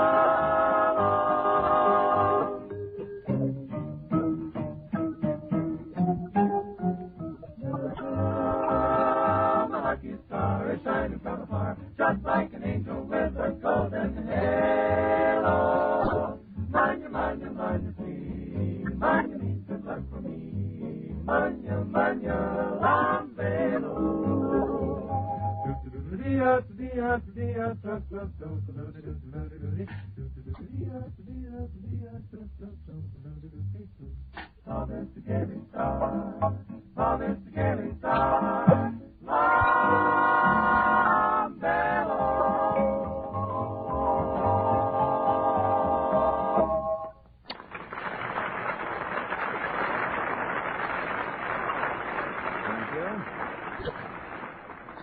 Thank you. Ladies and gentlemen, ever since the trend toward quizzes began, a sure way to be the life of any party is to have on hand a few startling facts. Then you can toss them into the conversational hurly-burly whenever you get a chance. For instance, did you know that if a flea was as big as a man, he could jump half a mile? Oh. Well, I don't think that is particularly startling, Fred. You're rather blasé, aren't you, Herschel? What is your idea of a startling fact? Well, something like this. Did you know that 8 out of 10 people in the United States not take proper and sufficient care of their teeth and gums? And, ladies and gentlemen, that is one big chance.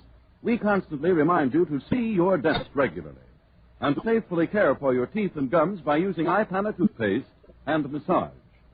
Now, that's a simple but important routine you should always follow, and for this reason. Teeth are seldom bright and lustrous when gums are tender and soft. And today's soft foods deny your gums the stimulation and exercise that come from vigorous chewing. As a result, they often become tender and more susceptible to gum trouble. Fortunately, you can help supply that needed stimulation with iPana and massage. So every time you brush your teeth, put a little extra iPana on your brush or fingertip and massage your gums with it. It will help your gums grow stronger, more resistant, your mouth healthier, and your teeth cleaner and brighter. And since that naturally increases the attractiveness of your smile, you can see it will certainly pay you to say to your druggist tomorrow, a tube of iPana, please.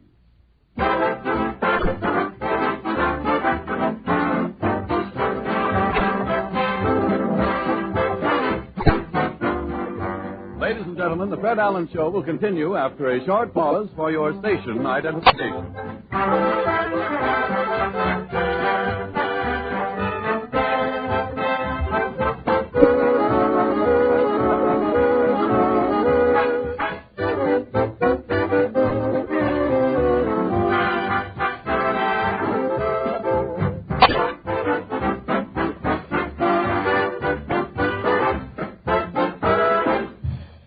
Ladies and gentlemen, the question of the week.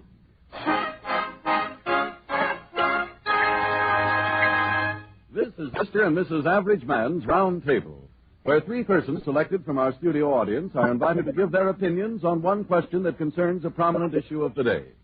These sessions are absolutely unrehearsed. Fred is sitting down now at the table where he meets his fellow debaters for the first time. Are you ready, Fred? Yes, I am, Harry. We're all ready. And before I announce the question of the week to my committee, I think it's only fit proper that I meet the committee. Don't you, Portland? Yes, I think so. Well, who is our first member tonight? First is Mr. Lou Lazarus, a builder from Jamaica, Long Island. Well, good evening, Mr. Lazarus. Good evening, Mr. Allen. Is your home in Jamaica, is it? Yes, it is. Jamaica? Jamaica is the gateway to Long Island, in the manner of saying, isn't it? It's built up quite a lot lately, hasn't it? Yes, it has. I can remember years ago when you could find a place to park in Jamaica. We used to work out there a good many years ago. But you are in the... Yes, are you? Yes, I am. Well, I'd like to ask you, what is your conception of the soundest type of investment a person can make in the real estate line at the moment? Well, I think a family, for a person who invests in a home, is the safest investment today. Oh, you mean for a fellow who wants to live in the house himself? Oh, yes. Well, thank you very much. I haven't gotten to that point yet, but eventually I'll get thrown out of Radio City. I'll have to live someplace.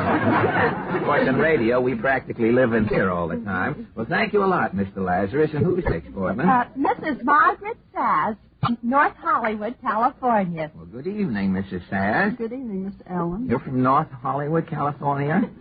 You're not a fugitive from the ham and egg plan, are you?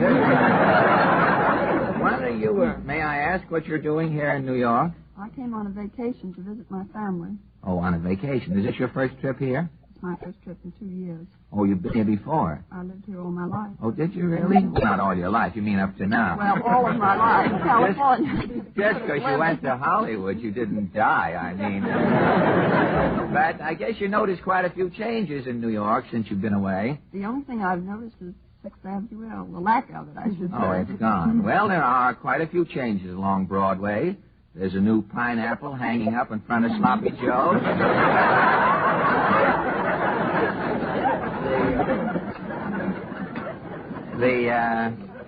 The Barker in front of that burlesque theater is much hoarser than he was 2 years ago.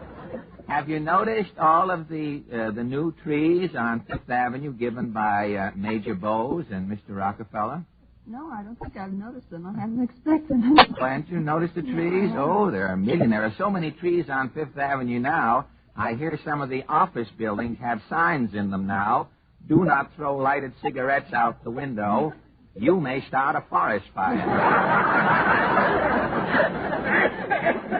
Well, thank you. Thank you, Mrs. Sass. And our next member... Mr. Bob Walters from Newark, New Jersey. Well, good evening, Mr. Walters. Good evening, Mr. Allen. May I ask your profession? Well, I'm a gag man. A radio gag man? Yes.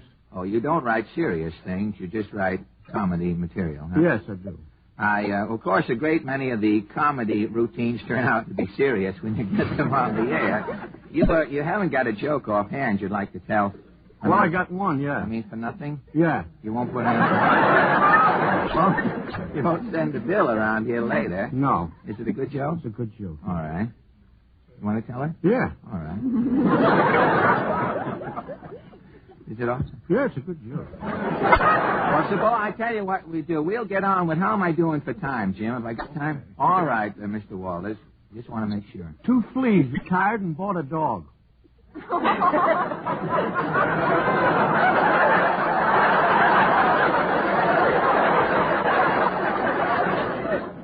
Well, I know. I heard a joke about two Scotch fleas who bought a dog and opened a subdivision on the dog, right? That shows. Mr. Walters, you should be on the air, and I should be... Well, now I guess we're ready for our question of the week. It's probably going to start a lot of trouble this week. Husbands and wives have been arguing about this particular matter for a great many years. Our question tonight is, do you think women drivers operate their cars as efficiently as men? You drive a car, Mr. Lazarus? Yes, I do. Do you think that women they drive as well as men, do you? Oh, definitely not. You don't think so? I don't think so. Well, this is rather an unfair question. Have you ever had any distressing experiences on the road with lady drivers? So many that I can't remember any definite one. Oh, it's too bad. You should have kept you should have kept a file or a diary or something. Well, I did. I tell you, I saw a woman put out her hand to turn left on 46th Street today and make a right turn. And the policeman went over and spoke to her about it. She says, I wasn't making any signal. I just had a manicure, and I put out my hand to let my nail enamel dry. But, of course, that's only hearsay. Mrs. Sass, do you drive a car, do you? Yes, I do. Well, how do you feel? Do you think that women drivers are as skilled at the wheel as men? Yes, I think women are just as good as men at the wheel. You think that women... Yes, definitely. You drive a car out in Hollywood, do you? Yes. Well, you must be. Well, I read in one of the national magazines that women have no more accidents than men. Women have... So that should count in the final analysis. Well, of course, you can't say that. They might be men need us for an alibi when they're out and driving. Oh, no. You can't. Now, wait a minute. Mrs. Sass, if you drive out in Hollywood, you don't need any further recommendation. Out there, those drivers do 60 in parking spaces. Well, how do you feel about it, Mr. Walters? Do you drive a car? No, I don't, Mr. Allen. Well, neither do I. We have something in common. And how do you feel about lady drivers? Well, I'm non-committal. You're not? Well, now we've got a deadlock. Mrs. Sass says that women drive better, and Mr. Lazarus says that women don't drive quite as well. You haven't, as a radio gag man, you haven't got an odd joke around that could get us out of this routine, have you? About a lady driver? I had another joke today that might finish the whole thing for us. You know, yesterday here in New York, the people voted on and passed the Paar Mutual machine in spite of the fact that the mayor said that he didn't want the thing passed. So I heard that this morning Mayor LaGuardia says that now the bookmakers have made their bets, they can lie in them. Well, apparently we have reached a deadlock in our forum tonight. Mr. Lazarus says aye, Mr. Sad is nay, and Mr. Walters is non-committal. I want to thank you all a lot for your kind cooperation tonight, and our forum closes and rests until next week. Thank you a lot.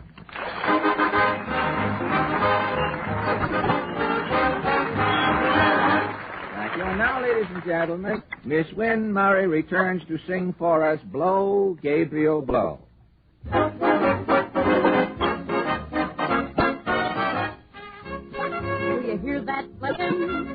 Do you know who's playing? Gabriel, Gabriel's playing.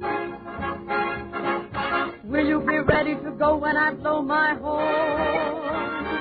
Blow, Gabriel, blow. Go on and blow, Gabriel, blow. I've been a sinner and I've been a scamp, but now I'm willing to in my lamp, so blow, Gabriel, blow. I was low, Gabriel, low, mighty low, Gabriel, low. But now since I have seen the light, I'm goodbye day and goodbye night, so low, Gabriel, low. Once I was headed for Hades, once I was headed for Hades, but when I got to Satan's door, I heard you blowing on your horn. So I said, Satan, fare thee well. And now I'm all ready to fly. Yes, to fly higher and higher. 'Cause I've gone through brimstone and I've been through fire. And I've heard my soul and my heart climb up the mountain top and start to blow, Gabriel, blow. Go on and blow, Gabriel, blow. I want to join your happy band and play all day in the promised land, so blow, Gabriel, blow.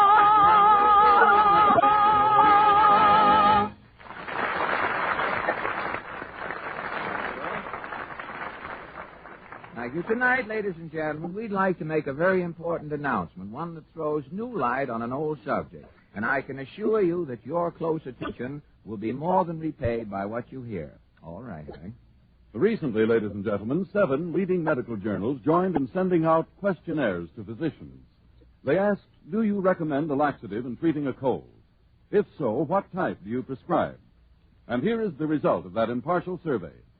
7 out of every 10 physicians said they prescribe a saline laxative. And, ladies and gentlemen, Sal Hepatica is, we believe, the outstanding saline laxative in America today. It is speedy, yet gentle.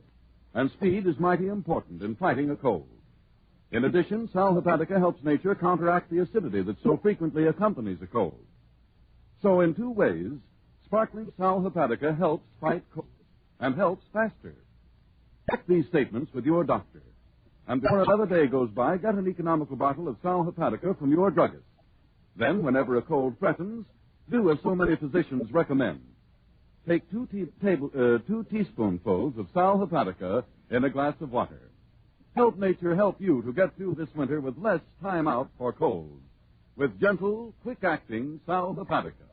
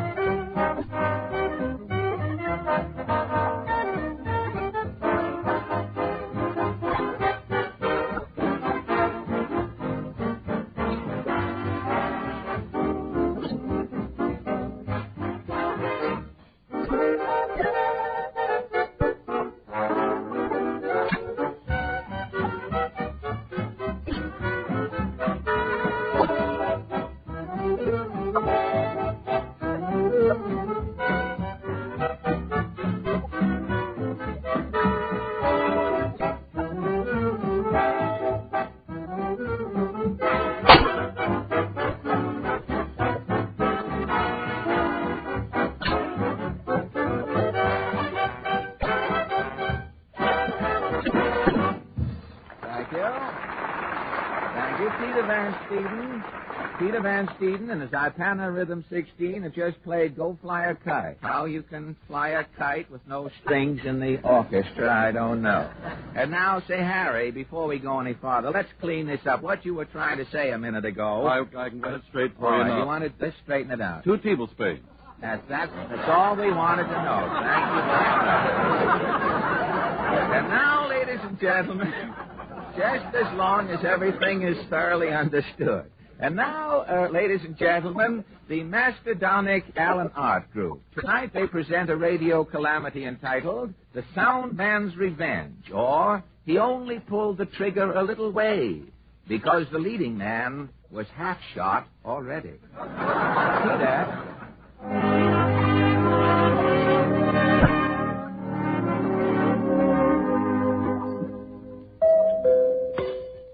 This is station FOO. Through the courtesy of the Leffingwell Loan Company, we bring you the correct time. When you hear the client's body fall, it will be 9:48 Leffingwell Loan Shark time. What? 90% interest. I'm ruined. 9:48 Leffingwell Loan Shark time. Men, do you need cash? Call Leffingwell, the friendly financier. Leffingwell doesn't attach your salary or your automobile. All Leffingwell takes is your right eye. The left eye still belongs to you. Digby Livid, a satisfied Leffingwell client, right? 6 months ago, I didn't have no shirt on me back. I made a loan from Leffingwell's. Now I ain't got no skin on me back. You, too, can get skun, folks. Remember our slogan, we aim to squeeze. Borrow the Leffingwell way, spelled W-A-Y. And now Station FOO presents The Finnegan Playhouse, starring Dawson Bells. Good evening. This is Dawson Bells coming to you through the courtesy of Finnegan's Fish Cakes. Tonight, Finnegan's Fish Cakes and Dawson Bells celebrate our first anniversary on the air. We are thrilled tonight to have as our guest Hollywood's most famous screen star, Miss Kitty Droopy. Audience, meet Miss Kitty Droopy. Hello, everyone. I'm charmed to be here, Red Allen. Charmed with this, charmed with that, charmed with dear Dawson, charmed with... Ow, who pinched me? Thank you. Thank you, divine Miss Droopy. And now, ladies and gentlemen, another anniversary treat. My program is famous, and rightly so, for my sound effects, conceived in solitude by me. I now present the man who has so faithfully executed my sound effects man, Theodore Slade. Speak your public, Slade. No, dear boy. Say something yourself. Hello. Thank you, Slade. And now, ladies and gentlemen, with your kind permission, Dawson Bells presents Act 1 of our Finnegan Fish Cake Playhouse.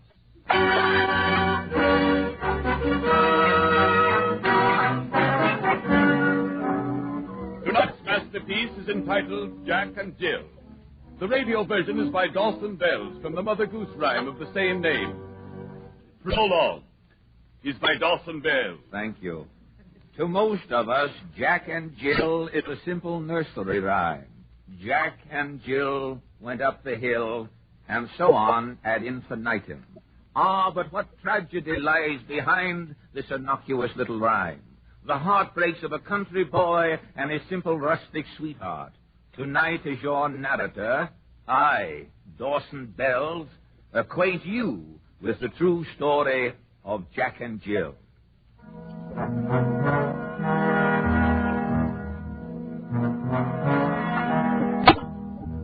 I am Jack Jordan. I live somewhere in New England. New England, land of penury, misery, frustration. My father is a cruel man, cold and bitter as a December morning. One night I am in the barn alone. My father has given me no supper. I am making a popover of owl's eggs.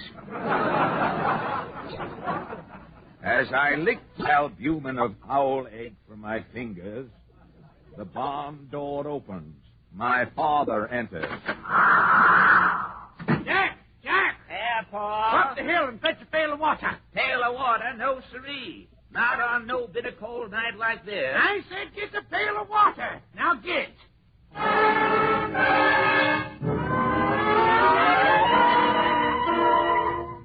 Paar said get, so I get. Outside that barn door I stood, seething with rage. Over and over again I said to myself, what shall I do? What shall I do? A voice within me answered. Don't get that water. Don't get that water. Kill your father. Kill your father. Yes, I would kill my father.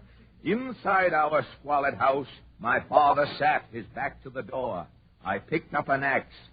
Stealthily, I crept to the house. Silently, I opened the door. I lost my nerve. Quietly, I closed the door. Slade, I said quietly. Sorrow, Mr. Phelps. I got so many sound effects here. Well, I don't know. concentrate, Slade. Yes, sir. Do that. I decided to forgive my father and fetch the pail of water. Yonder into the cold night I went. Up the steep hill with my heavy oaken pail I toiled. What was that huddled form crouching in my path? Was it a girl? It was. I stopped. The girl spoke. Hello. Howdy. I've lost my way, sir. Help me, please. I need warmth, shelter. You with the Bose unit?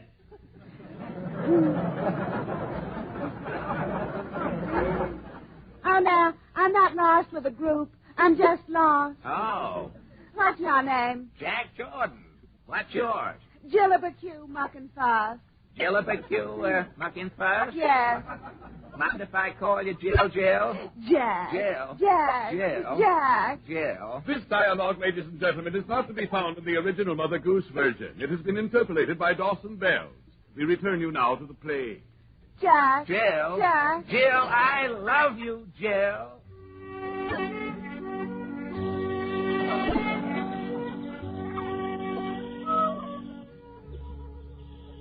Yes, love had crept into my bleak little world on rosy, dimpled knees. As Jill and I sat there on that hill, the music of her musical name ran musically through my head like music. All about me, the trees, the bushes seemed to be singing. Jillibacue Muck and Fuss. Jillibacue Muck and Fuss. Jillibacue Muck and Fuss. Yes, Jillibacue Muck and Fuss.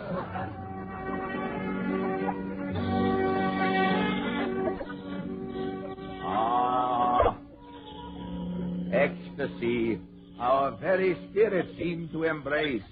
As Jill and I prepared to learn something from our spirits, a figure burst upon us from out the gloom. It was my father. My father spoke. Oh, I told you to fetch a pail of water. I'll teach you to disobey your Pa. My father lunged at me. I parried his thrust. His hand flashed to his belt. I asked myself one question. Was my father pulling his knife? You're doggone right I'm pulling a knife. Yes, I was doggone right. Father was pulling his knife. Jill screamed. Father advanced. Father said, Right here, son. I felled my father with a blow. Oh! Blind with rage, I snatched the knife. I was no longer master of myself. I stood over Father's prostrate form. I raised the knife and so ends Act 1 in our Finnegan Playhouse. Jack's father doesn't like that upraised knife, does he? But what would he say if on the end of that upraised knife he saw a delicious Finnegan fish cake? He'd say, shoot the fish cake for me, Jack boy. Housewife, take a tip from Pa Jordan. Stop in at your grocer's tomorrow. Buy a box of this appetizing, golden brown, tangy fresh, butter soft, creamy smooth, mellow rich, honey sweet, oven crisp, fluffy flake, Finnegan's fish cake. of the Finnegan Playhouse, presenting Jack and Jill, and starring Dawson Bell.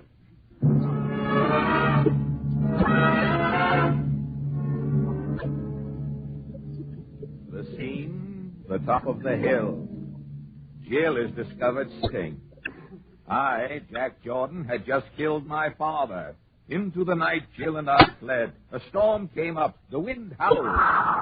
The thunder roared. The rain came down in torrents. Slade, turn that seltzer bottle the other way. I'm sorry, sir. These sound effects. I'm going dippy. Man yourself, Slade. Yes, sir. Jill and I fled down the hill, onward, ever onward. My father's body had been discovered. The long arm of the law reached out to grasp us. From the south came the county sheriff on horseback. From the east came the deputy by train. From the west came the G-men by aeroplane. And from the north, the Mounties in their sleigh. Could Jill and I escape? We grew mad with fear. The law was closing in. Airplanes zoomed. Sleigh bells jangled. Horses hoofed.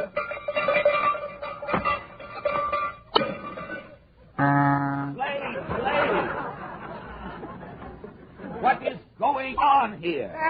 Sorrow, sir. These sound effects is getting me screwy. Where was I? You were here with us.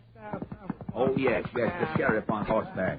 The sheriff pulled up his horse and spoke. Hold on there, Jack Jordan. I'm arresting you for murder. Well, I ain't submitting, Sheriff. Jack. Jill. Jack. Jill. Jack. Come with me, Jack Jordan. I was resolved that sheriff would never take me alive. I pulled my father's knife. I stabbed that sheriff to the heart. I stabbed him, Slade, not shot him. Sorrow, Mr. Phelps. I'm going nuts here. What was that, Slade? I killed him again. This is confusing. You're telling me. And now, Jill spoke. Jack, I can't stand it. Jill, put down that gun. No, I'll end it all. Goodbye, Crowell. Slade, the gun! The gun! Oh, sorrow, sir. Oh. Jill is dead. The sheriff dead. My father dead. I alone live. Yeah, but not for long, Dawson Phelps.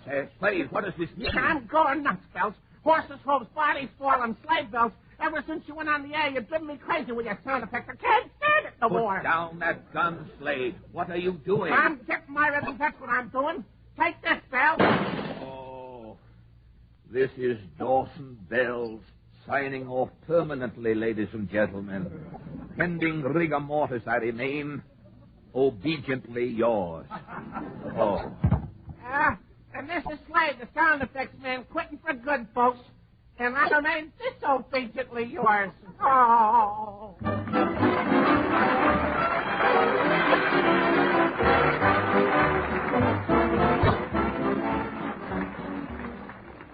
Ladies and gentlemen, it's no news to you that at the onset of a cold, most physicians prescribe a laxative. But do you know what type they recommend? In a very recent impartial survey among physicians conducted by leading medical journals, it was found that 7 out of 10 physicians prescribe a saline laxative for colds. And Sal Hepatica is, we believe, the outstanding saline laxative in America. Now, there are 2 very good reasons for this. First, Sal Hepatica acts quickly, yet it is exceptionally gentle. And remember, since the progress of a cold is quick, this greater speed of Sal Hepatica is especially important in fighting it. Second, Sal Hepatica also helps nature counteract the acidity that so often accompanies a cold. So you see, Sal Hepatica helps in 2 ways, and helps faster. Check these facts with your doctor. Get an economical bottle of Sal Hepatica at your nearest drugstore tomorrow, or even tonight. And always keep it on hand for special cold-fighting service. Remember, for faster action against colds, take sparkling Sal Hepatica.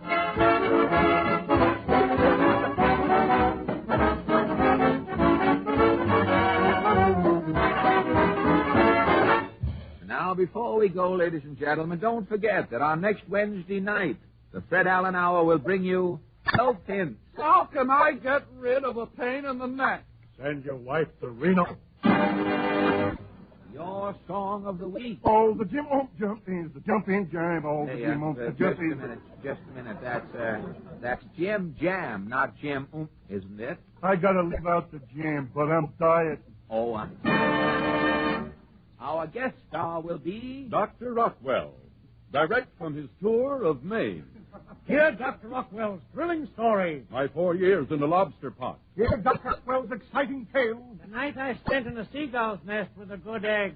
Next Wednesday, for one night only, Dr. Rockwell. And music.